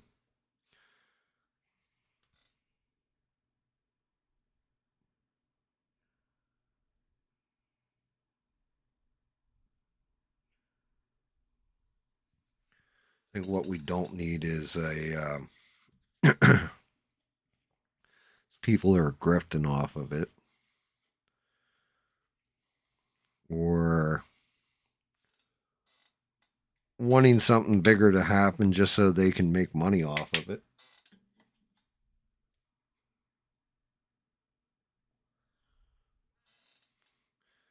Yeah, you're not wrong about a zombie dude would not help us, but his teachings would. I am no Christian by any stretch of the imagination, but it doesn't mean the teachings and the lessons in there aren't good. Same way I'm no fucking Chinaman, but The Art of War is one of the greatest strategical war books ever written. It's more about, sometimes it's more about the lesson than the person delivering said lesson.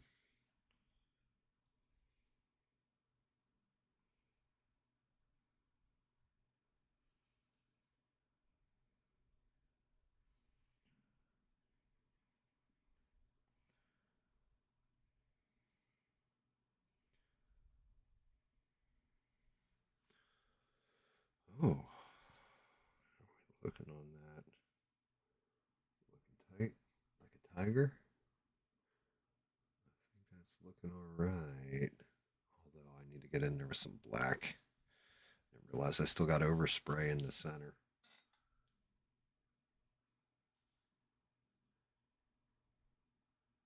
Yeah.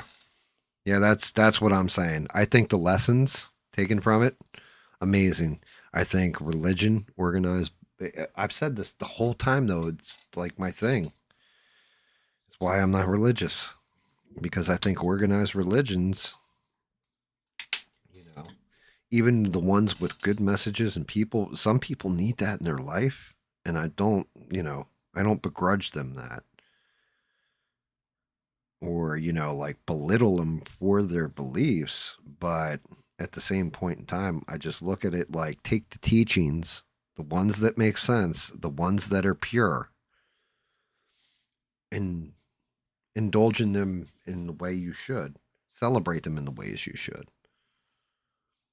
The religion itself, like Beans just pointed out too, that's where a lot of these wars actually come from.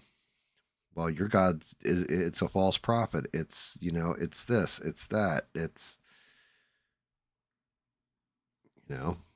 Jewish people, like Talmud Jews or whatever, think Jesus is in hell rotten in shit or whatever. And it was like a bullshitter. And it's like, well, why are you going to downplay his teachings? If he's bringing peace into the world, why are you gonna treat it this way?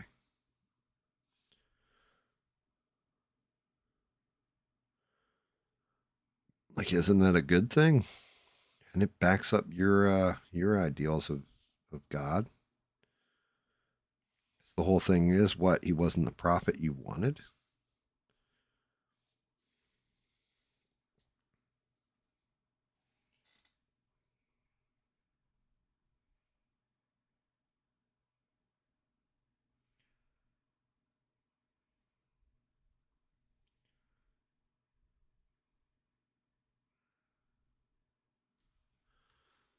My thing is more, when it comes to that kind of stuff, is people telling me how somebody's a good Christian, a good Christian. Oh, well, he's a good Christian person. You're just kind of like, okay, well, what does that matter to me? He's also a serial killer and he was a Christian.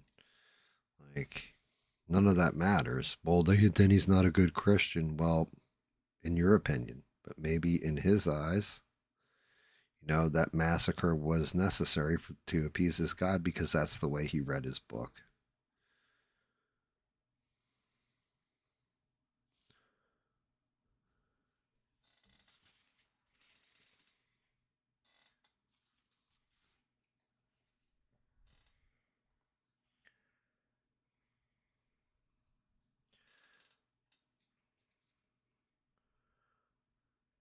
Yeah, I don't know about that.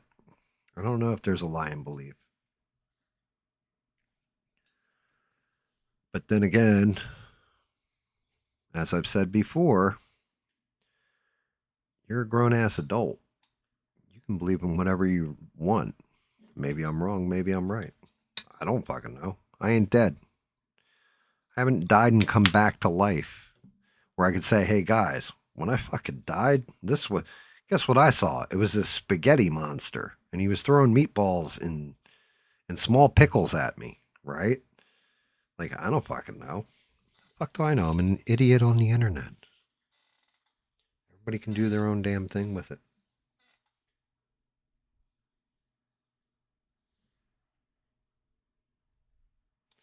I mean, if there are aliens,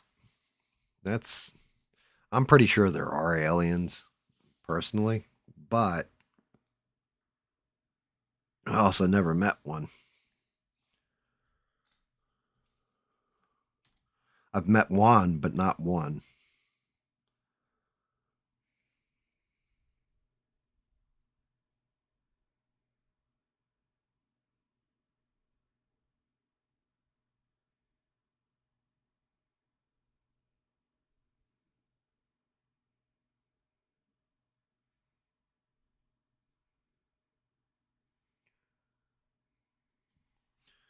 Yeah, I mean, people can use any god or religion to whatever evil means they want to. Bubba, you're not wrong at all. I mean, just think about it. How many of those kids, like when the whole Catholic Church scandal happened, where the priest told them this is what Jesus would want you to do?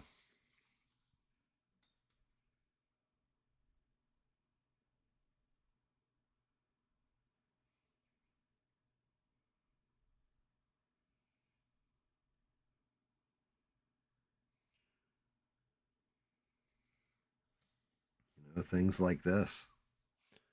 Fucking terrible.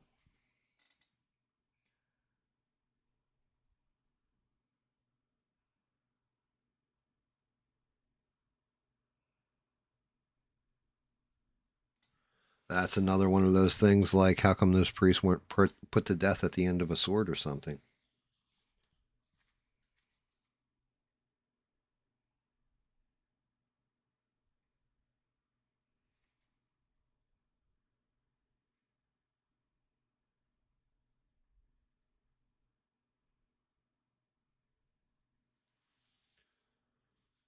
Oh, God. Ooh. That's a rough paint job. It came out nice, I think. Let's see. Let's take a look. Let's see how she looks on camera. I get all the nuance in there. I did. I did. Let me see. See how that one looks.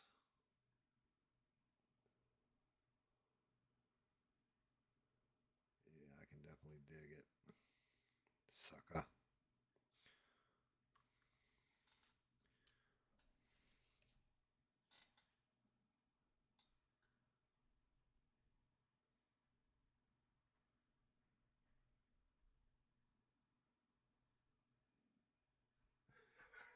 When I died, I saw the Grand Dingus. Hey. Hey, you know something? Okay. Everybody needs to worship the blue. You know who, okay? Everybody needs to pull up, show up, and say, what's up, okay? You come in, you worship at the Temple of the Blue Dingus.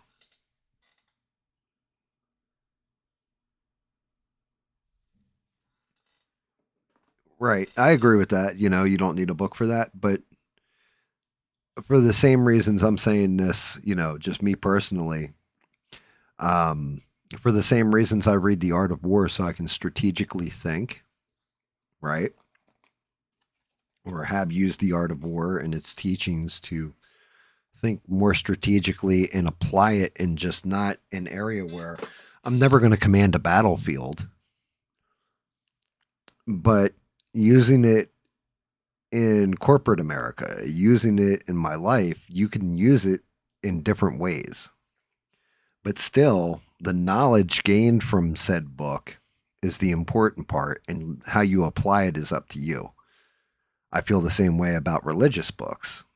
You take those stories, you take the tales and everything else, and applying them in different ways. Like I said, I'm in no way, shape, or form a Christian.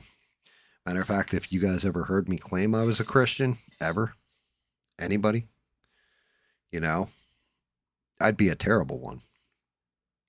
But the teachings that are in there, the teachings that were laid out, they actually make sense. Like as far as just goodwill towards other humans.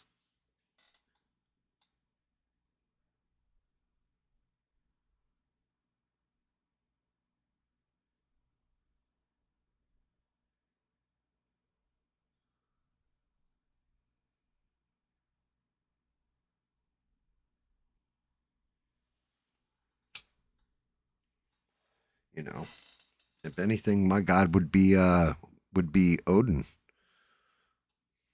that were the case, be a god of battle, or Crom. I would pray to Crom, because Crom, he just don't even give a fuck, and he's still in Valhalla. So maybe Crom's the way I should go with my life. The teachings of Crom. See enemies driven and crushed before you. Hear the lamentation of the women.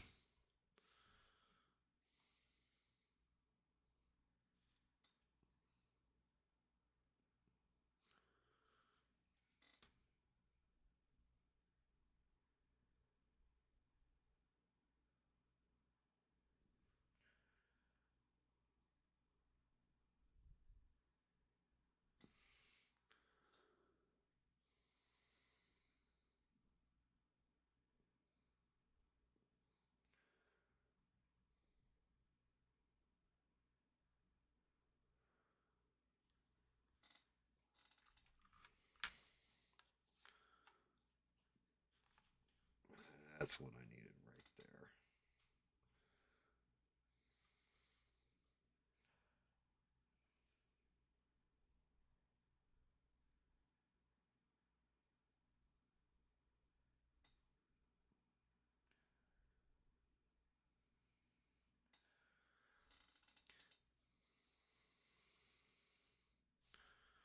there. Ram, I never pray to you, I have no tongue for it. But I ask upon this day, grant me victory over these enemies. And if you don't listen and you don't grant it, I say the hell with you.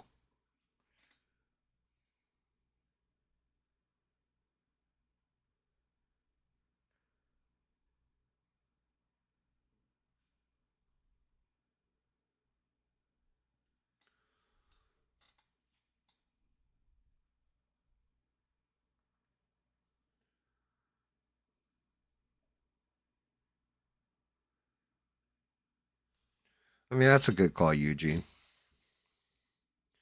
It works for you, right? If it works for you, then use it, man.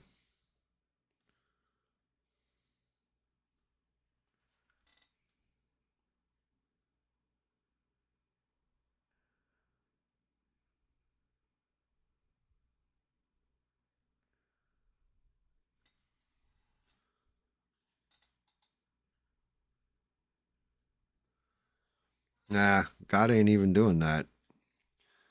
God's God's taking a break for a while. He's just like, man, what do you mean Game of Thrones is going to end that way? Oh, I fucked up.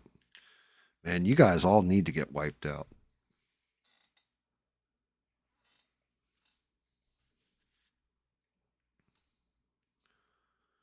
He's already moved on to other things.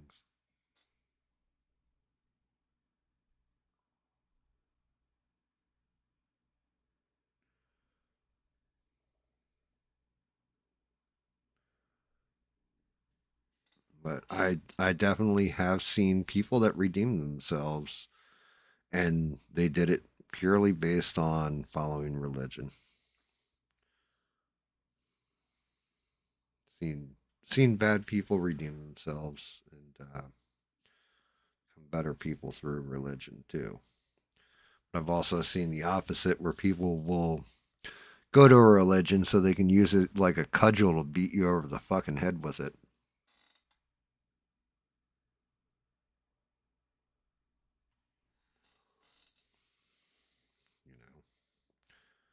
Again, the one thing that always made me shake my head was, oh, well, but he's a good Christian. Like, what the fuck does that mean to me?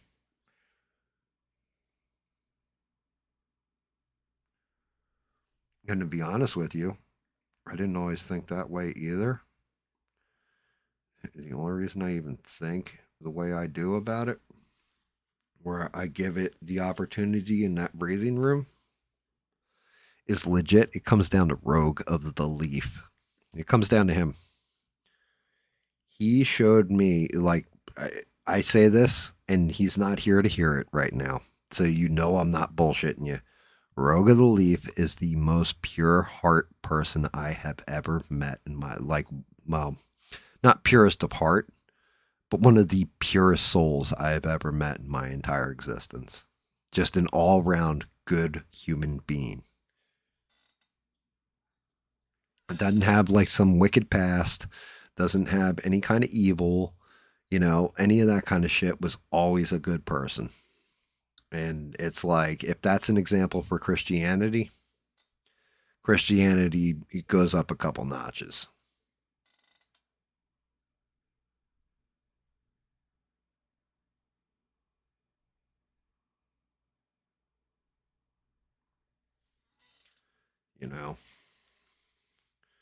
But Rogue of the Leaf, he's one of those examples where he's always lived by that book, even when he wasn't a believer in it.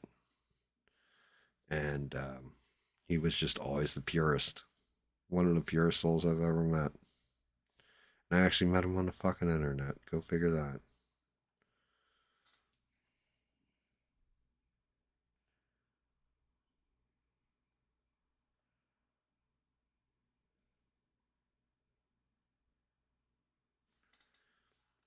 didn't have he had the ability. He had it. We watched it a couple times where he could have been a wicked motherfucker, done some really evil shit, and didn't. And we were all like, "Bro, what are you doing?" No, can't do that, guys.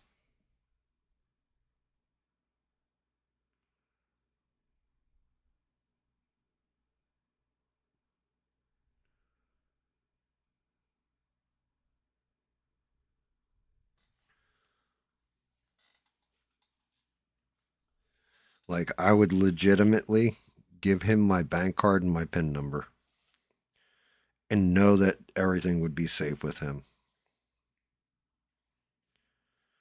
Even if I told him to use it, he wouldn't use it. Like, he's that dude.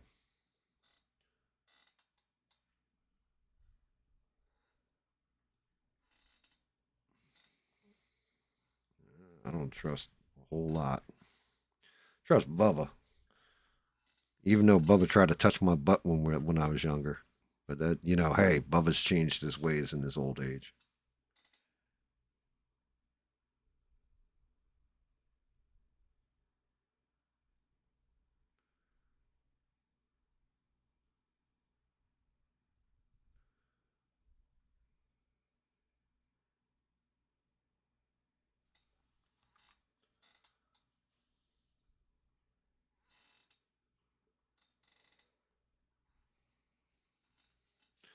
But something you said, Beans, too, I'd like to go back and highlight.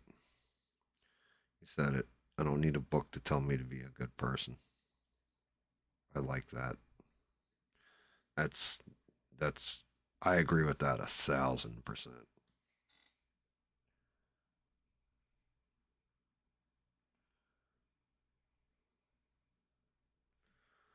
I don't need threat of eternal damnation for my soul to be a decent human being. That's me.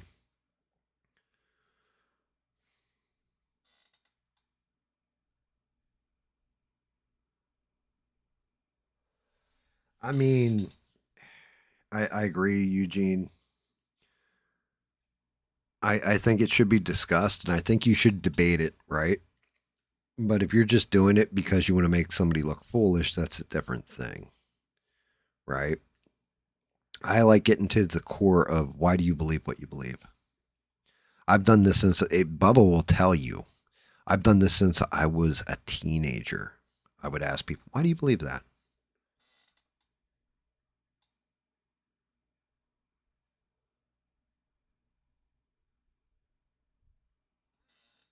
Like, because when Bubba was younger, Bubba was a Christian in good standing and all that stuff. And, you know, but I would always ask him and our other buddy, like, why do you guys believe this?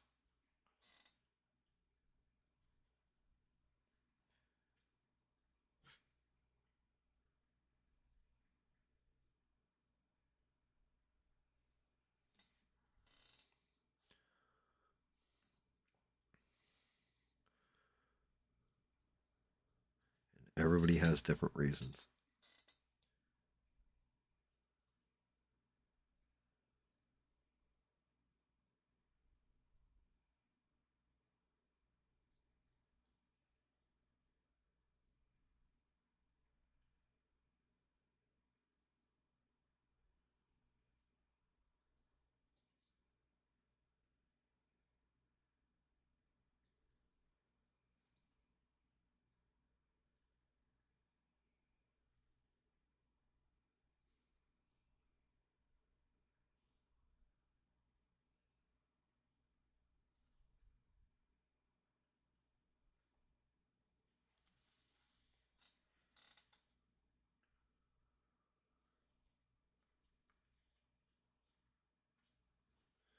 Yeah, I mean, I agree with that too. I've said that.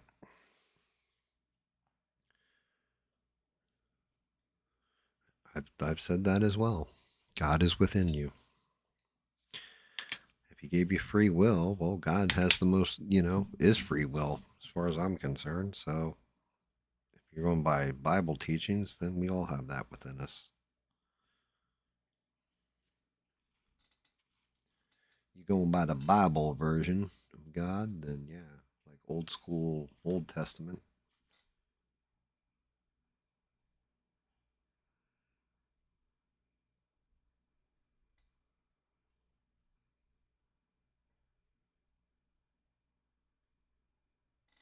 It's kind of the same way when you know, like how you know the difference between when you've done something right and when you've done something fucked up.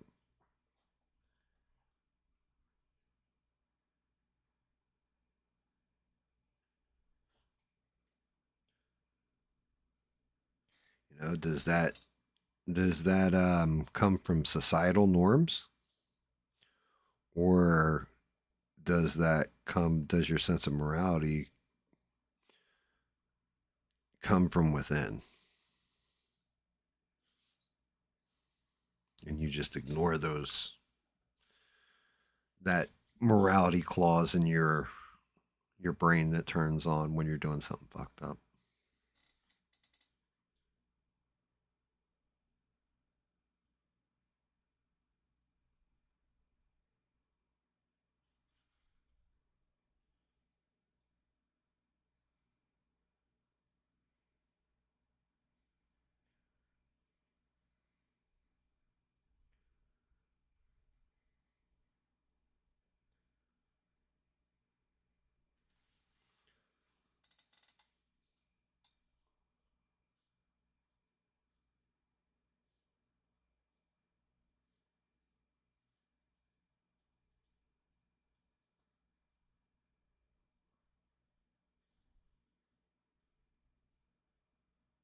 Say you got hit with a very poly. Me too, dude.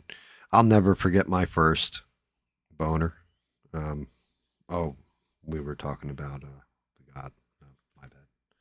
Now, seriously, that makes sense. That's listen. That's one of those things. Again, when I say I have talked to a lot of people over a lot of time about it, like what brought you here or what have you. You know, what was it? What was it? Did you have something like you said, like you had some kind of awakening, right? I've heard that before. I've heard like, you know, I felt the word. Sometimes it's you know, I was down and out and everything else, and then this happened, and it was like my own personal miracle, and it led me to this path. I've heard that before too.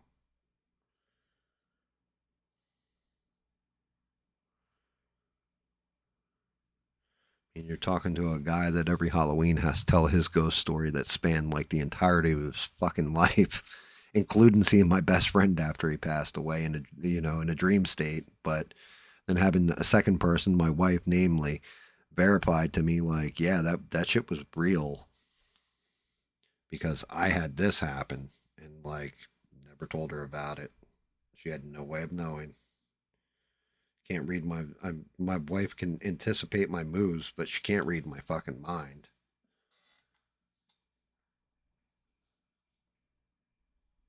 And yeah, well, that's just it. Not just that, it's also like the Bible's a tricky thing because if we compare it to other Bibles, other holy books, hell, even just other story books, it's all there and it's been there for a long time. You can draw comparisons between Odin and like Jesus. You can draw them between Zeus and Jesus, or Zeus and God in the Old Testament. You know what I mean? Stuff like this. You can go to old Hindi books. You can go to the Epic of Gilgamesh. Like, there's all kinds of different things that you can go, yeah, you know, this story's almost fucking identical. They just switched out the name.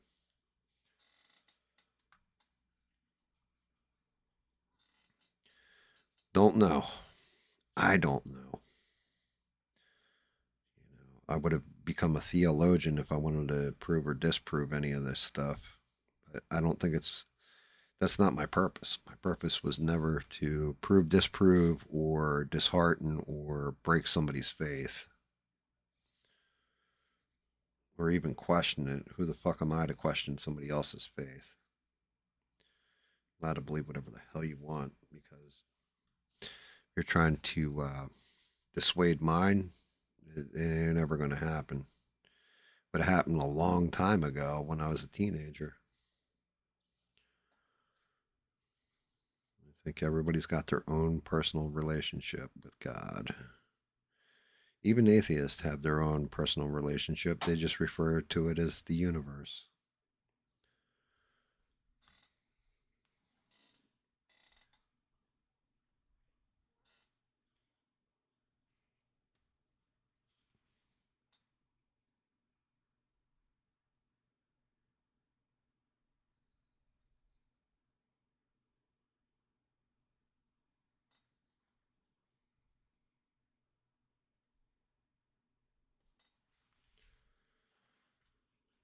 His gig lines are getting tight. I'll tell you that much.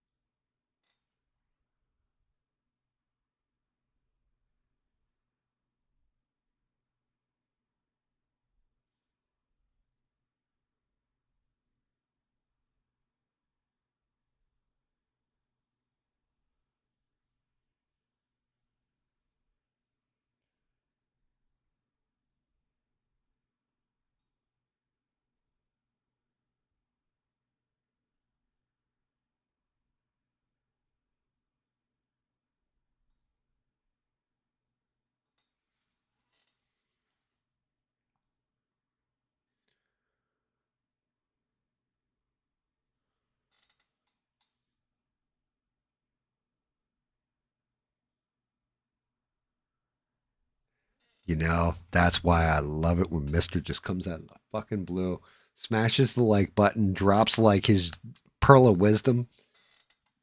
Oh, man. Oh, I always love it when Mister drops by. Thank God. Thank you, Mister. I needed that.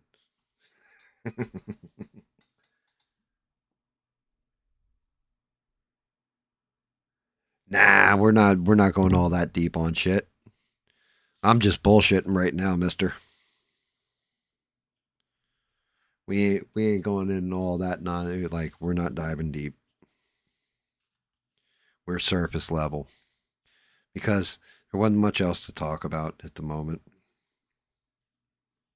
I mean, did you end up at like a Super Bowl party or anything, Mister?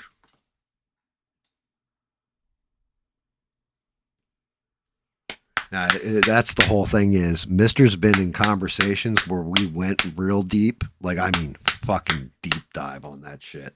And every time he's in the background just shaking his head and like typing in, pot shotting here and there, but shaking his head nonetheless.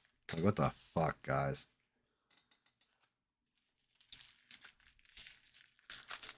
Yeah, it was a very boring party and I'm sorry to hear that.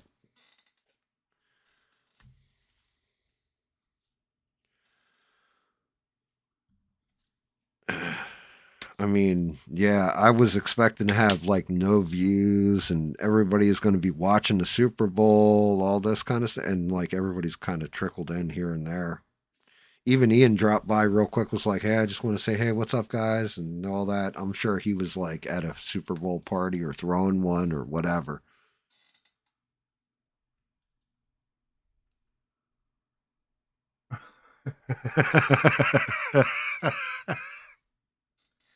Poor Michael J. Fox. It's not his fault. If you time traveled that much too, you'd be feeling the after effects later on in life, mister.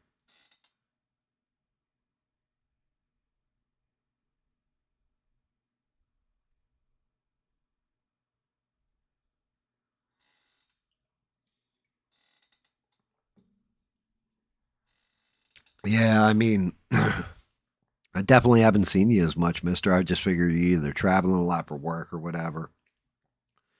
doing your thing. But I'm always happy to see you whenever you drop by, brother.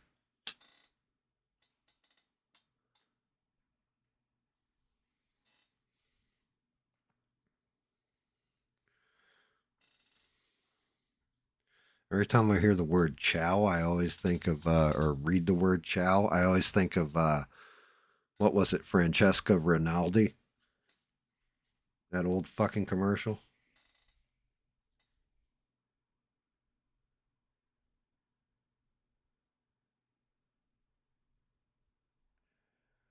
Ciao, Francesco Rinaldi.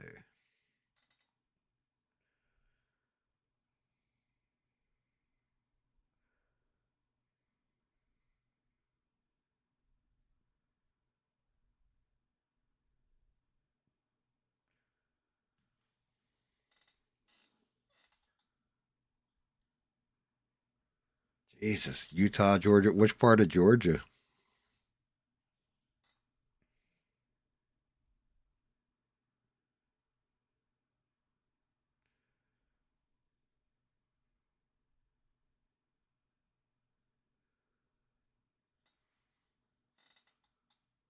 Yeah, maybe you could visit AVL while you're there. Unfortunately, I was going to say it was like Savannah or something. I'd catch up, buy you a beer. I only drink Coca Cola, but I'd buy you a beer.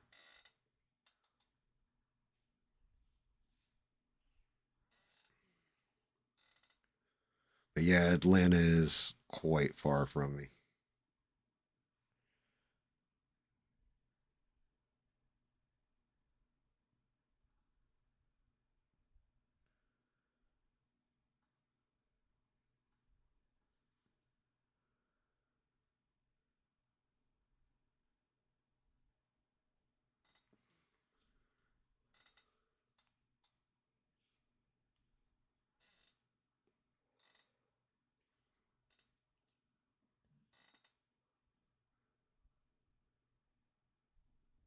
Lord.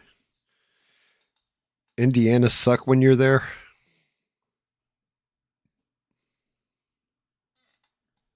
Like, I'm trying to think. Have I been to Indiana? I know I've been to Illinois, Oklahoma, Missouri. I don't know that I've ever been to Indiana. Maybe driven through it, but never to it. I don't know if it sucks there or not.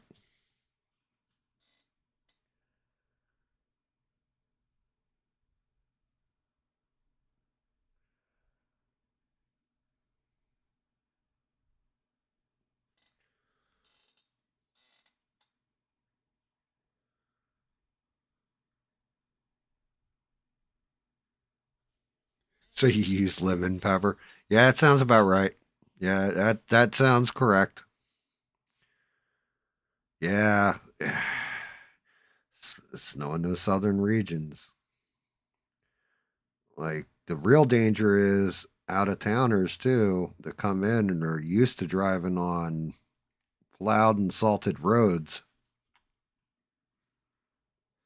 They don't realize that the southern roads aren't treated, and then it's just like, oh shit, bad things happen.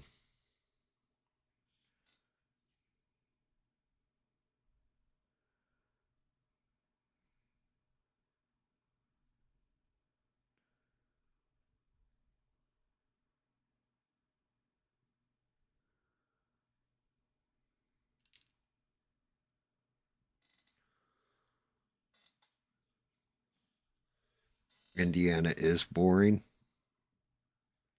Do they at least have like a Larry Bird museum or something there? I'd check that shit out.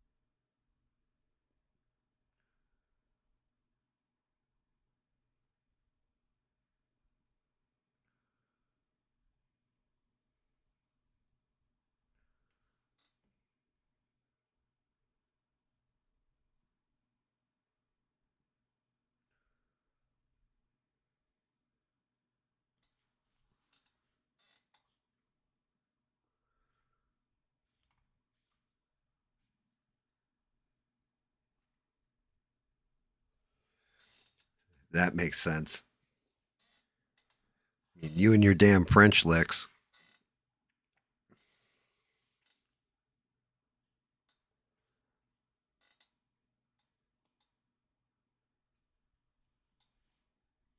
Yeah, Larry Bird.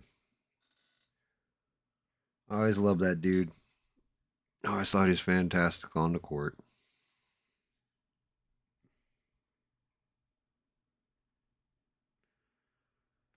Were there, well, if you watched the Super Bowl, were there any good commercials?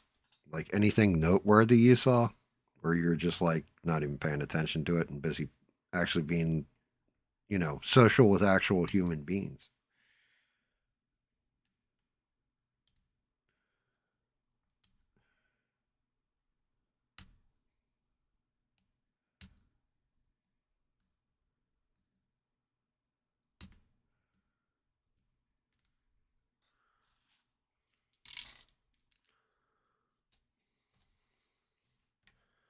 Like actually talking to real people in real life and breathing the same air and shit.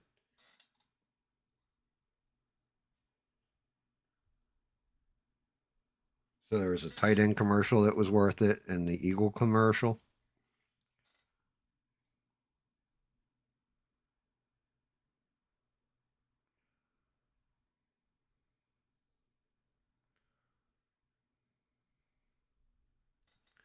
I covered all the different movie trailers.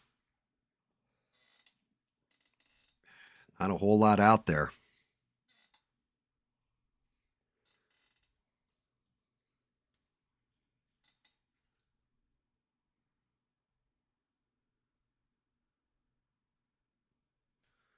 I remember I'll never forget the one Super Bowl where they aired the Matrix commercial for the first time. That shit, I'll never forget everybody in the bar going, oh shit, I'm going to see that.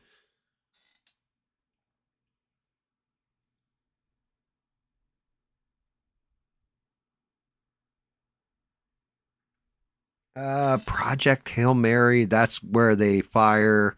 I can't, I can't remember who it was, but they're going to fire him in space or whatever. I wasn't big on that one. The Steven Spielberg movie looks okay. I think you're right. I think you got it. Like that's the word. It's like they're not. They don't look like they're going to be total shit, but they don't look like they're going to be like, oh my god, it's Close Encounters of the Third Kind all over again, or E.T. or some kind of pop culture phenomenon. You know what I mean? Something that's just going to make me want to get off my fat ass and go to the movie theater.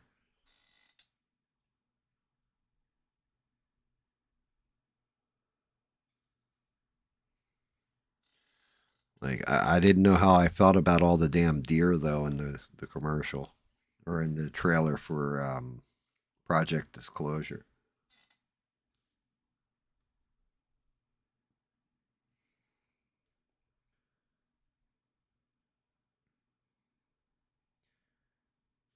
Yeah, you know what? That is one of those things. You're not wrong, Budweiser. That is one of the things that shocked the hell out of me is people still drink it.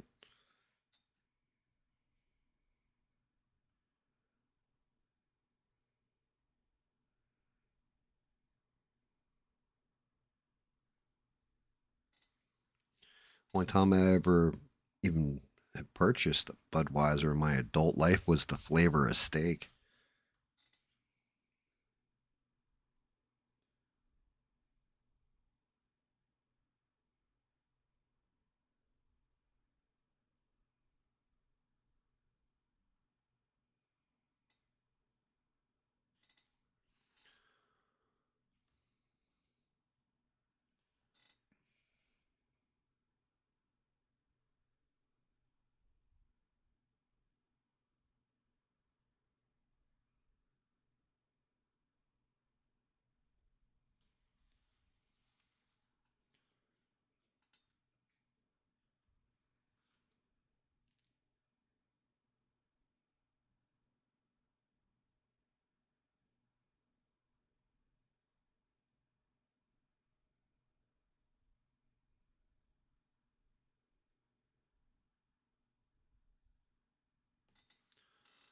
pull that damn pinstripe just right. It's a weird design he's got going on. It actually wraps. I just noticed that.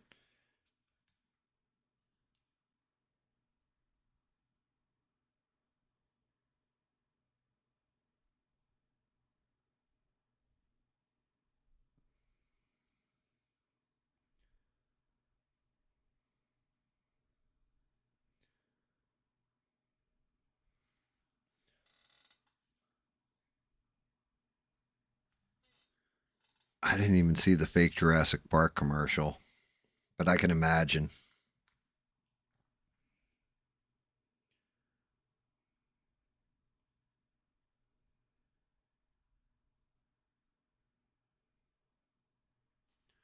They had that one movie coming up. I think it's a Disney Pixar movie where they're putting the girl's like consciousness into an animal. And it's Disney Pixar, and I was like, it looked like a Sora somebody had done, like AI trailer for like a furry movie. I was like, what the hell am I watching right now?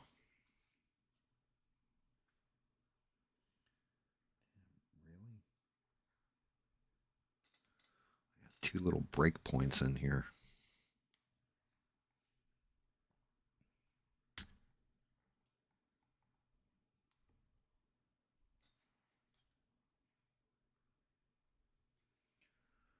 Son of a bitch. Now I gotta get in there with black too.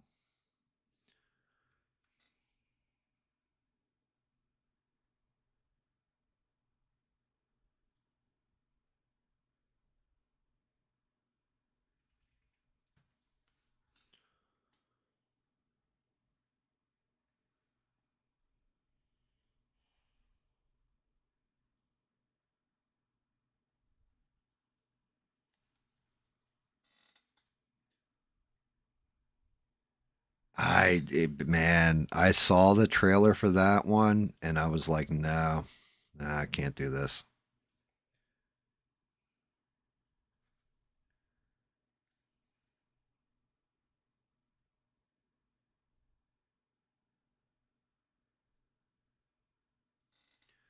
Yeah, the death of Robin Hood was, I was like,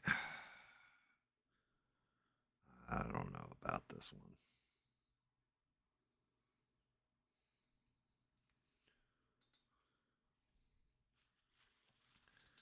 That was a hard negative on me there, Ghost Rider.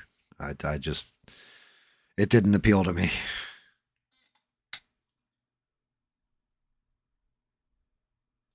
Oh, shit. Mister's going in.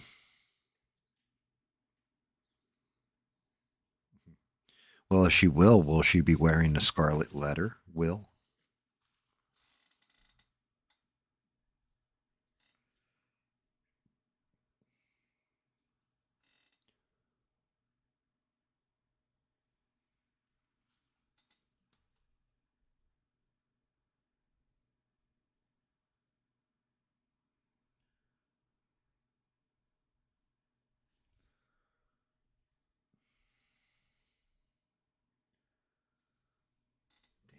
I had like a little resin artifact.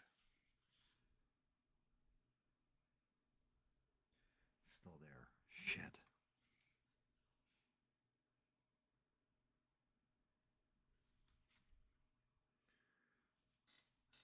A little tiny artifact.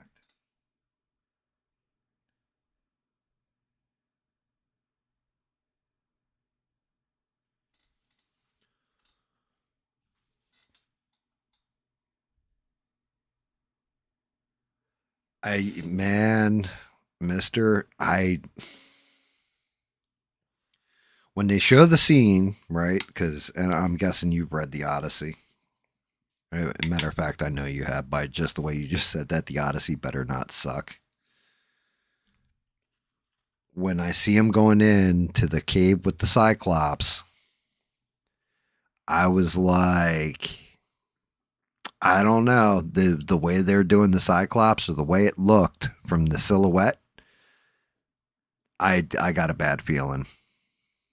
And I was like, please, Christopher Nolan, you're like one of the last directors that rarely shits the bed. You always, even if the movie's not good, you at least made something thought compelling. And I don't know. I mean, now, if they have Matt Damon get home to his wife and there's 67 suitors, I think it was. Wasn't it like 67 suitors trying to get in her pants, trying to marry her and everything? And he starts killing all of them. Then I'm down for it. But I don't know, man. I'm real torn on that movie.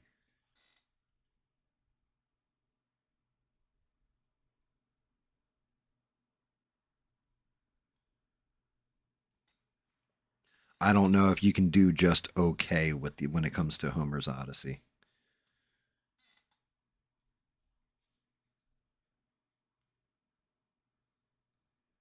The Sheriff of Nottingham. Good night, Bubba. Love you, brother. Thank you for dropping in, man, hanging out.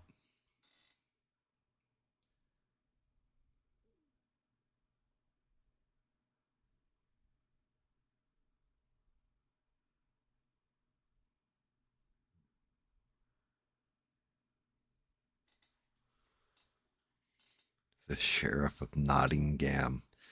Damn, mister. Like, for somebody who works as much as you do, you're still on fire with your wit.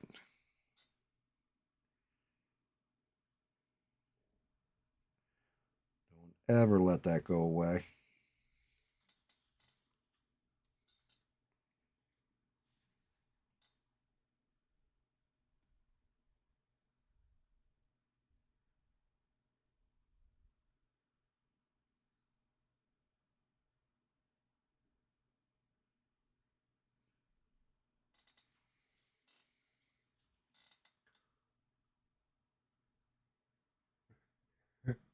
You're sharp as a bowling ball and bright as a 2-watt bulb.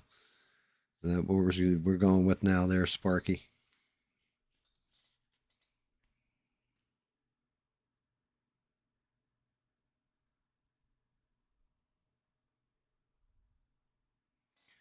Supposed to say I'm fast. Sometimes I'm half fast.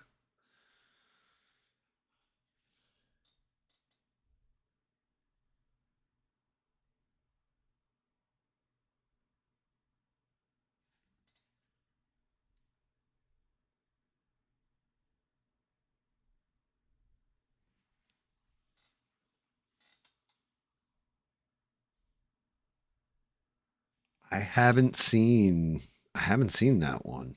Like a trailer for that or anything.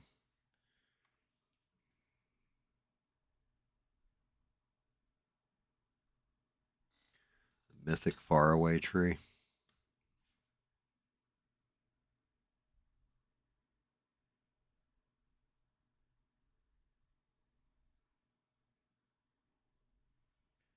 think we watched the trailer for it and it was terrible. Looks terrible to me anyway. Was the one with I think it's called Orca. Or was it Killer Whale? I can't remember. It looked bad.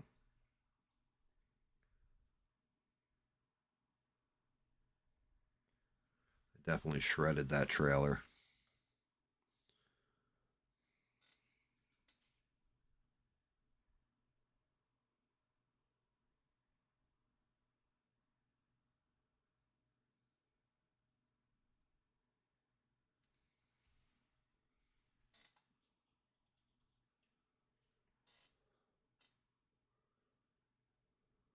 It's 1, 2, 3 in the morning.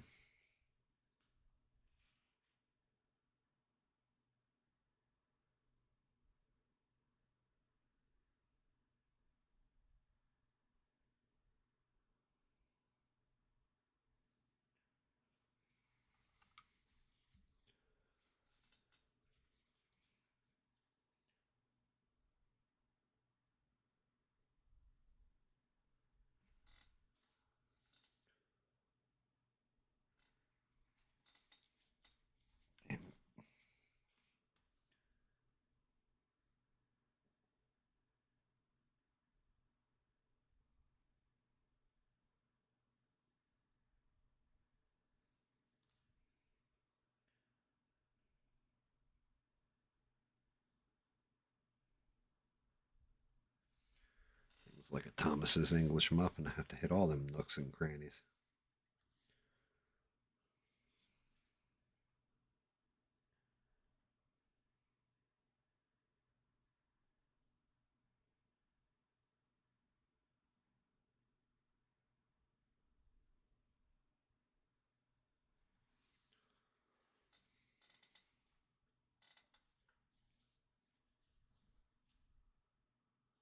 Everybody got all quiet. What the fuck happened?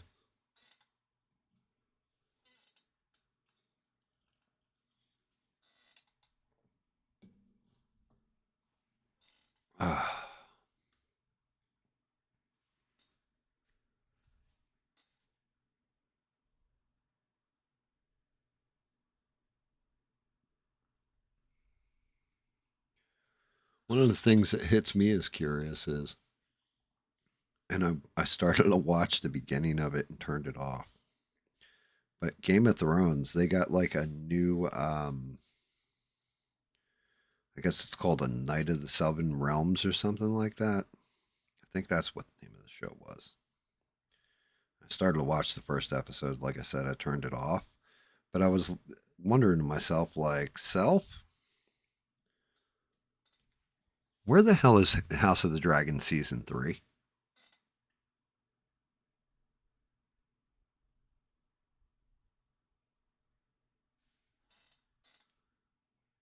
Of Nottingham. Yeah, you got to, it's a black trench coat. Well, at least it's a black trench coat. At the very least.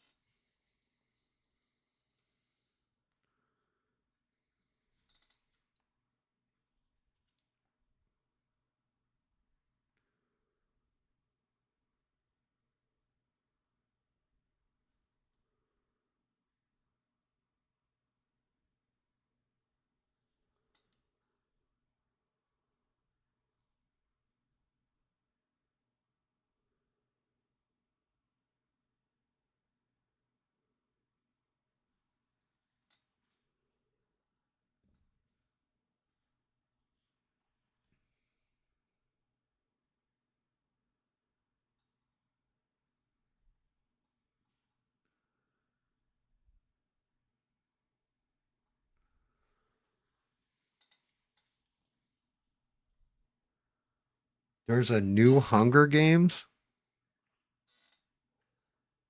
Didn't that series like die a while ago? Like a terrible, awful death, too.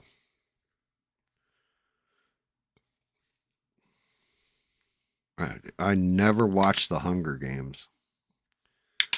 I barely know what it's about. The only time I've ever heard about the Hunger Games was because people were comparing somebody. You know what? I think it was Tim Pool.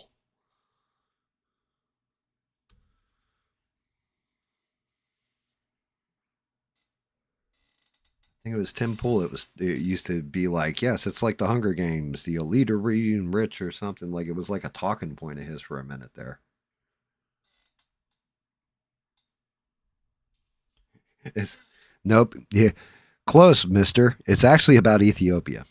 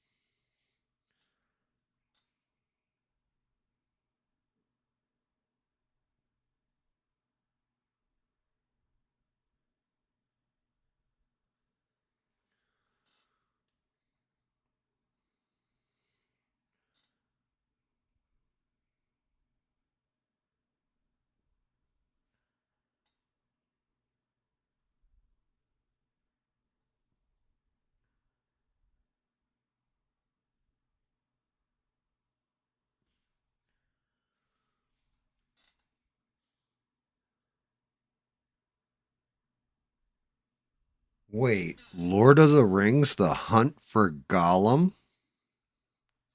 Is that real?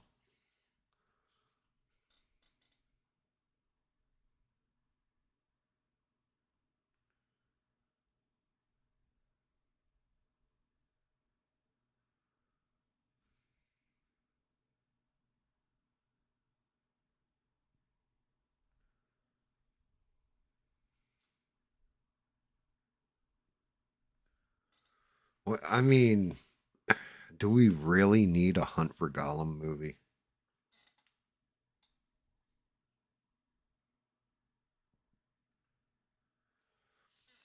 My fingers don't get tired or cramped. From a car accident when I was younger, I jacked my neck up, and I have barely any feeling in my left hand. I have what's known as a radiculopathy, or as Mister would call it, a ridiculousness. But my radiculopathy, it it makes it hard to hold shit straight, and my right, as I'm getting older, is getting worse. So if you see my hand shaking when I'm painting, it's not because my fingers hurt. It's because I can't hold. I'm fighting to hold my hand straight.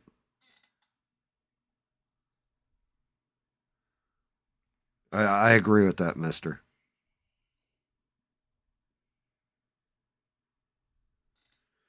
There should be no Game of Thrones movies until the actual uh, Fire and Ice is done.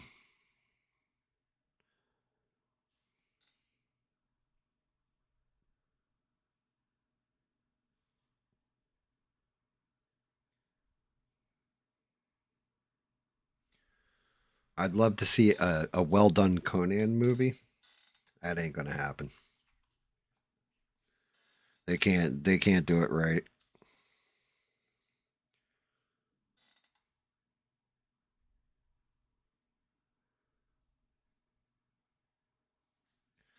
Um I'll go one more, Mister. Game of Thrones is excellent until the last season. The battle for Winterfell in particular is pretty much the tipping point where everything goes to shit, in my opinion.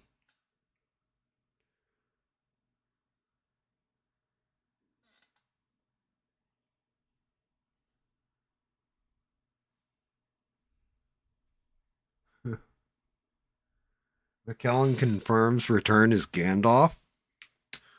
What? If he's still alive, he is looking old as hell. Is it Peter Jackson directing? If it's not Peter Jackson, it's pretty much GG on that franchise. 6. Thanks for coming in, brother. Smashing like, visiting, saying hi. What's up? What's going on, my drumming friend?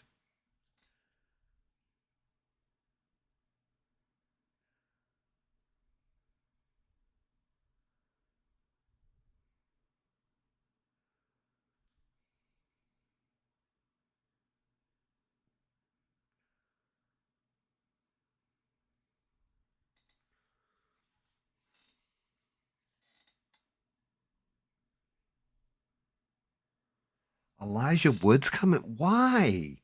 Holy shit. What tale are they going to tell with this movie?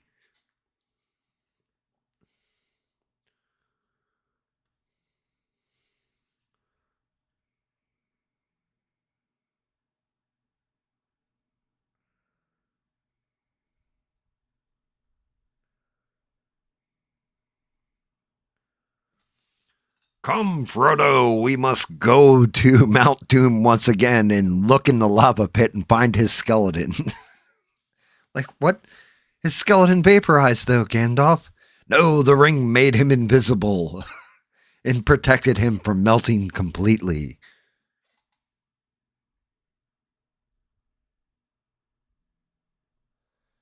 Yeah, but I mean, how does that even make sense?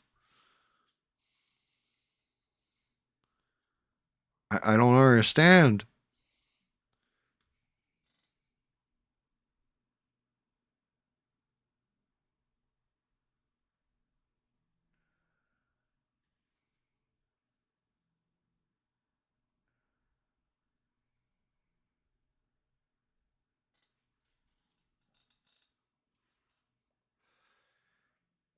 I, I haven't heard an idea this bad since they announced that they were going to do the Fantastic Beast franchise off of Harry Potter. Like, this sounds like fucking terrible idea.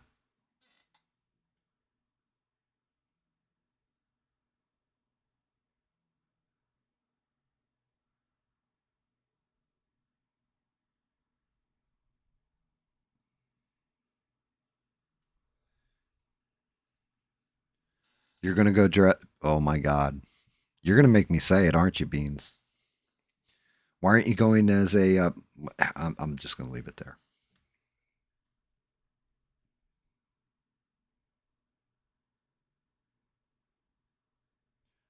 What? Discretion's going to be the better part of valor here.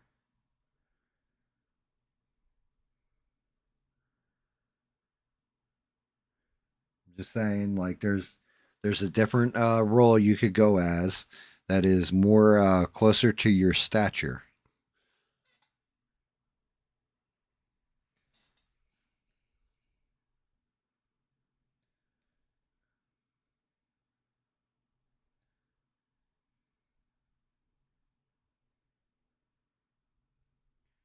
Yeah, that sounds like they really have run out of ideas, though, if they're going back to the Lord of the Rings well.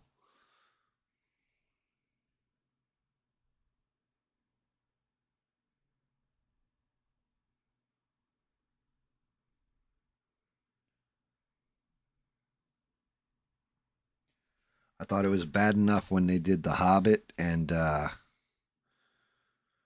knocked that bad boy into 3 movie or 2 movies or what have you, or was it 3 movies? I can't remember. Was that did they make that into a trilogy? Or was that a just a pair? What is it? You had Desolation of Smog.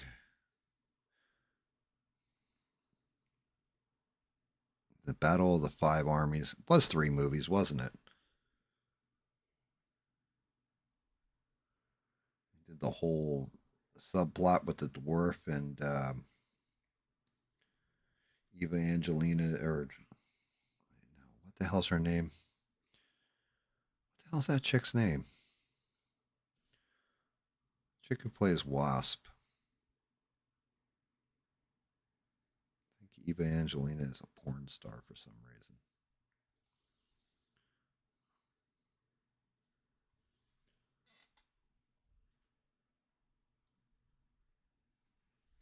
Hey, look, you know something? You gotta don't tease Mister like that. Okay, he flies. He's got frequent flyer miles. He needs to spend, lady.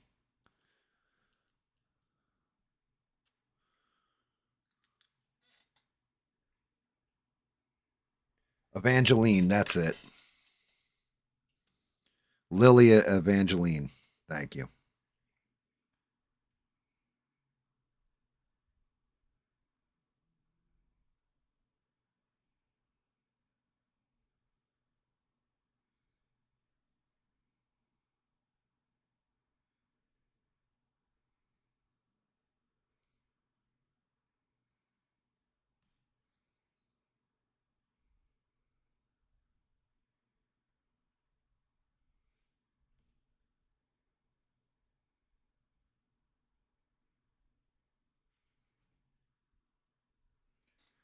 Yeah, that unfortunately will be a hard pass from me.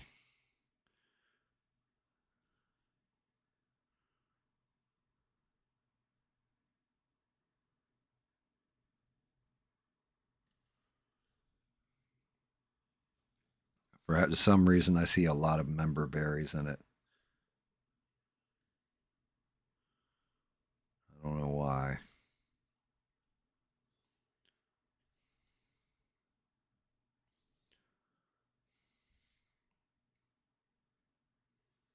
Did they cancel Rings of Power yet?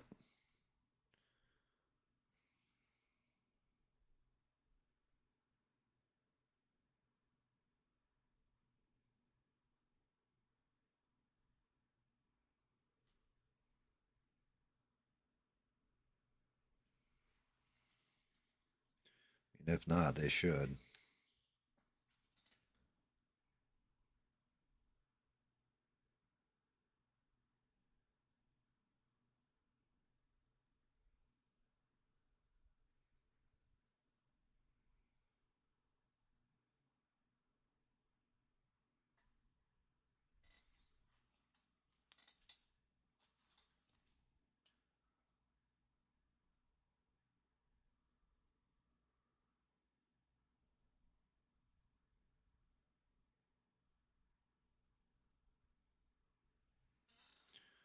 Five, 7.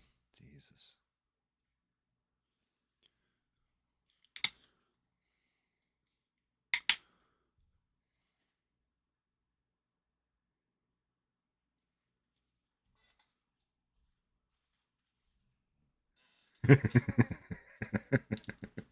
Dear Lord.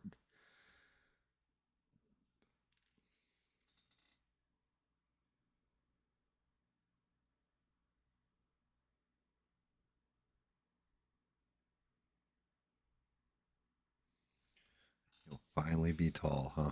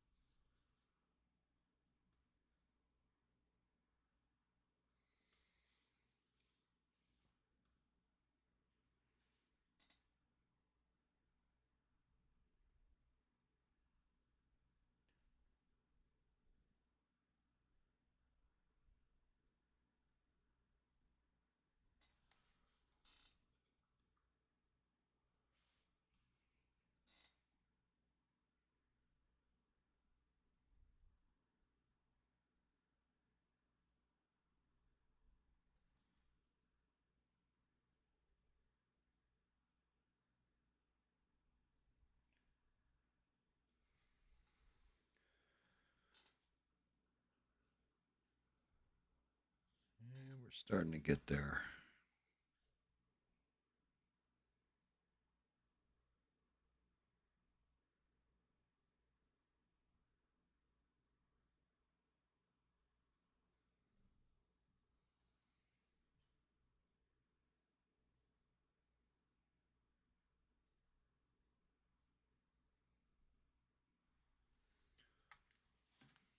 No way I'm doing this face tonight, though, I'll tell you that much.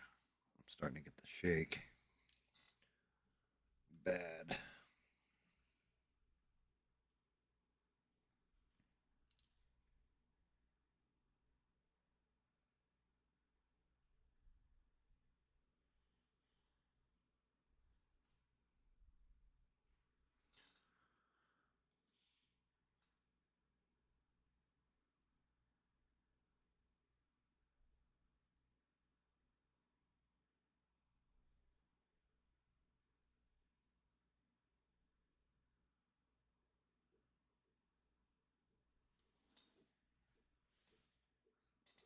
Oh, shit. Don't you do it, cat.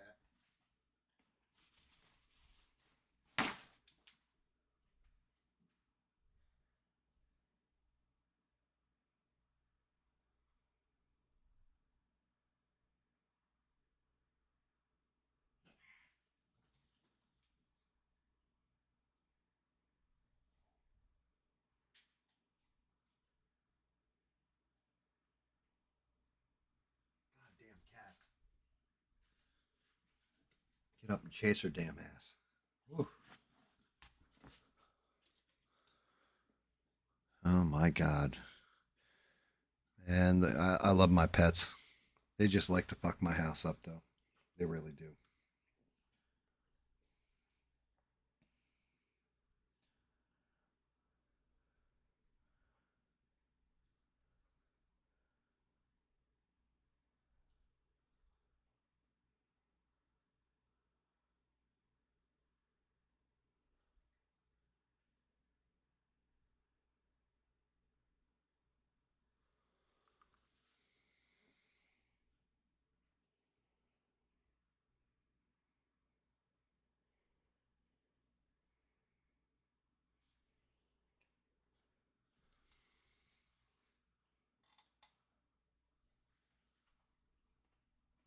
Good night, elves and hobbits. Good night, mister.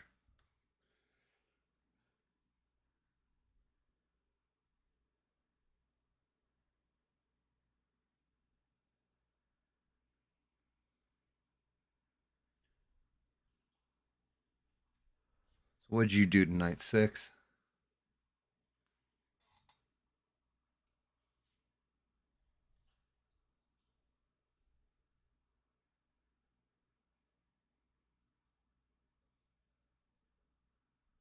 The bass is. You like the bass the way it's coming out? It's getting there. I'm thinking about, because I mean the bass is going to be a whole thing on its own, but I'm definitely thinking about working purples in with these skulls, like somehow into the sinew. Like I've got to tighten up the this is whole red or whatever. It's like a rusty red. I've got to work that in to all the sinew and all that. But then I kind of want to work a purple in there too, really make it pop. Working the darken up the eye sockets on the skulls, stuff like that. Kind of have a plan for it. Kind of have a plan.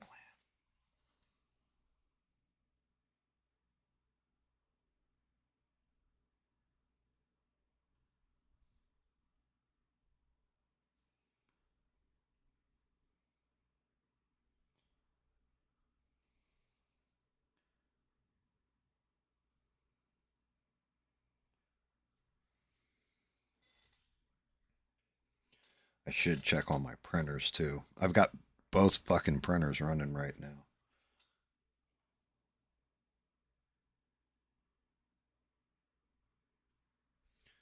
Matter of fact, I got to get the third one fired up because I still got to do Atrocitus' blood. He's actually like coughing blood. Well, they throw blood up basically, but it's not actual blood. It's like demon blood for the most part.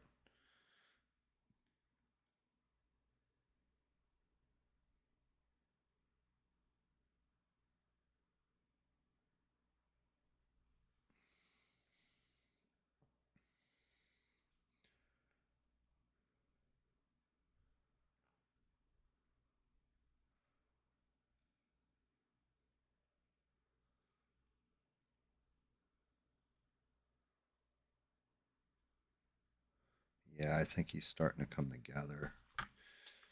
Getting rid of the spray and actually getting the sharp lines on him. I do think that's changing up dynamic on him. Let me see what the head looks like on there. Granted, I still got to go through the helmet too. Yeah, he's starting to come along. He's getting there.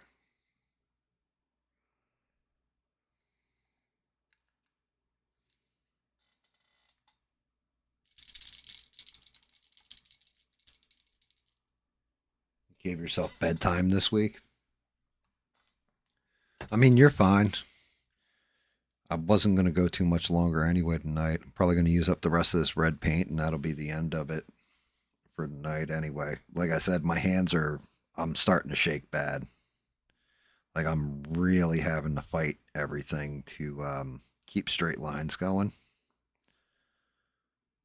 So one of the worst things to do when my hands start shaking really, really bad is to keep going and then start blowing out and having to go back and redo stuff over and over and over again. That's why I don't want to address, like, I got to address his eyes and his teeth, but they're so fine. All I have to do is oops with the brush a little bit and I'm done.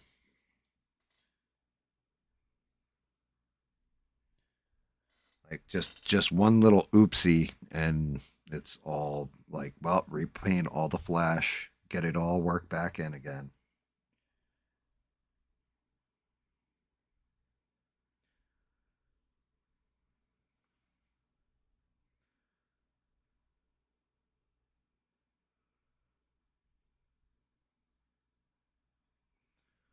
I definitely don't want to do that.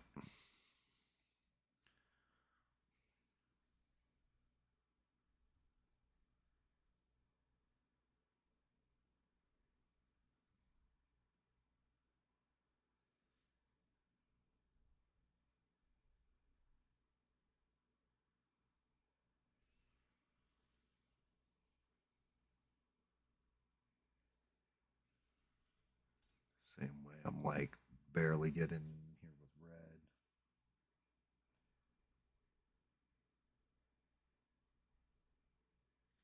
I'm afraid of banging that pink.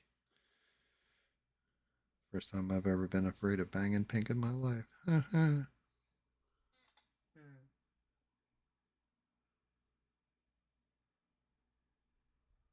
Oh, damn. Yeah, 12-hour shift with 3 hours of sleep, not a good idea. Definitely a quick way to burn out. Is it back to the cigar factory tomorrow?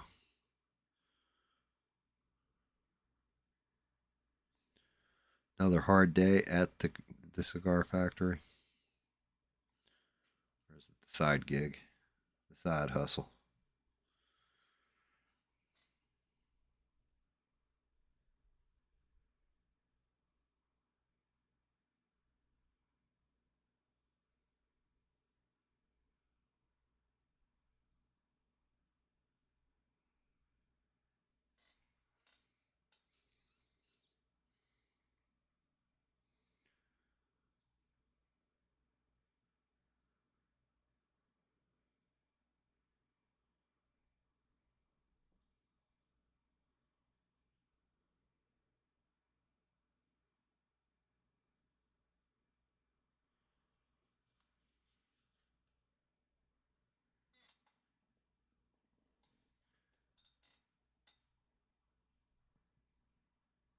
With a box of pasta. You gotta love that.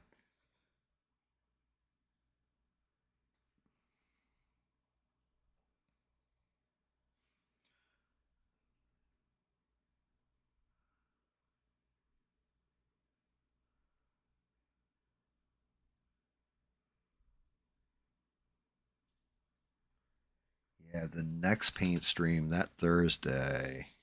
Yeah, next Thursday painting stream. I I'm gonna be it'll be the full model in one shot because I'll be doing the hangy dune, the little fish man, Sanrio fish man or what have you. But I got to get that done for Valentine's Day.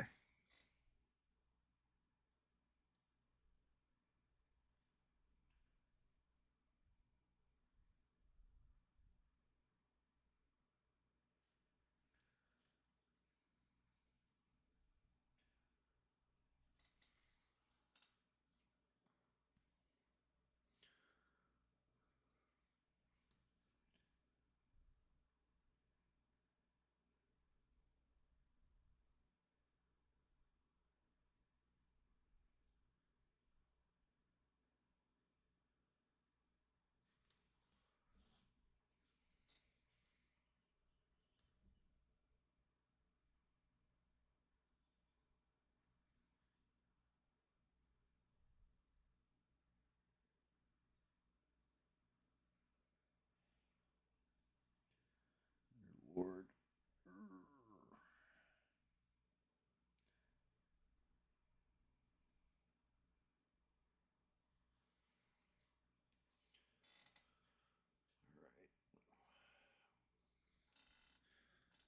The other side now.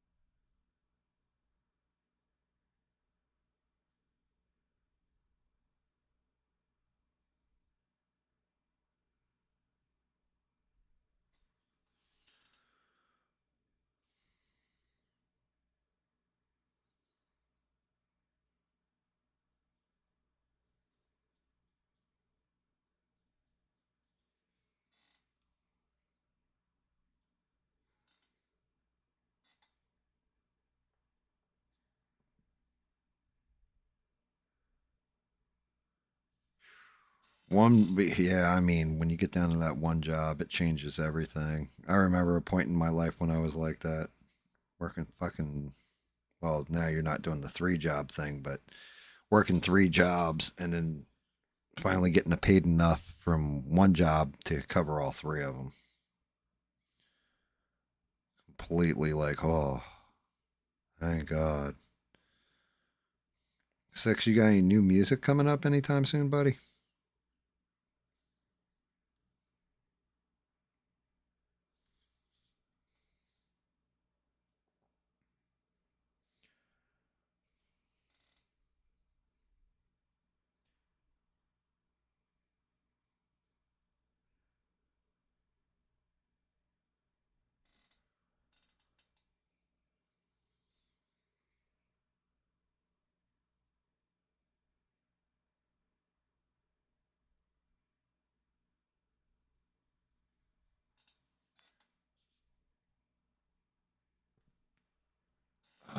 Yeah, this is not good. Shoulder is starting to go.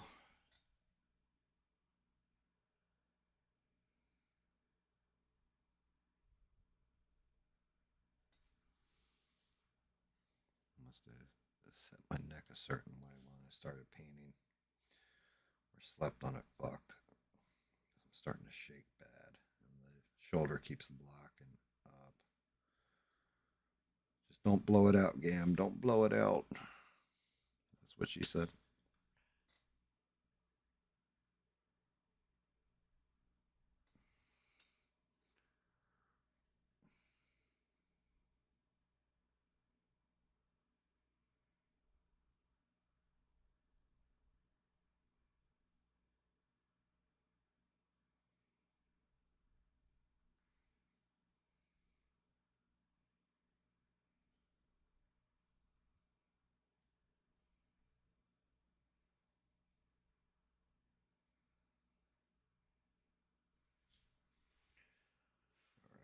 Helmet's at least tightened up now. Do have that one little. I don't think I'm gonna be able to hit this shit. Oh, pop the shoulder back in.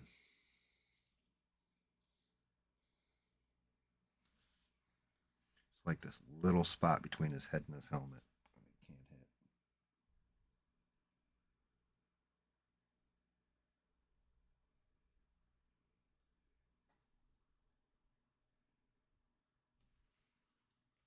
I hit it. Didn't even blow out on his head. Nice.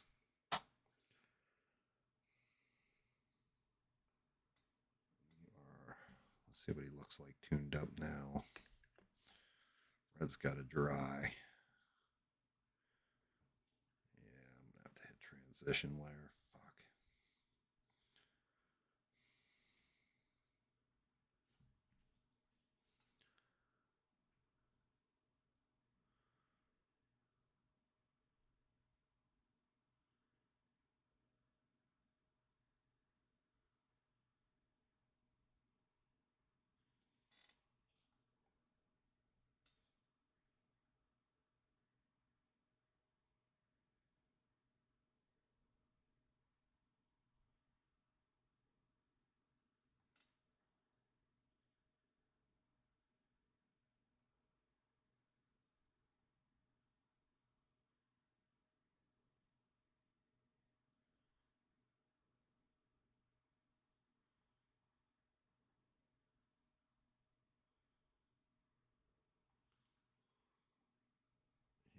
Go. Now we're talking.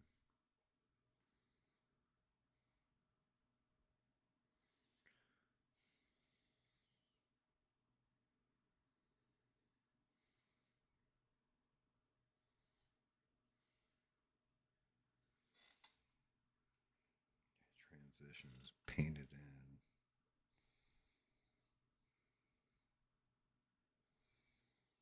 Got one here too.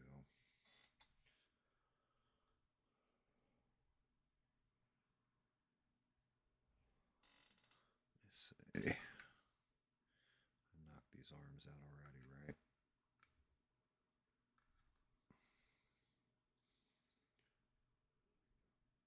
Let's see, where the hell's the other arm?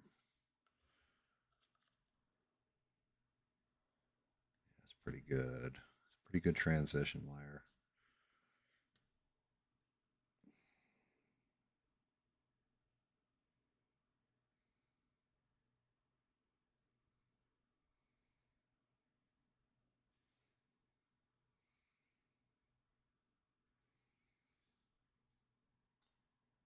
Definitely coming together. Be honest with you, once the white goes in here, I think that's going to pop.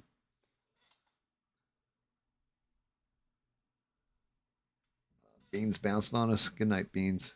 Have a great day at work tomorrow.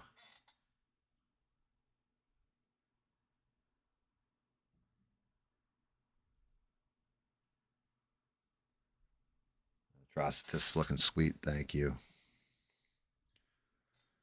Not easy.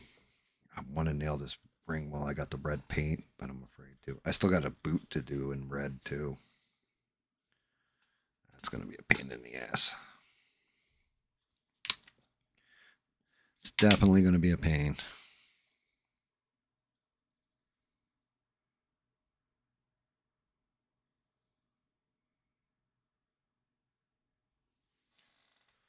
Let me see. Can I hit this ring without fucking everything else up?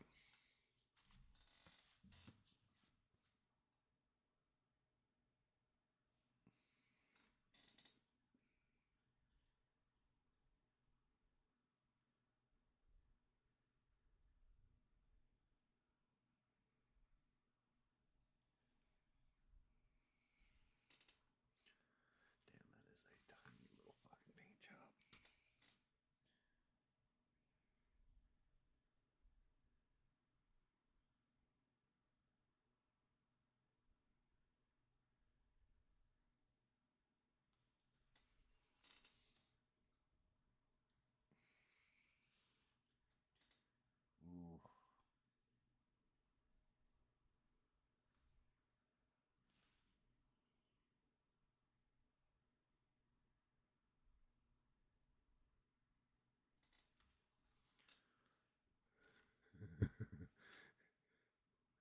gotta see how close I'm getting.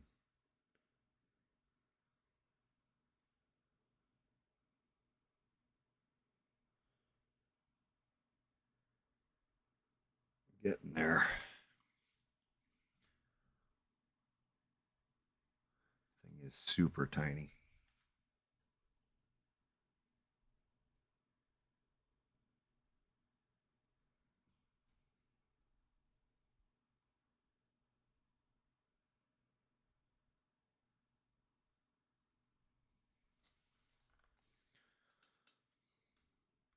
I wish Sinestro you could see his ring, but it's MIA on that statue.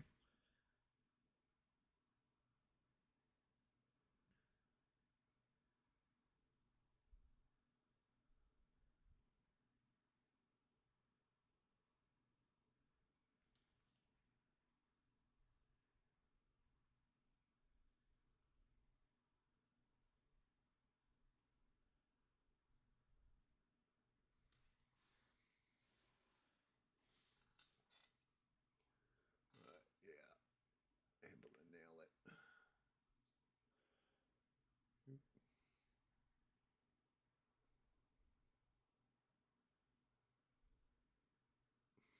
Hitting that in white is going to, with the white on the top of the ring, is going to be a pain in the ass.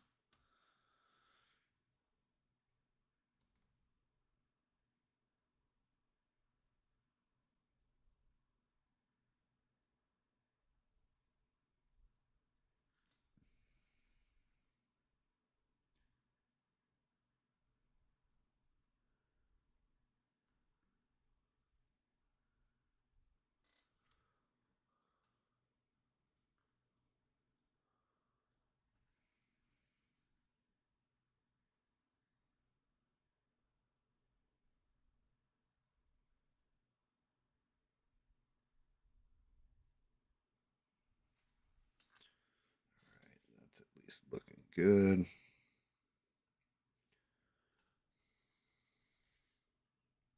if I can hit this while I'm at it.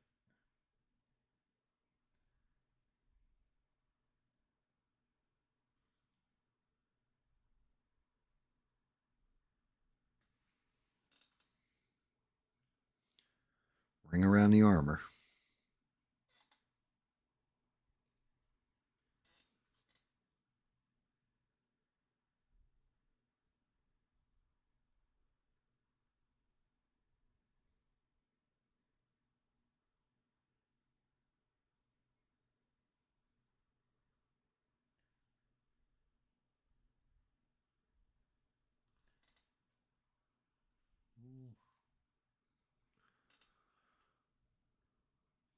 It's these little fine lines that are such a pain in the ass for somebody with fucked up hands.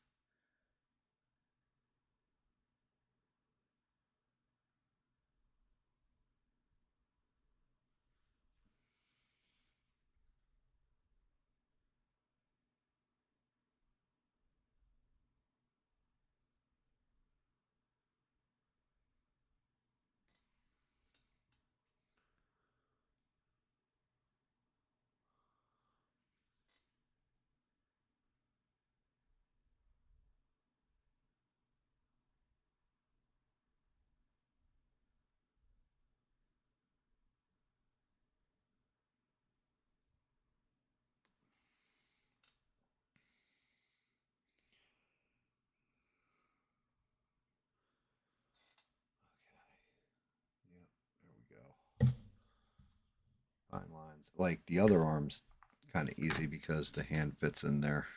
That shouldn't be bad. Only thing I've got wrong with this is right there. And I need to get right here. There's a little red inside my black. Can't has no red inside my black.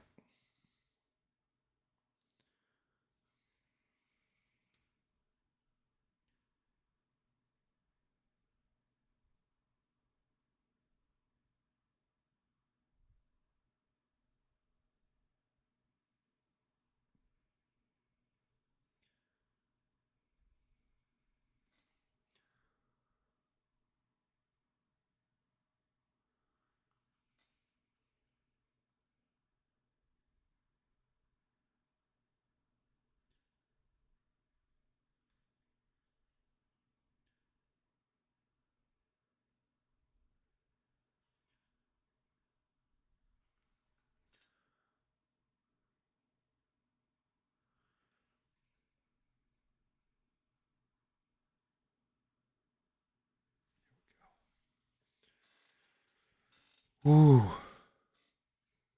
Just waiting to fuck the whole thing up somehow.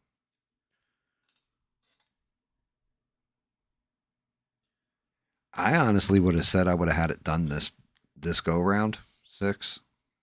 But looking at the base, some of the finer points on the face, stuff like this, there's definitely a lot of little detail I'm gonna have to work through. I'm gonna say I'm about 2/3 of the way through.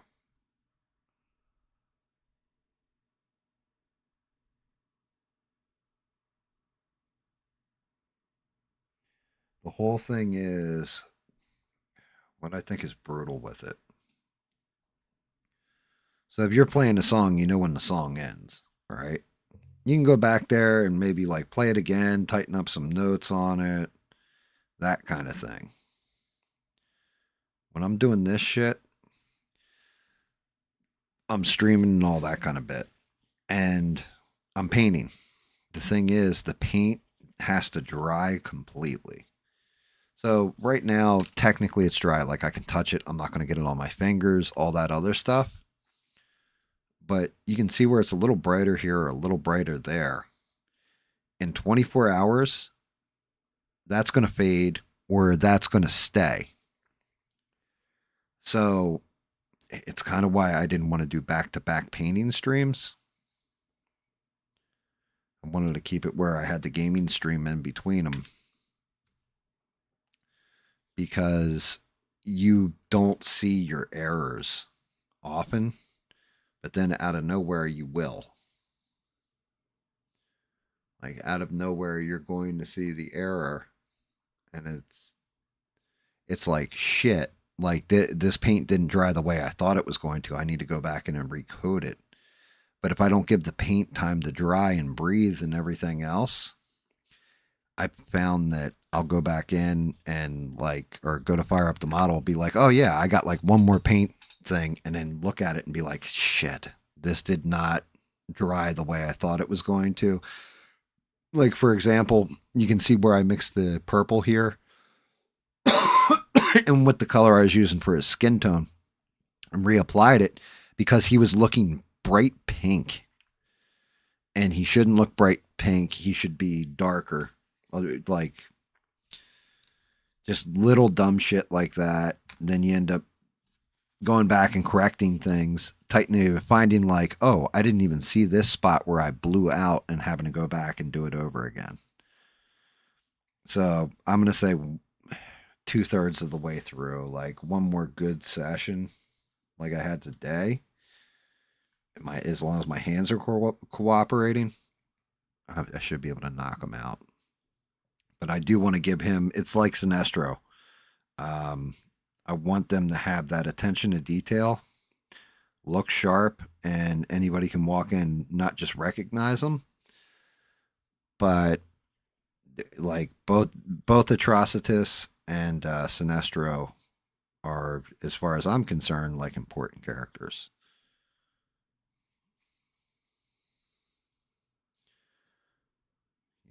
I want them to look look good. Because finding a statue of, you can find one of Sinestro, you can find one of Atrocitus, but they're rare. So it's like, if you're going to do something that's rare, you want it to pop. You don't want it, like just my opinion. It depends. Like some people have an affinity for like Chip, the little squirrel Green Lantern or something. You kind of want that shit to pop.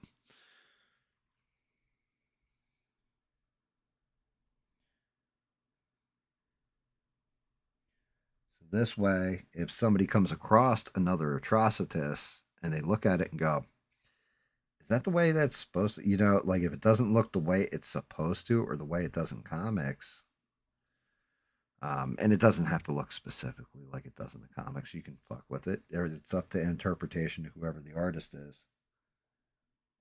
But you definitely want it to be insta recognizable. Like, oh yeah, I know exactly who that is. Good job, that kind of thing. Not like you want an attaboy and a smack on the ass, but you don't want somebody looking at it and going, yeah, it's close. It just kind of looks shitty.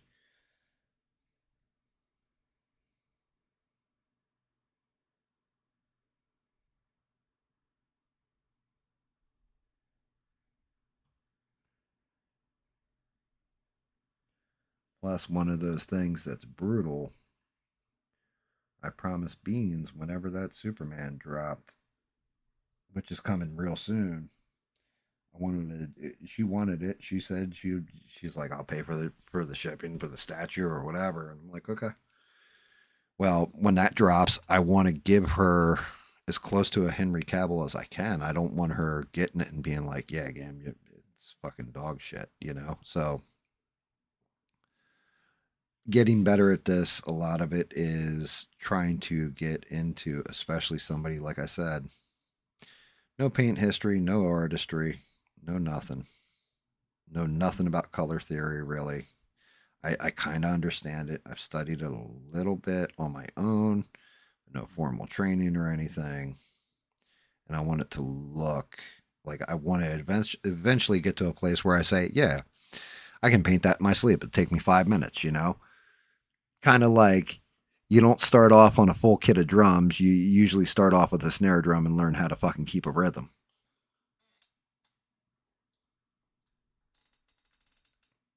You don't just like, it's the same thing. Like I feel all my shit was beginner / amateur. And now I've moved into intermediate or medium. And I'm like, I'm still I just stepped through the door of intermediate medium. Being able to pull off certain effects, make stuff look the way I can envision it in my head and all this. I haven't even, it'll be another year, maybe 2 before I can actually say like, yeah, I think I'm getting there with this. But I think I've gotten better over time and it's going to keep getting better, but I've got to pay attention to detail and clean lines, stuff like that. Really going for it because I want my shit to pop. I want it to be where eventually, 5 years from now, I'm like, yo, check this shit out. And just people like, God damn, dude.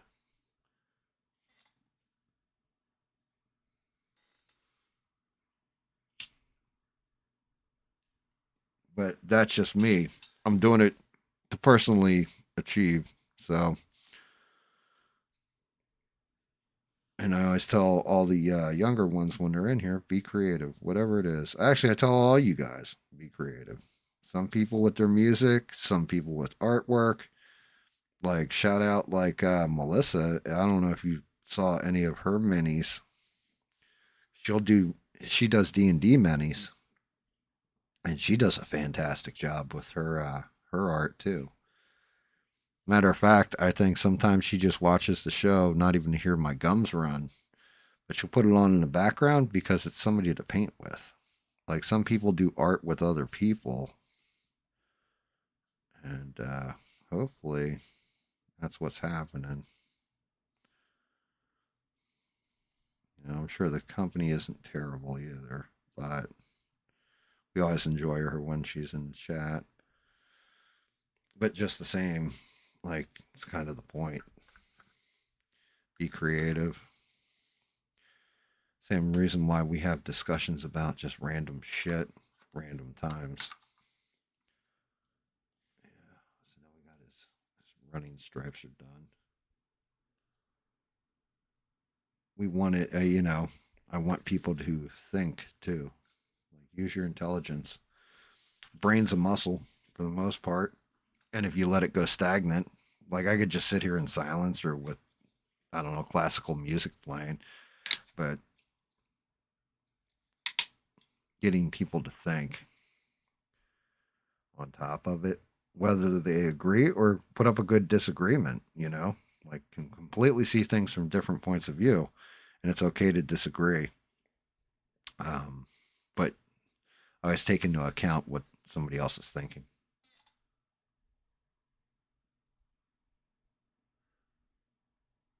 Yeah, dude, that's what I mean, Six.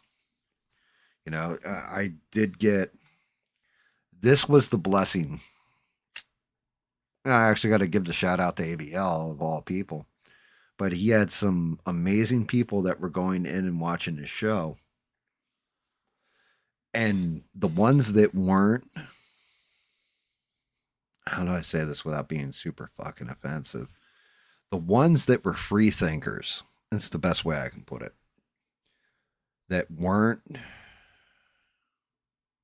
set and could actually go, well, but that doesn't make sense. And thought for themselves instead of, yeah, you're the greatest, and just went along with everything being said.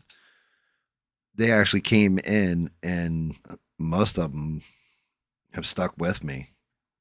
And that's to my benefit, because I get to talk to intelligent people with original takes that see things different from me. And you guys all lay something on me at different times that makes me stop and think about it.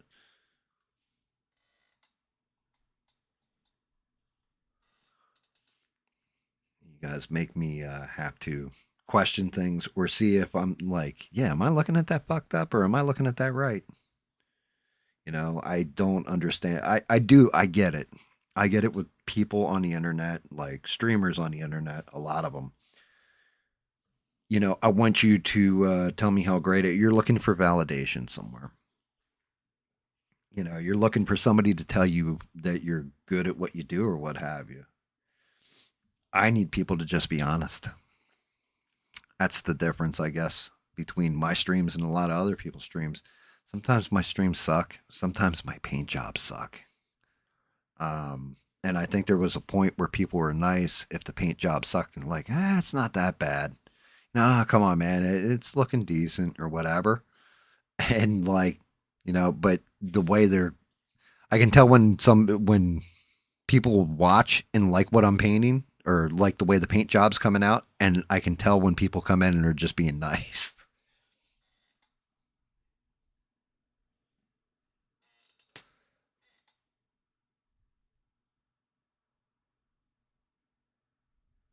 Dude, honesty, well, that's just it. I mean, would you rather be praised for shit, for just having a shit take or doing a shit job, or would you rather people push back on you and sharpened you like a sword? Would you rather be dull and rusty and have everybody tell you what an amazing blade you are, or would you rather be razor sharp and shiny and like strong? Well, you have to temper a sword to get it strong. You have to build it up. You don't just start out with a piece of metal, hit it twice with a hammer, and it's a fucking sword.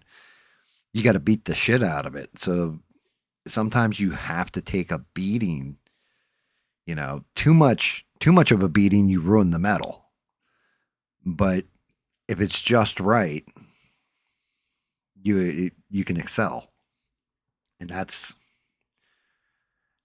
like one of those things. I love it when Mr. comes in. Don't tell him I said this either. You get a big head.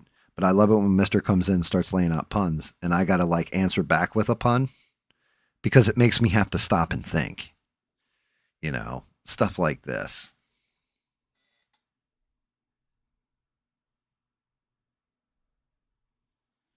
And I'm not,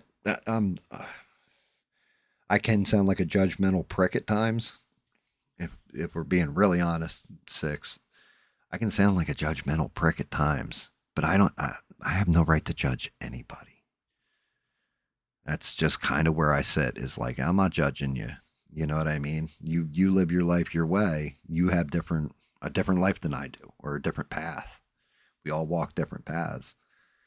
So I'm not trying, but sometimes I do come across like a dickhead. And I know that about myself. That's why I'll say, yeah, I definitely pissed somebody off and they unsubbed, or, you know what I mean? Like, I'm honest about it. I'm not like, oh, well, how dare they? Like, no, you're kind of a dick. You don't believe me? Just ask Smurf.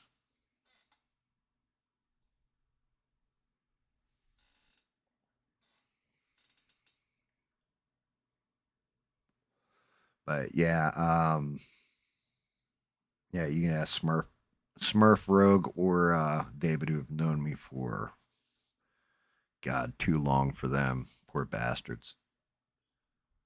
Actually, don't ask David. He's a bloody wanker.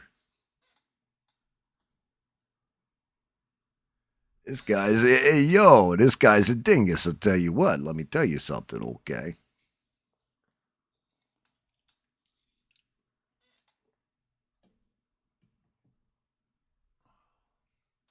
But that's just it. I say it all the time. I'm thankful for you guys, because pushing myself for myself is what I'm doing. Throwing shit on the internet where any random person can come by, look at this, and just tear my ass to pieces verbally. You know what I mean? Especially like a really good artist. Like, there's some excellent artists out there. Like, there's one guy, his name's Ground Affected. He's a fantastic artist. Like, if you ever saw my stuff and was just like, mate, that stuff's shit. Because I think he's British. I can't remember. British or retarded, kind of the same difference. But if he came by and, like, you know, tore me up or whatever, but if he paid me a compliment, I'd take it as a serious compliment, because his artwork's like top notch, like winning contests, top notch. Like, he's actually a sweet artist. And but I mean, if I could take it, like, I'll take that criticism. So, but you guys are the reasons why I started doing it to begin with. It definitely takes me out of a comfort zone. It makes me do 2 to 3 things at the same time. Whether it's painting, smoking a cigarette, bullshitting, and reading a chat all at the same time. You know what I mean? Like, I have to multitask. And I think even if I had 1 million viewers, I'd still be doing shit the same. Well, yeah, I'd definitely be doing shit the same way. Maybe upgrade like the background or something. I don't fucking know. I don't know what kind of background I should be upgrading to. But I would still do it the same way. I wouldn't go and hire it. Well, I'm hiring a guy who just works the cameras for me, and somebody who reads the chats to me and shit. Like, no, man, you multitask. Eugene's been working on a banger called Haters Eat These Nuts. And he's been working on a Valentine's Day song. He's been shopping around different names. I'm kind of partial. See if you like this one, 6. He's shopping around Honey Wants Some Nuts for this V-Day. Right? That was one title. And then the other title Eugene was thinking about was how about some VJ for this V-Day? I don't know which one I like better. How about some VJ for this V-Day?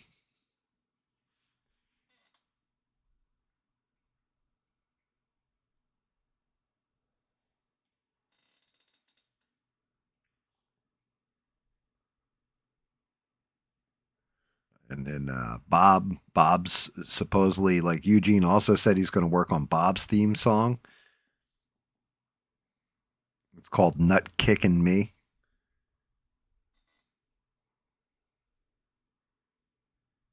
and he's going to do it in like a country music kind of tone, like a slow one. You know, like that old song, like "Why do you drink? Why you roll smoke?" Right, like that kind of tune to it. And you know, like some of the lyrics are like, "I am drunk. I'll kick your nuts. I'll make you puke if you get." See, I ran out of lyrics. That's why Eugene's the musician.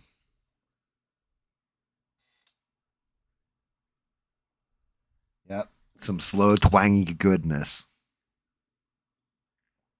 Like out in the bay of the Chesapeake area, there was a guy named Bobby who was having some beer.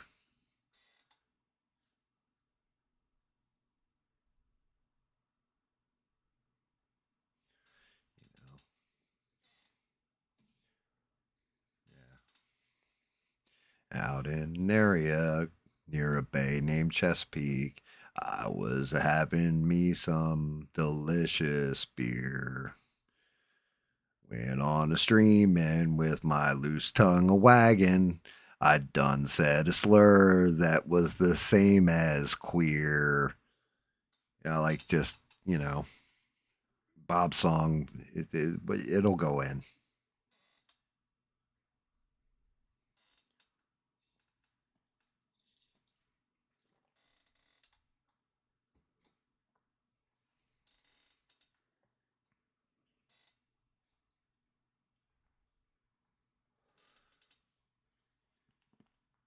All about kicking people in the nuts and making them puke.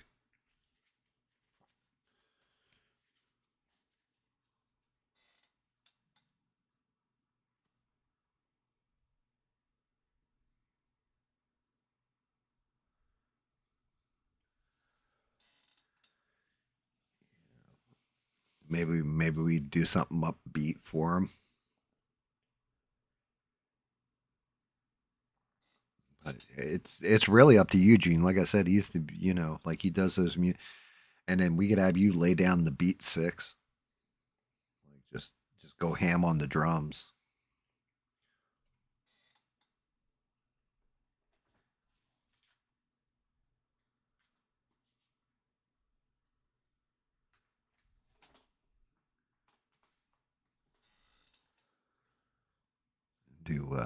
Do something for like, you know, Smurf or whatever. Do one for David Mon. You know, David Mons would be like, you know, it's just my hand. When I'm alone in my room, it's just my hand. Like, you know, would do that song for David.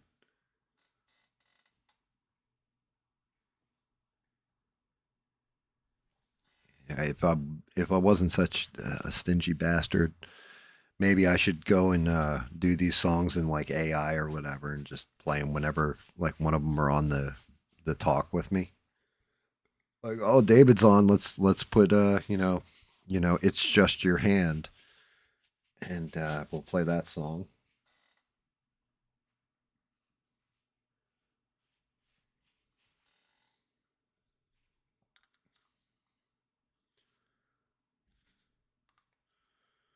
Let's see where we're at with actual Atrocitus as far as uniform and everything goes. Yeah, the white's gonna have to come in, but I'll save that for next time. Boot's not bad. Boot actually looks kind of good.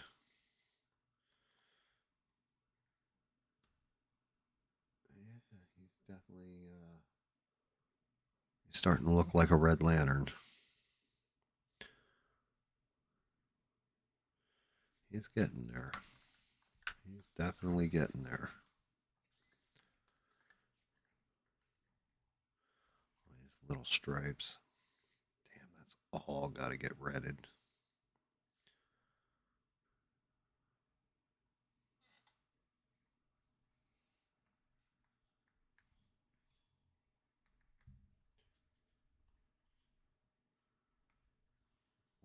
ring. This lantern. I got to make that. I like the red on the lantern. Nice bright red. Only thing I'm not feeling about this lantern. Even the artifact in there, I'm not minding that so much. I need to make it look like there's popping light though. So that's going to be fun. Oh shit. I forgot about that too. That's going to go white yellow. He's got those extreme coke nails. Got one there. And one there. So those are going to have to get done. But the white will go along with his eyes are white. His symbols are white. His teeth will be that yellow, the same, like almost the same exact tone as the nail. The tongue in the mouth, that'll go red. Oh, the fucking base. Some of this has got to be metal. Definitely want to get in here with a metallic or two.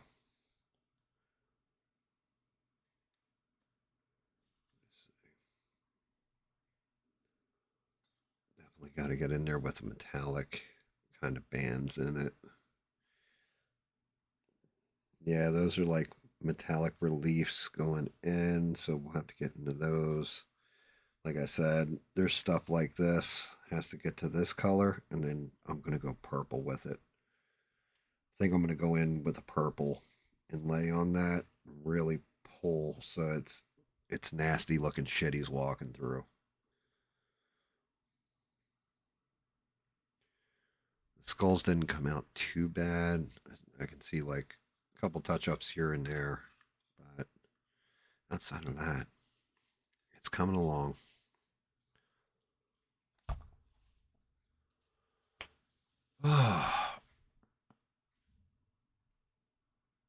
Yeah, I'm out of fucking paint.